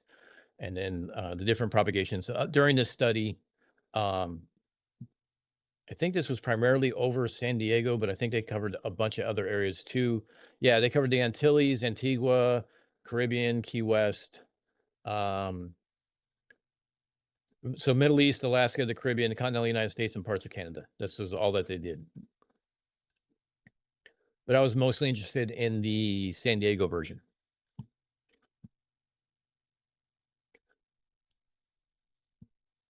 Under the sea. I'm not going to sing and kill you guys, trust me. SpaceX is about to do a launch.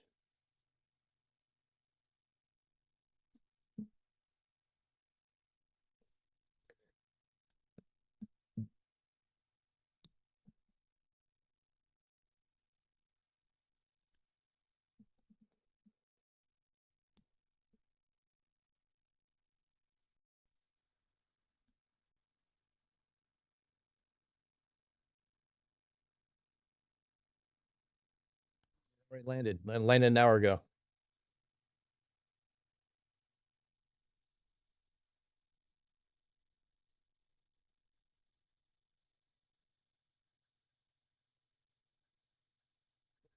fact you can land rockets now back where they on new locations.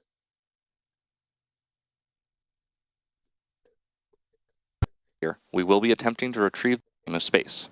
The MVAC engine produces just over clamp arms around the second watch. stage will detach, leaving the rocket attached only at the launch mount at the base. These clamps help to stabilize the second stage during propellant loading and prevent movement in high avionics and propulsion systems. All right.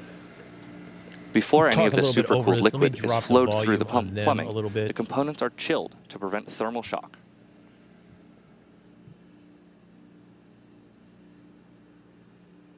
As you can see on your screen, Falcon 9 is now venting and closing its gaseous systems. This includes topping off tanks and sealing vents to maintain pressure. Ground gas closeouts.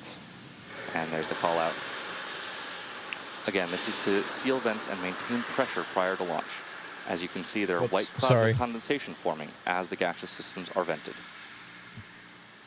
All right, let me bring that back across here. I was trying to find a window. Coming up just a few seconds, we should hear the call out for entering startup. Falcon 9 has entered startup. And there was that call out. The autonomous flight computers have taken over the count, and both Falcon stages are pressurizing for launch. We're just waiting for our launch director to give the final go for tonight's mission. Launch director, go for launch. Great news. LD is go for launch. So let's sit back and watch as All right, Falcon so 9 prepares for liftoff. At T-minus 35 seconds, all systems they passed the are 40-second wait. T-minus 30 seconds.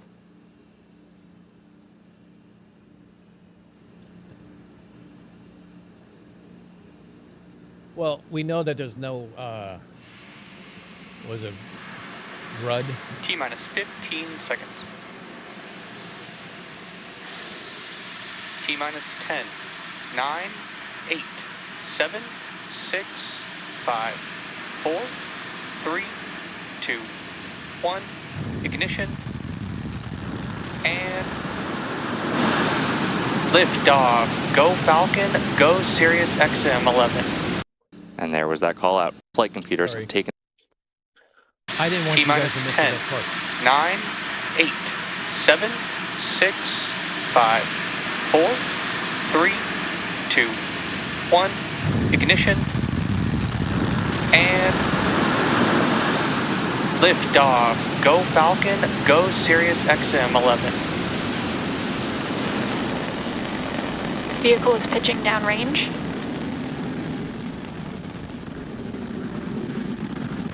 M1D chamber pressures are nominal. I wish I'd made it to Florida for Artemis. That's all I got to say. At T plus 30 seconds into flight, Falcon 9 has successfully lifted off from Space Launch Complex 40 at Cape Canaveral Space Force Station. We're currently throttling down in preparation for max Q, the point of maximum aerodynamic stress on the vehicle. Power and telemetry nominal. Prior to max Q, the aerodynamic stress on the vehicle is increasing due to the increase in velocity being greater than the decrease due to dropping atmospheric pressure.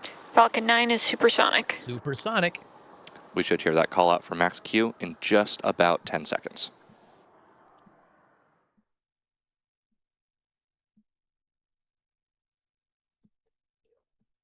Max Q. After max Q, the aerodynamic stress on the vehicle begins decreasing as the atmospheric density is dropping faster than the velocity is increasing.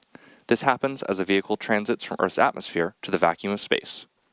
Falcon 9 will now throttle the M1D engines back to full power as it continues its path to orbit. MVAC chill has started. Now we have several events coming up in quick succession, starting with MECO, followed by stage separation and second engine start, or SES-1. You just heard the call out for engine chill on that MVAC engine.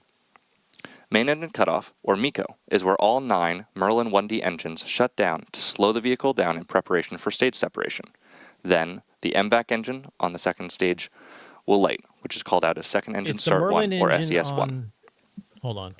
This engine burn, lasting several minutes, will propel the second stage and our payload. It's the Merlin engine on the not on the Falcon, and it's the Raptor engine on the Heavy, right? Once we're in space. We should hear the first of these callouts, Miko, in just a few seconds.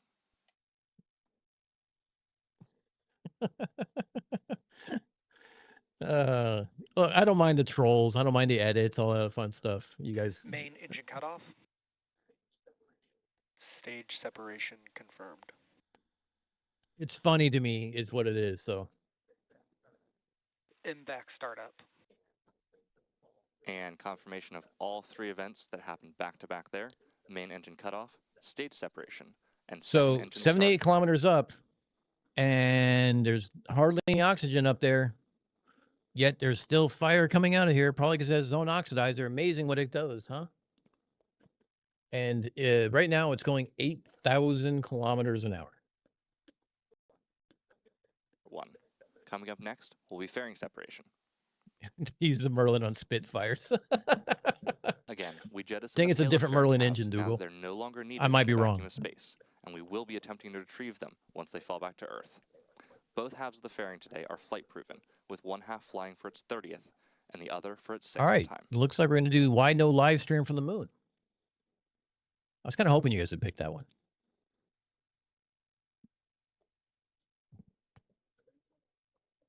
It's all bullshit. You heard it here, folks. Both vehicles are on nominal trajectories. Fairing separation confirmed. And there we just heard confirmation of fairing separation, along with a great view of those 2 halves separating That from was the cool. vehicle. As a reminder, those fairings will make their way back to Earth for recovery. The next major milestone coming up is the entry burn on our Falcon 9 first stage, which is scheduled to occur at the 6-minute and 9-second mark. This entry burn is used to slow down the first stage as it heads towards our drone ship, a shortfall of gravitas, in the Atlantic Ocean. Just jumping ahead.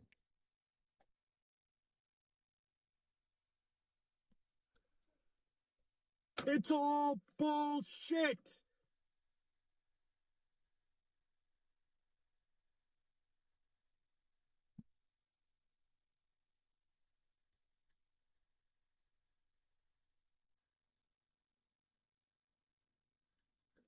Stage 1 engine burn startup.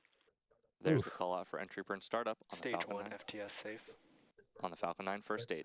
This burn will last almost 30 seconds, slowing down the vehicle in preparation for its final burn and landing. You should see the graphics on the bottom left of the screen lighting up. 3 engines.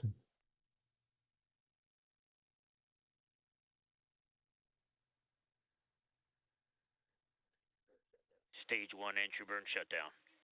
And that concludes the booster's entry burn. As I mentioned earlier, we will be attempting to retrieve this booster with our drone ship, a shortfall of gravitas, currently stationed in the Atlantic Ocean. The next milestone, coming up in just over a Well, minute, then we'll watch it. will be second engine cutoff, or SECO 1, indicating shutdown of the MVAC engine on the second stage. That'll be followed quickly by the landing burn on the first stage booster.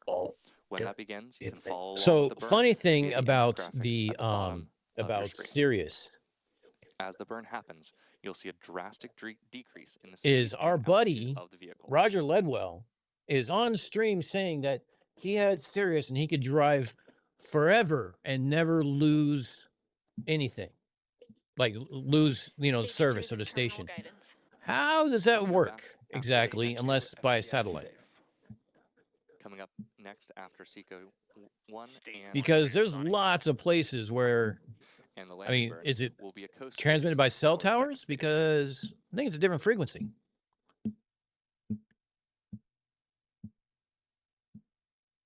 Yeah, where's the space mouse? All right, we should be expecting these callouts coming up in just a few seconds. Stay tuned.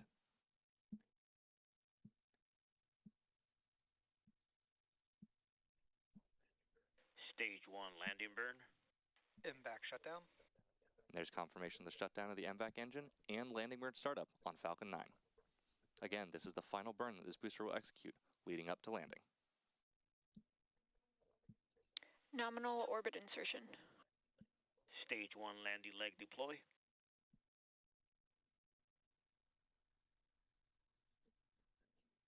Stage 1 landing confirmed. Great news on all fronts. we had the confirmation of good orbit of our second stage and landing of our first stage. As a reminder, this booster flew for its 17th time today. Now, while the booster has completed its part of the mission, the second stage is continuing its mission to deploy the SXM-11 payload, which is expected at T plus 34 minutes and 34 seconds. Before that, the MVAC engine on the second stage will execute a Chris, second this burn, was on which will start at X. T It's plus about 25 minutes an and hour or 49 two old. seconds. So we're going to take a short break, and we'll be back So with I'm that just next burn in replaying about it. 15 minutes.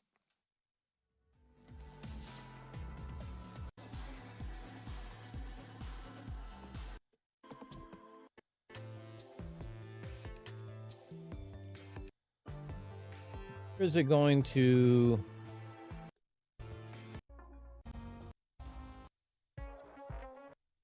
do a separation of the Live coverage of the SXM-11 mission. It's been a great launch and overall mission so far. We had an on-time liftoff at 10:25 p.m. Eastern Time and recovered the first stage following its 17th launch and landing. The MVAC engine on the second stage. I want to see the separation of the also known as second satellite. Engine Start 1 or SES-1. That engine burn lasted about 6 minutes, propelling the second stage and payload to orbit. Coming up next, the Merlin vacuum engine on the second stage will execute a second burn to propel the vehicle to its target injection orbit. This should be expected in just a few seconds. This next burn will last 53 seconds. Tires, light the fires.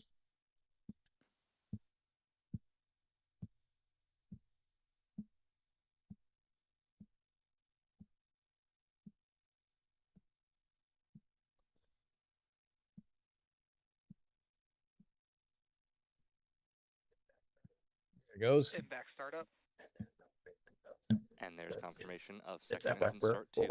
This MVAC burn will last 53 seconds. We're delivering SXM-11. We are delivering SXM-11. Connor, you would like the the most music. powerful, high-powered satellite Part to that join annoys me the Sirius most. XM's fleet.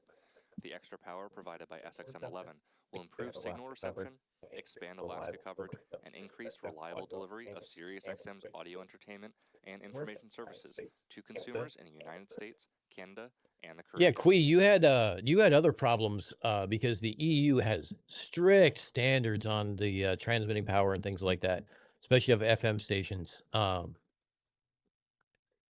Yeah, I mean, it's not FM stations, cross country. MVAC shutdown. And there's confirmation of MVAC shutdown, or second engine cut off 2. But the fact he says it's serious and he had the same station during his whole.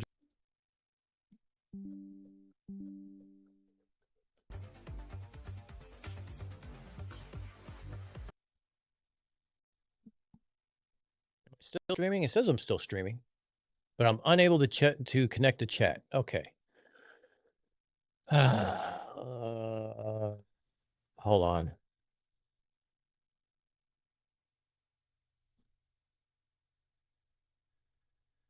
Okay, I'm back. Okay, yeah, I was buffering. I don't know what happened. I don't know. It went fucking sideways. I didn't drop any frames, so it was recording and transmitting the whole time. I don't know what happened. Who knows?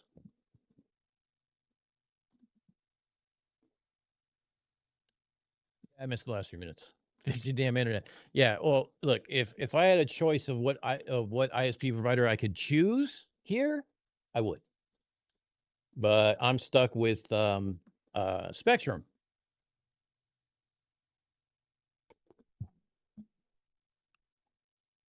So network hiccup. I don't know. It could have been YouTube too. It could have been me. Who knows? I gave up. Yeah.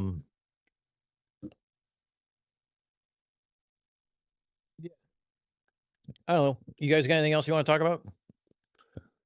I got booted off that thing too, so.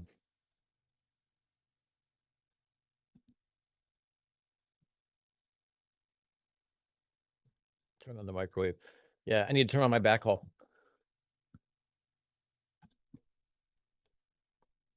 Holy shit.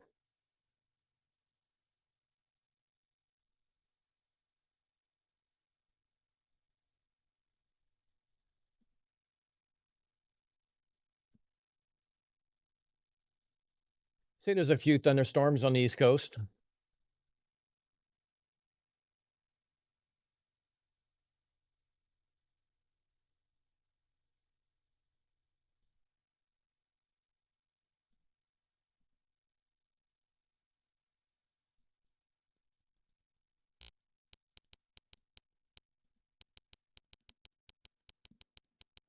Looks like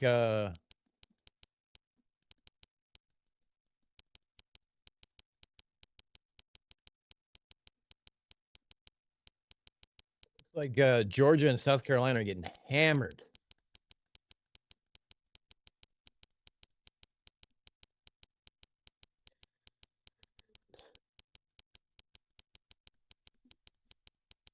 Hey, hand grenade, is that up by you?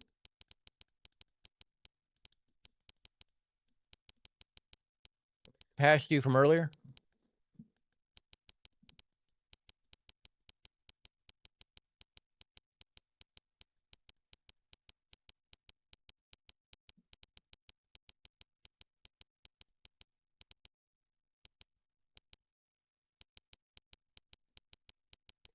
Yes, Tori, I used one earlier, but I will definitely show them.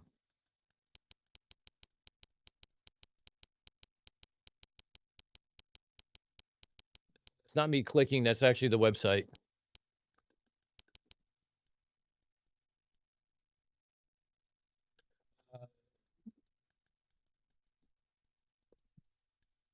This Marsden Square here, this one,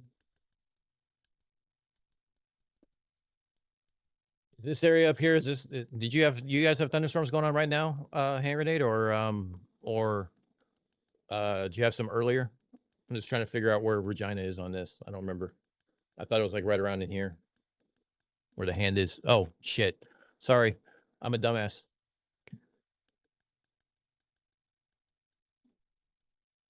Yeah, I muted it. I know I'm not showing anything. Sorry. So every time these are striking, it gives a tick. I can hear it on mine too. So South Carolina and Georgia, it's getting hammered, and it's like Regina right around in here somewhere.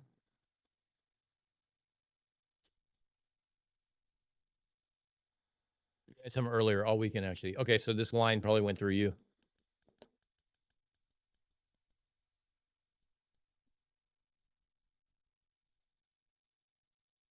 Germany's getting hammered too.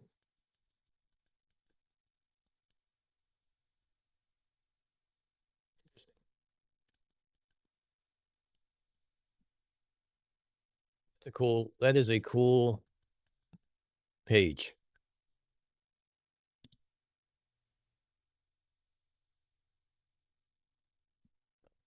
That's my personal one. Okay.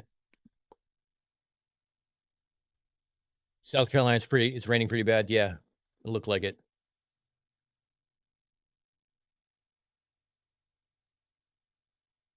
It could have been a Center Europe one. I don't know which way it's going, but there's also some further north in Russia now, so that could have been it too. Or it could have fizzled out. Who knows? All right. Well, there's still 54 of you guys watching. And I know what video to do next, to make sure everyone's happy. I'm going to go ahead and do the why we don't have a live stream from the moon and what that's going to take. Windy.com. Okay, I'll take a look at that one too.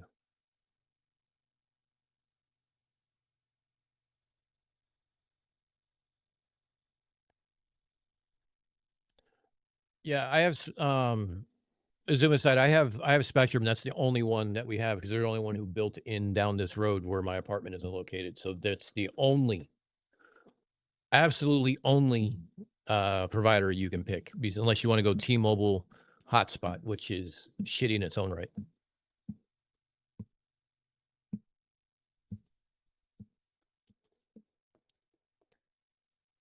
You guys got anything you guys want to talk about? You guys want anything you want me to look at? You got anything you want me to yell at?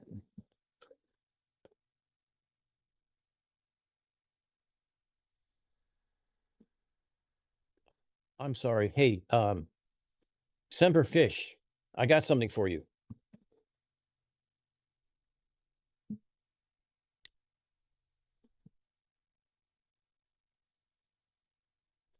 I don't know what's all on my soundboard. I forgot. Hold on. What else is on my soundboard? Yeah, I haven't used that one. I can find ways to use that one. Oh, I think I know what this one is. This is what happened when Semper Fish, decided to come in chat. Go yell at the clouds. Hey, Tone. Nice to see you, bud. Oh, and my favorite one. Oh, wait. You guys can't hear. Were you guys hearing those or no? It was at this moment that he knew. He fucked up. Ouchtown population, you bro. There you go. Yeah, I'm definitely old. I've had to start wearing my glasses a lot more recently, and I hate it. Deplorable has some shorts. Yeah, we can look at some deplorable shorts.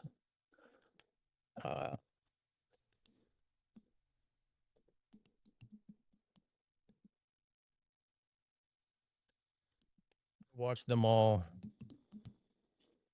I need to get caught up on some icy spin things too. Everyone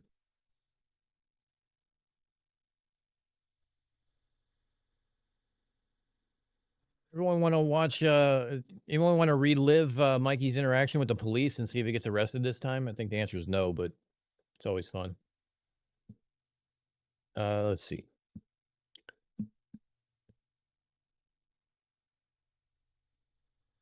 It's true.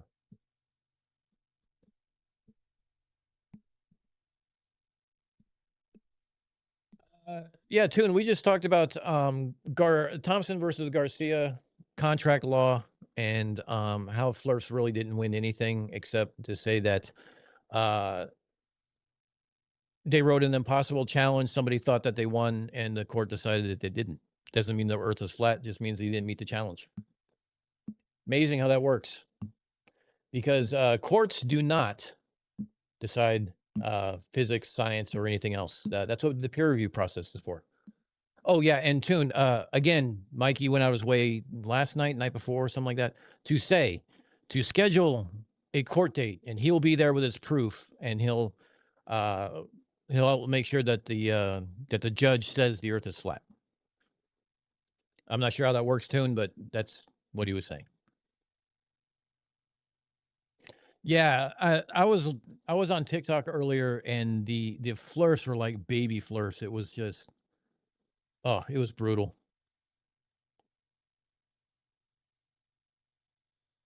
Oh, Toon, actually, Toon, you know what I got to teach some people in chat today about was William Carpenter and his 100 proofs that were completely plagiarized by Eric Dubé. Not everyone knew that.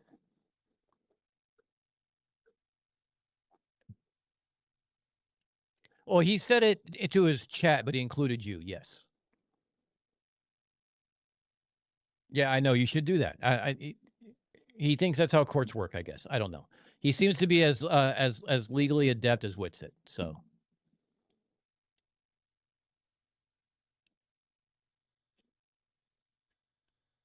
That's right, Holy Hand Grenade. If he sues me in Regina, I'm going to have to show up. So I guess we're going to have to go out for some drinks.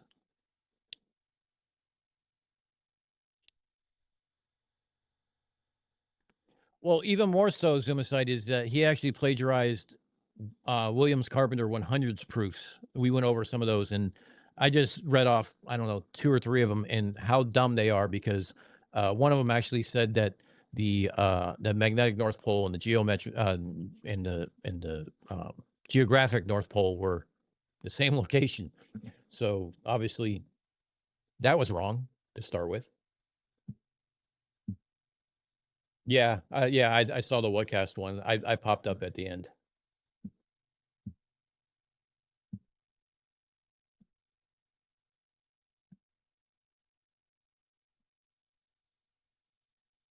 It doesn't matter, even though he spent years saying it did.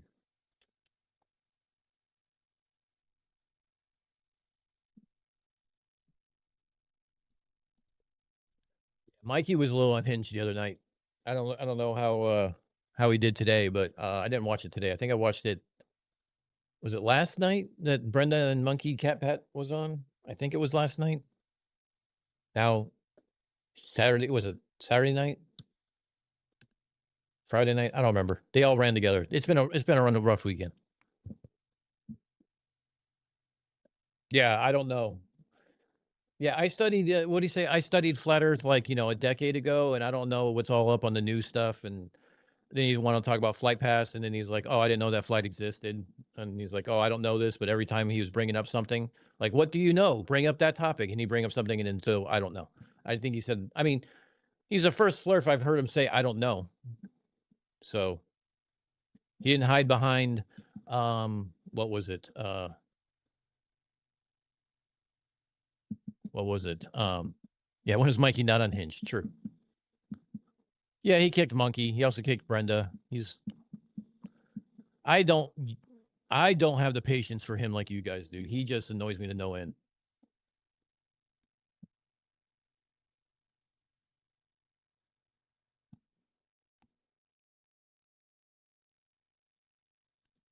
It's a trip. Hey, Victoria. How are you? Welcome to the stream. I don't know. Anybody else got anything?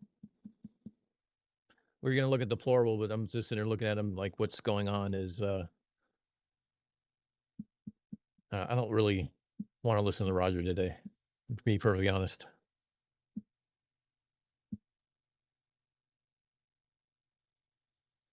I'm still traumatized from that one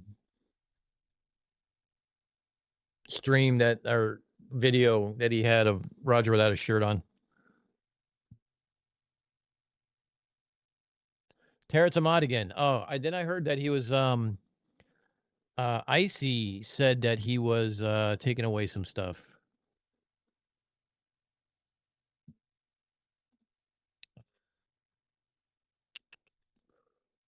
Icy. Where did Icy?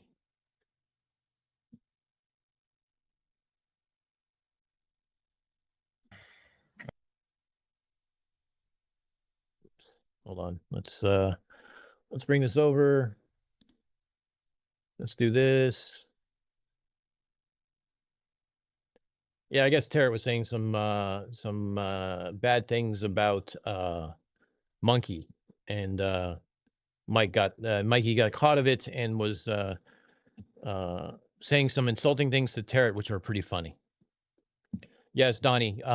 It was very disturbing, and no, I don't need that image either. I need that image about as much as I need Mikey in the bathtub with his cat.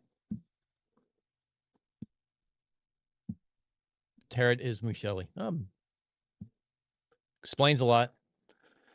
But that also means that she talks to herself on stream because Tarot's the only one who talks to her. Is it no shirt Vlad's gimmick? Yeah, it actually is.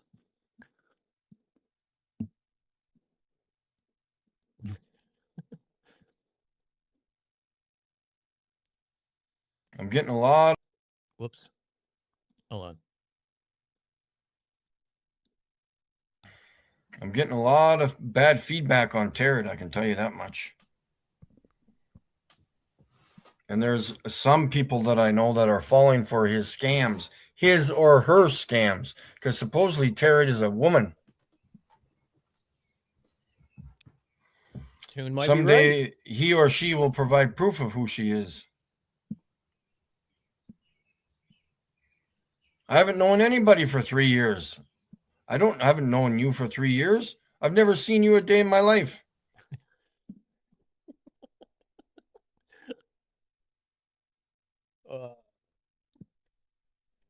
Yeah, I guess that's it. That's Tarot. I guess there's questions. Which is funny because when you look at Mushelli's live streams, all she does is talk to Tarot. What was the Icy had one where it was like a 2-minute long video. I can't stand listening to Michelle talking. All the time she said Tarot's names was like 38 times in the span of like of her live stream. It was crazy.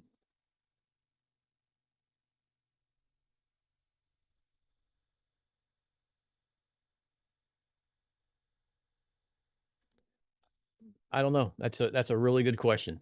I don't think Mike will let him do that. I don't. I think, I think Mike is a very happily married man and would prefer that anybody besides his wife do something like that to him. I don't think that's but Mikey went all in on that whole licking, gobble gobble kind of facial expression to the camera. It was a bit disturbing. I'm not gonna lie. It was nuts. Hey, Toon, what do you got? Do you got any videos that have been out long enough? Nah, you've been doing lives, right? Oh, Pensacola. I gotta clear all my notifications. All right. Well, it's midnight. It's after midnight. It's 12:30. We've been going for 4.5 hours. I think it's plenty. Let's not do a 6-hour stream. Let's not do a 7-hour stream or 8-hour stream or 12-hour stream. But let's go ahead and kick out of here. So Wednesday is the U.S. Football match against Bosnia Herzegovina. So hopefully they do well. Unfornicated, do you think he would let me dip my balls in his mouth? Are you talking about Mike or Mikey? Because those are two different people, and we probably should differentiate between the two. No, I don't think either one will let you do that personally, but that's just, my opinion. Canada won today. Good. We got everything ready for the next round, right? Hold on a second. The whole group stage is done, right? We're in the knockout round.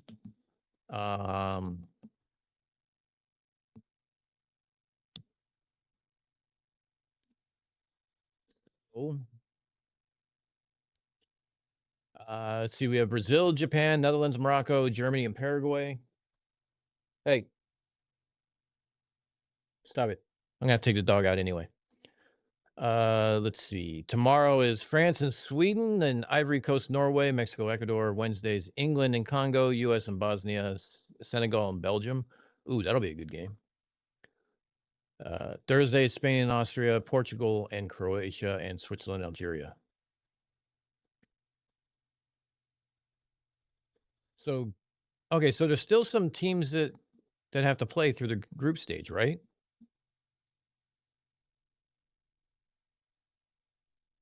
Uruguay's out.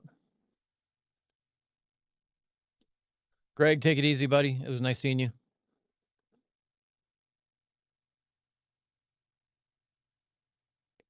He said he would for $1,000. Well, I think Mike should have held out for more. That's all I got to say.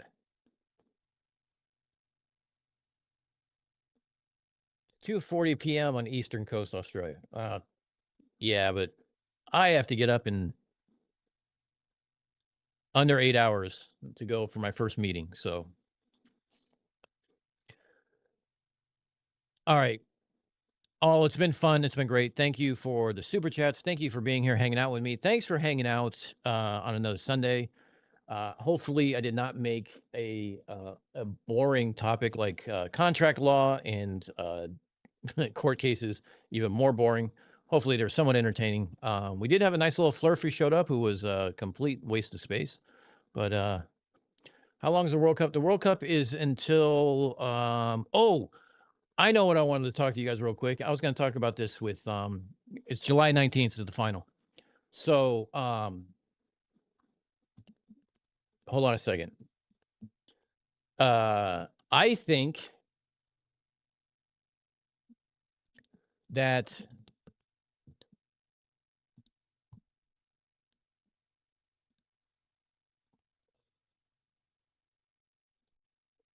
I don't like the World Cup because of their dynamic pricing.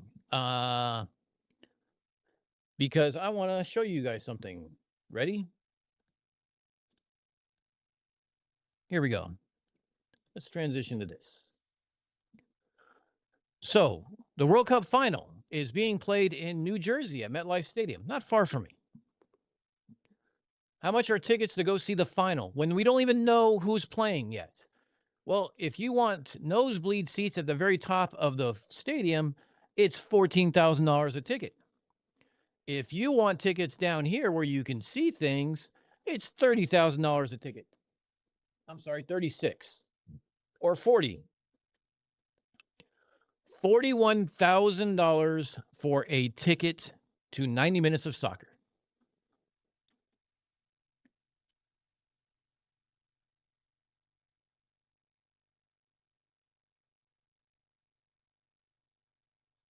I don't know what to say about that.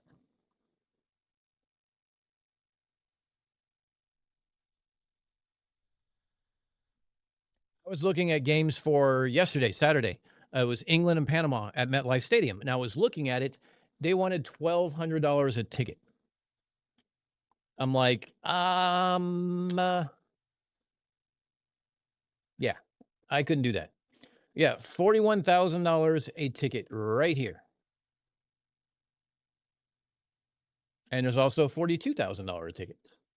So if you move from row 29 to row 22, you go up in $600 by moving up. Basically, it's $100 a row by moving up. 7 rows, you spend $700 less.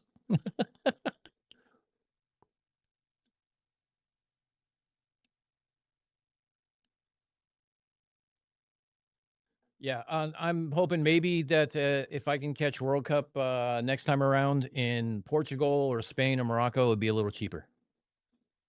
No, I'm not going to be spending $42,000 on a ticket, bud. Sorry. So yeah, FIFA, you can kiss my ass.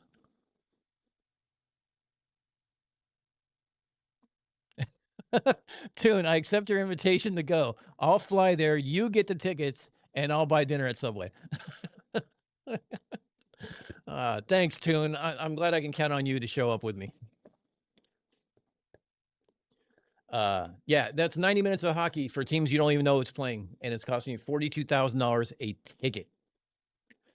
Now, look, if I won Powerball tomorrow, or is it Tuesday? Whatever the next Powerball is, and I won $400 million, I'm not dropping $42,000 on a soccer ticket. I'm sorry.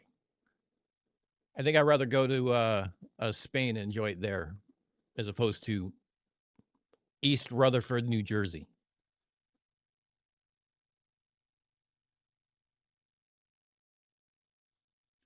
Well, Greg, at MetLife Stadium, food and beverages are high to begin with for any thing. I mean, it's a huge stadium. It's ungodly, but you throw in FIFA, and I think there's some extra surcharges or things like that on it, and well, you get $42,000 a ticket. So I don't like ball hockey much, but I'll take the hit for you. Oh, Tune, you know what? I appreciate that. DPD bunks just decides to roll in. Dude, you roll in just as I'm rolling out.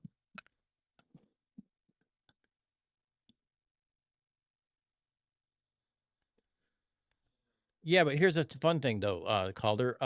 Who would want to go see the Denver Nuggets for $40K? Tori says I could accept if you bought the whole section, but not one seat. Oh, I should buy the whole section at 142. How many super chats do you guys think I get in any given live stream?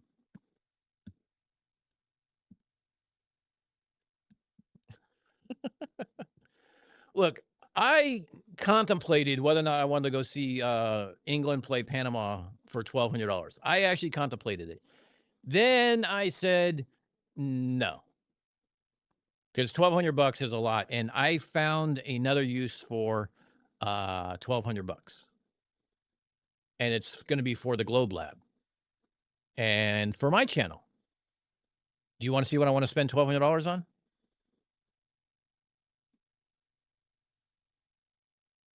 Start over. Okay, yeah, fuck you, DP. You pain in my ass.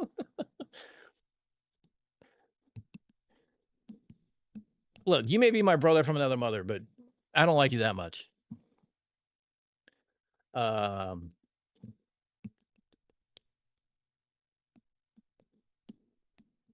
Holy Shit. I cannot type.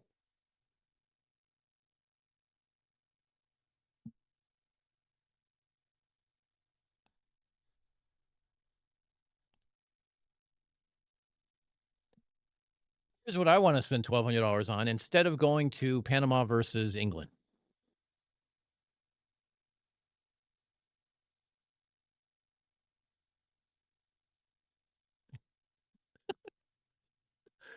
DP in with the $2 World Cup ticket fund. Let's fucking go. Thanks, man. Thanks, bud. That's that. Look, if I had a bunch of money lying around, I would go, but I don't know.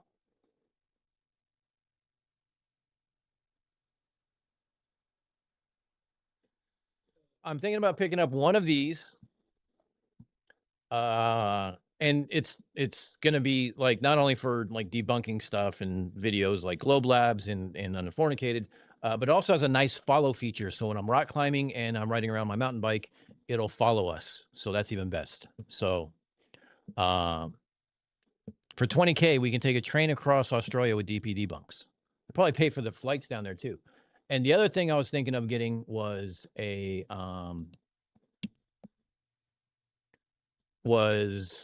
this, because the Neo is pretty small. It fits in a vacuum chamber. It also fits in a very cool thing I want to show for the Globe Labs.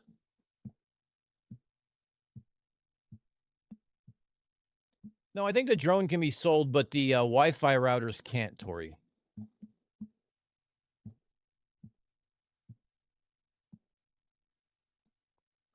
World Cup final, Cabo, the Cape Verdean Islands versus Algeria. Yeah. Oh, I'd pay for that. Two defensive teams going to a 0-0 draw and then having to do a shootout. That would be hilarious.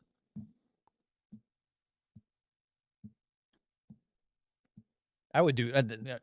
I'd go to that game and watch it.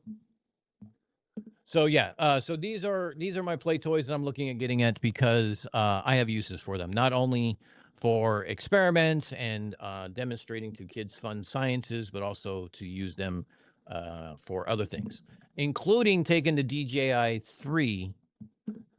I don't know if Toon's still here, but instead of renting a boat, which could probably cost me still $1,200 for the day, I can do the same thing with a drone.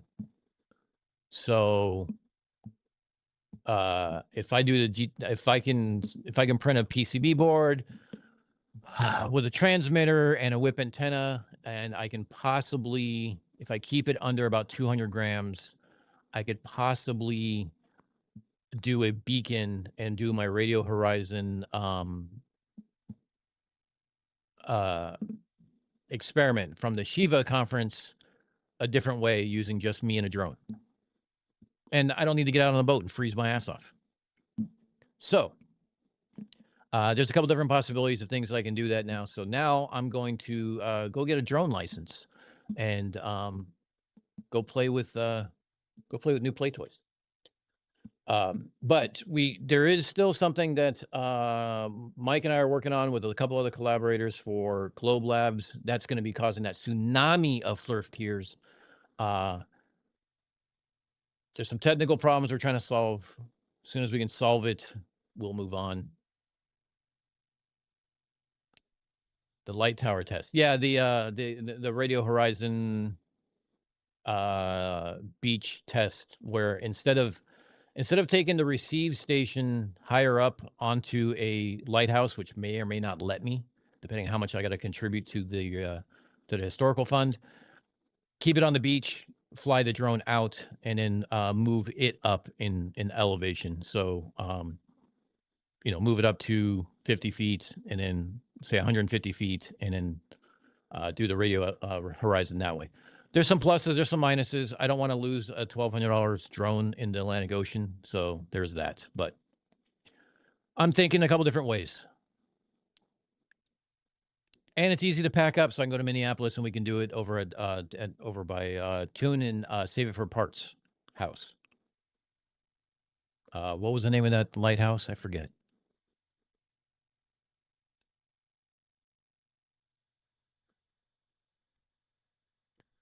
But like Michaela has drones, Calder has drones, Tori has drones. I seem to be the only guy without a drone, so I want to go get one. Well, Split Rock, yes, that was it. I going to get the license just to preclude any possible problems I may have, and maybe that'll let me use it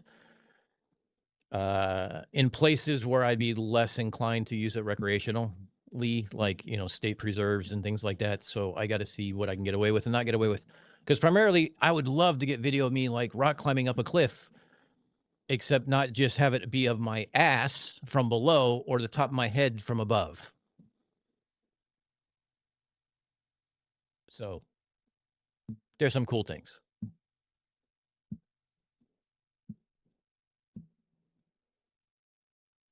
I'm thinking I could put it to good use. I can find nifty ways to find some cool things about it. So we'll see. I don't know what else. I think that's it.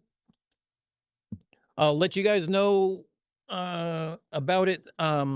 Again, Lowell Folk Festival with the Drunk to Bunk show and myself.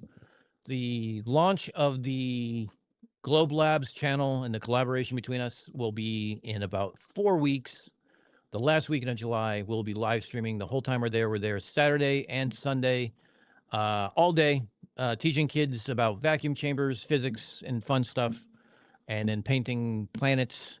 And hopefully we get a couple conspirators that want to come sit down and have a talk on screen, on cam. I think that would be fun.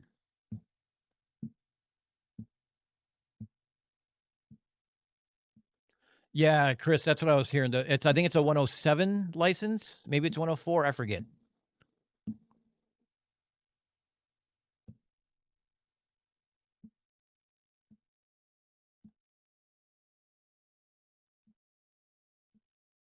Oh, do you have the goggles for those too, by the way? People who do racing drones amaze me, by the way. I can barely handle this shit without wrecking it, hopefully.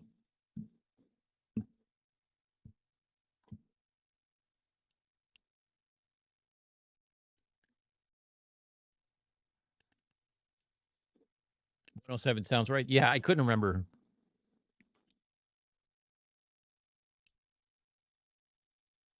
But yeah, it's just a bit better safe than sorry kind of mentality.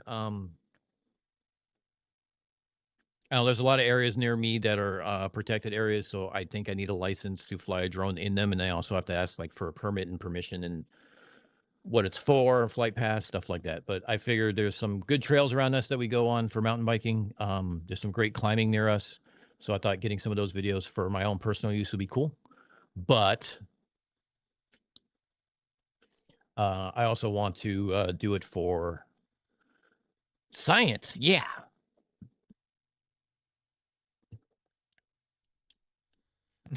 I'm not good, but I know there's Australian champion. Well, hey, sometimes it's who you know. I'm not gonna lie. Yeah, Tune, if you're still here, I'll reach out to you tomorrow. I sent an email out today to some people. I'll let you know what the answer is. And then Sour Pounder, I owe you an email. Greg, I think we're good on emails. Anybody else I owe an email to? Oh, you live under the flight path of the base. Yeah, and that's the other thing. We have I have the airport near here, the base near here, West Point near here. All those are no fly zones. So I just figured get the 107, make life easy. I'm sure it's like a driving permit. Can you handle your drone without screwing it up? Learn all the FAA BS and go from there.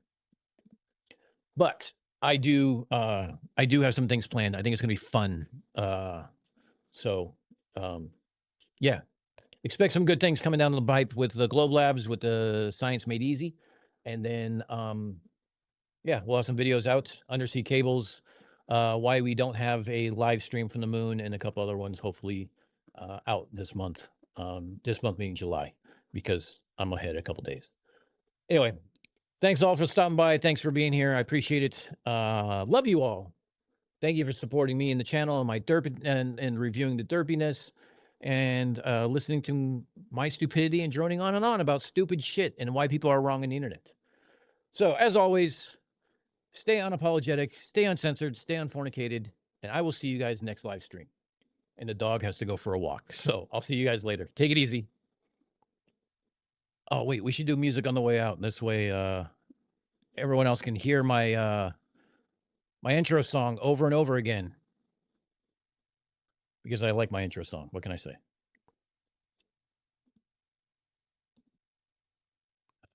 No, that wasn't it.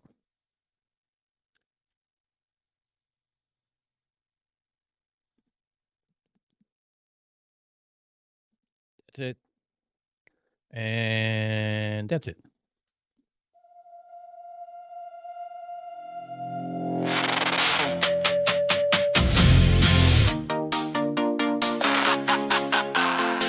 All right, guys. See you guys later. Flurf control to Major Dumb. Come in from your room. We've checked the feeds, we've checked the memes. This launch is a cartoon. Flurf control to Major Dumb. Your rocket's just a balloon. They filmed you in a warehouse. There's no rocket ship. There's no big plume. 10, 9, 8, 7, 6, 5, 4, 3, 2, 1. This is Major Dumb to Flurf control. I'm strapped in, feel the shake. The tower falls away from me. You can't deep-fake this quake. Major Dumb to Flurf control. I'm way above your room, rising through the blue so fast it turns to velvet soon. You say it's all projection, but the windows say you're wrong. I'm floating past your story, and it's been wrong all along.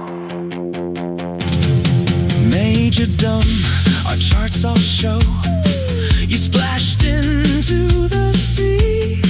They dropped a capsule from a plane. You're still on Odyssey. Flurf control. I hate to break it, your script is out of date. The engine's burned, the booster's turned. I watch the coastline fade. You talk about a snow globe sky, a ceiling painted cold, but I just watched horizons curve in every shade of gold. Oh, Major Dumb to Flurf control. The world's a swirling sphere. Clouds wrap round in lazy bands from pole to stratosphere. You say it's just a clever CGI veneer, but your world's become an island, and it's really, really small from here. You said there is a crystal shell, a cover hard and bright. I'm flying where your ceiling sits, yet nothing blocks the light. No glass, no grid, no glowing dome, just darkness deep and clear. Your dome was in your browser tabs, not hanging over here. Flurf control to Major Dumb. Our live chat says the pictures are all lies. Agencies just sell us tales. They're demons in disguise. Major Dumb to Flurf control. Your fears are getting loud, but I'm looking at an ocean that wraps behind a cloud. If stories had you cornered, I'm not here to shout you down, just asking you to tilt your head and spin that view around. Major Dumb to Flurf control. I'm circling slow.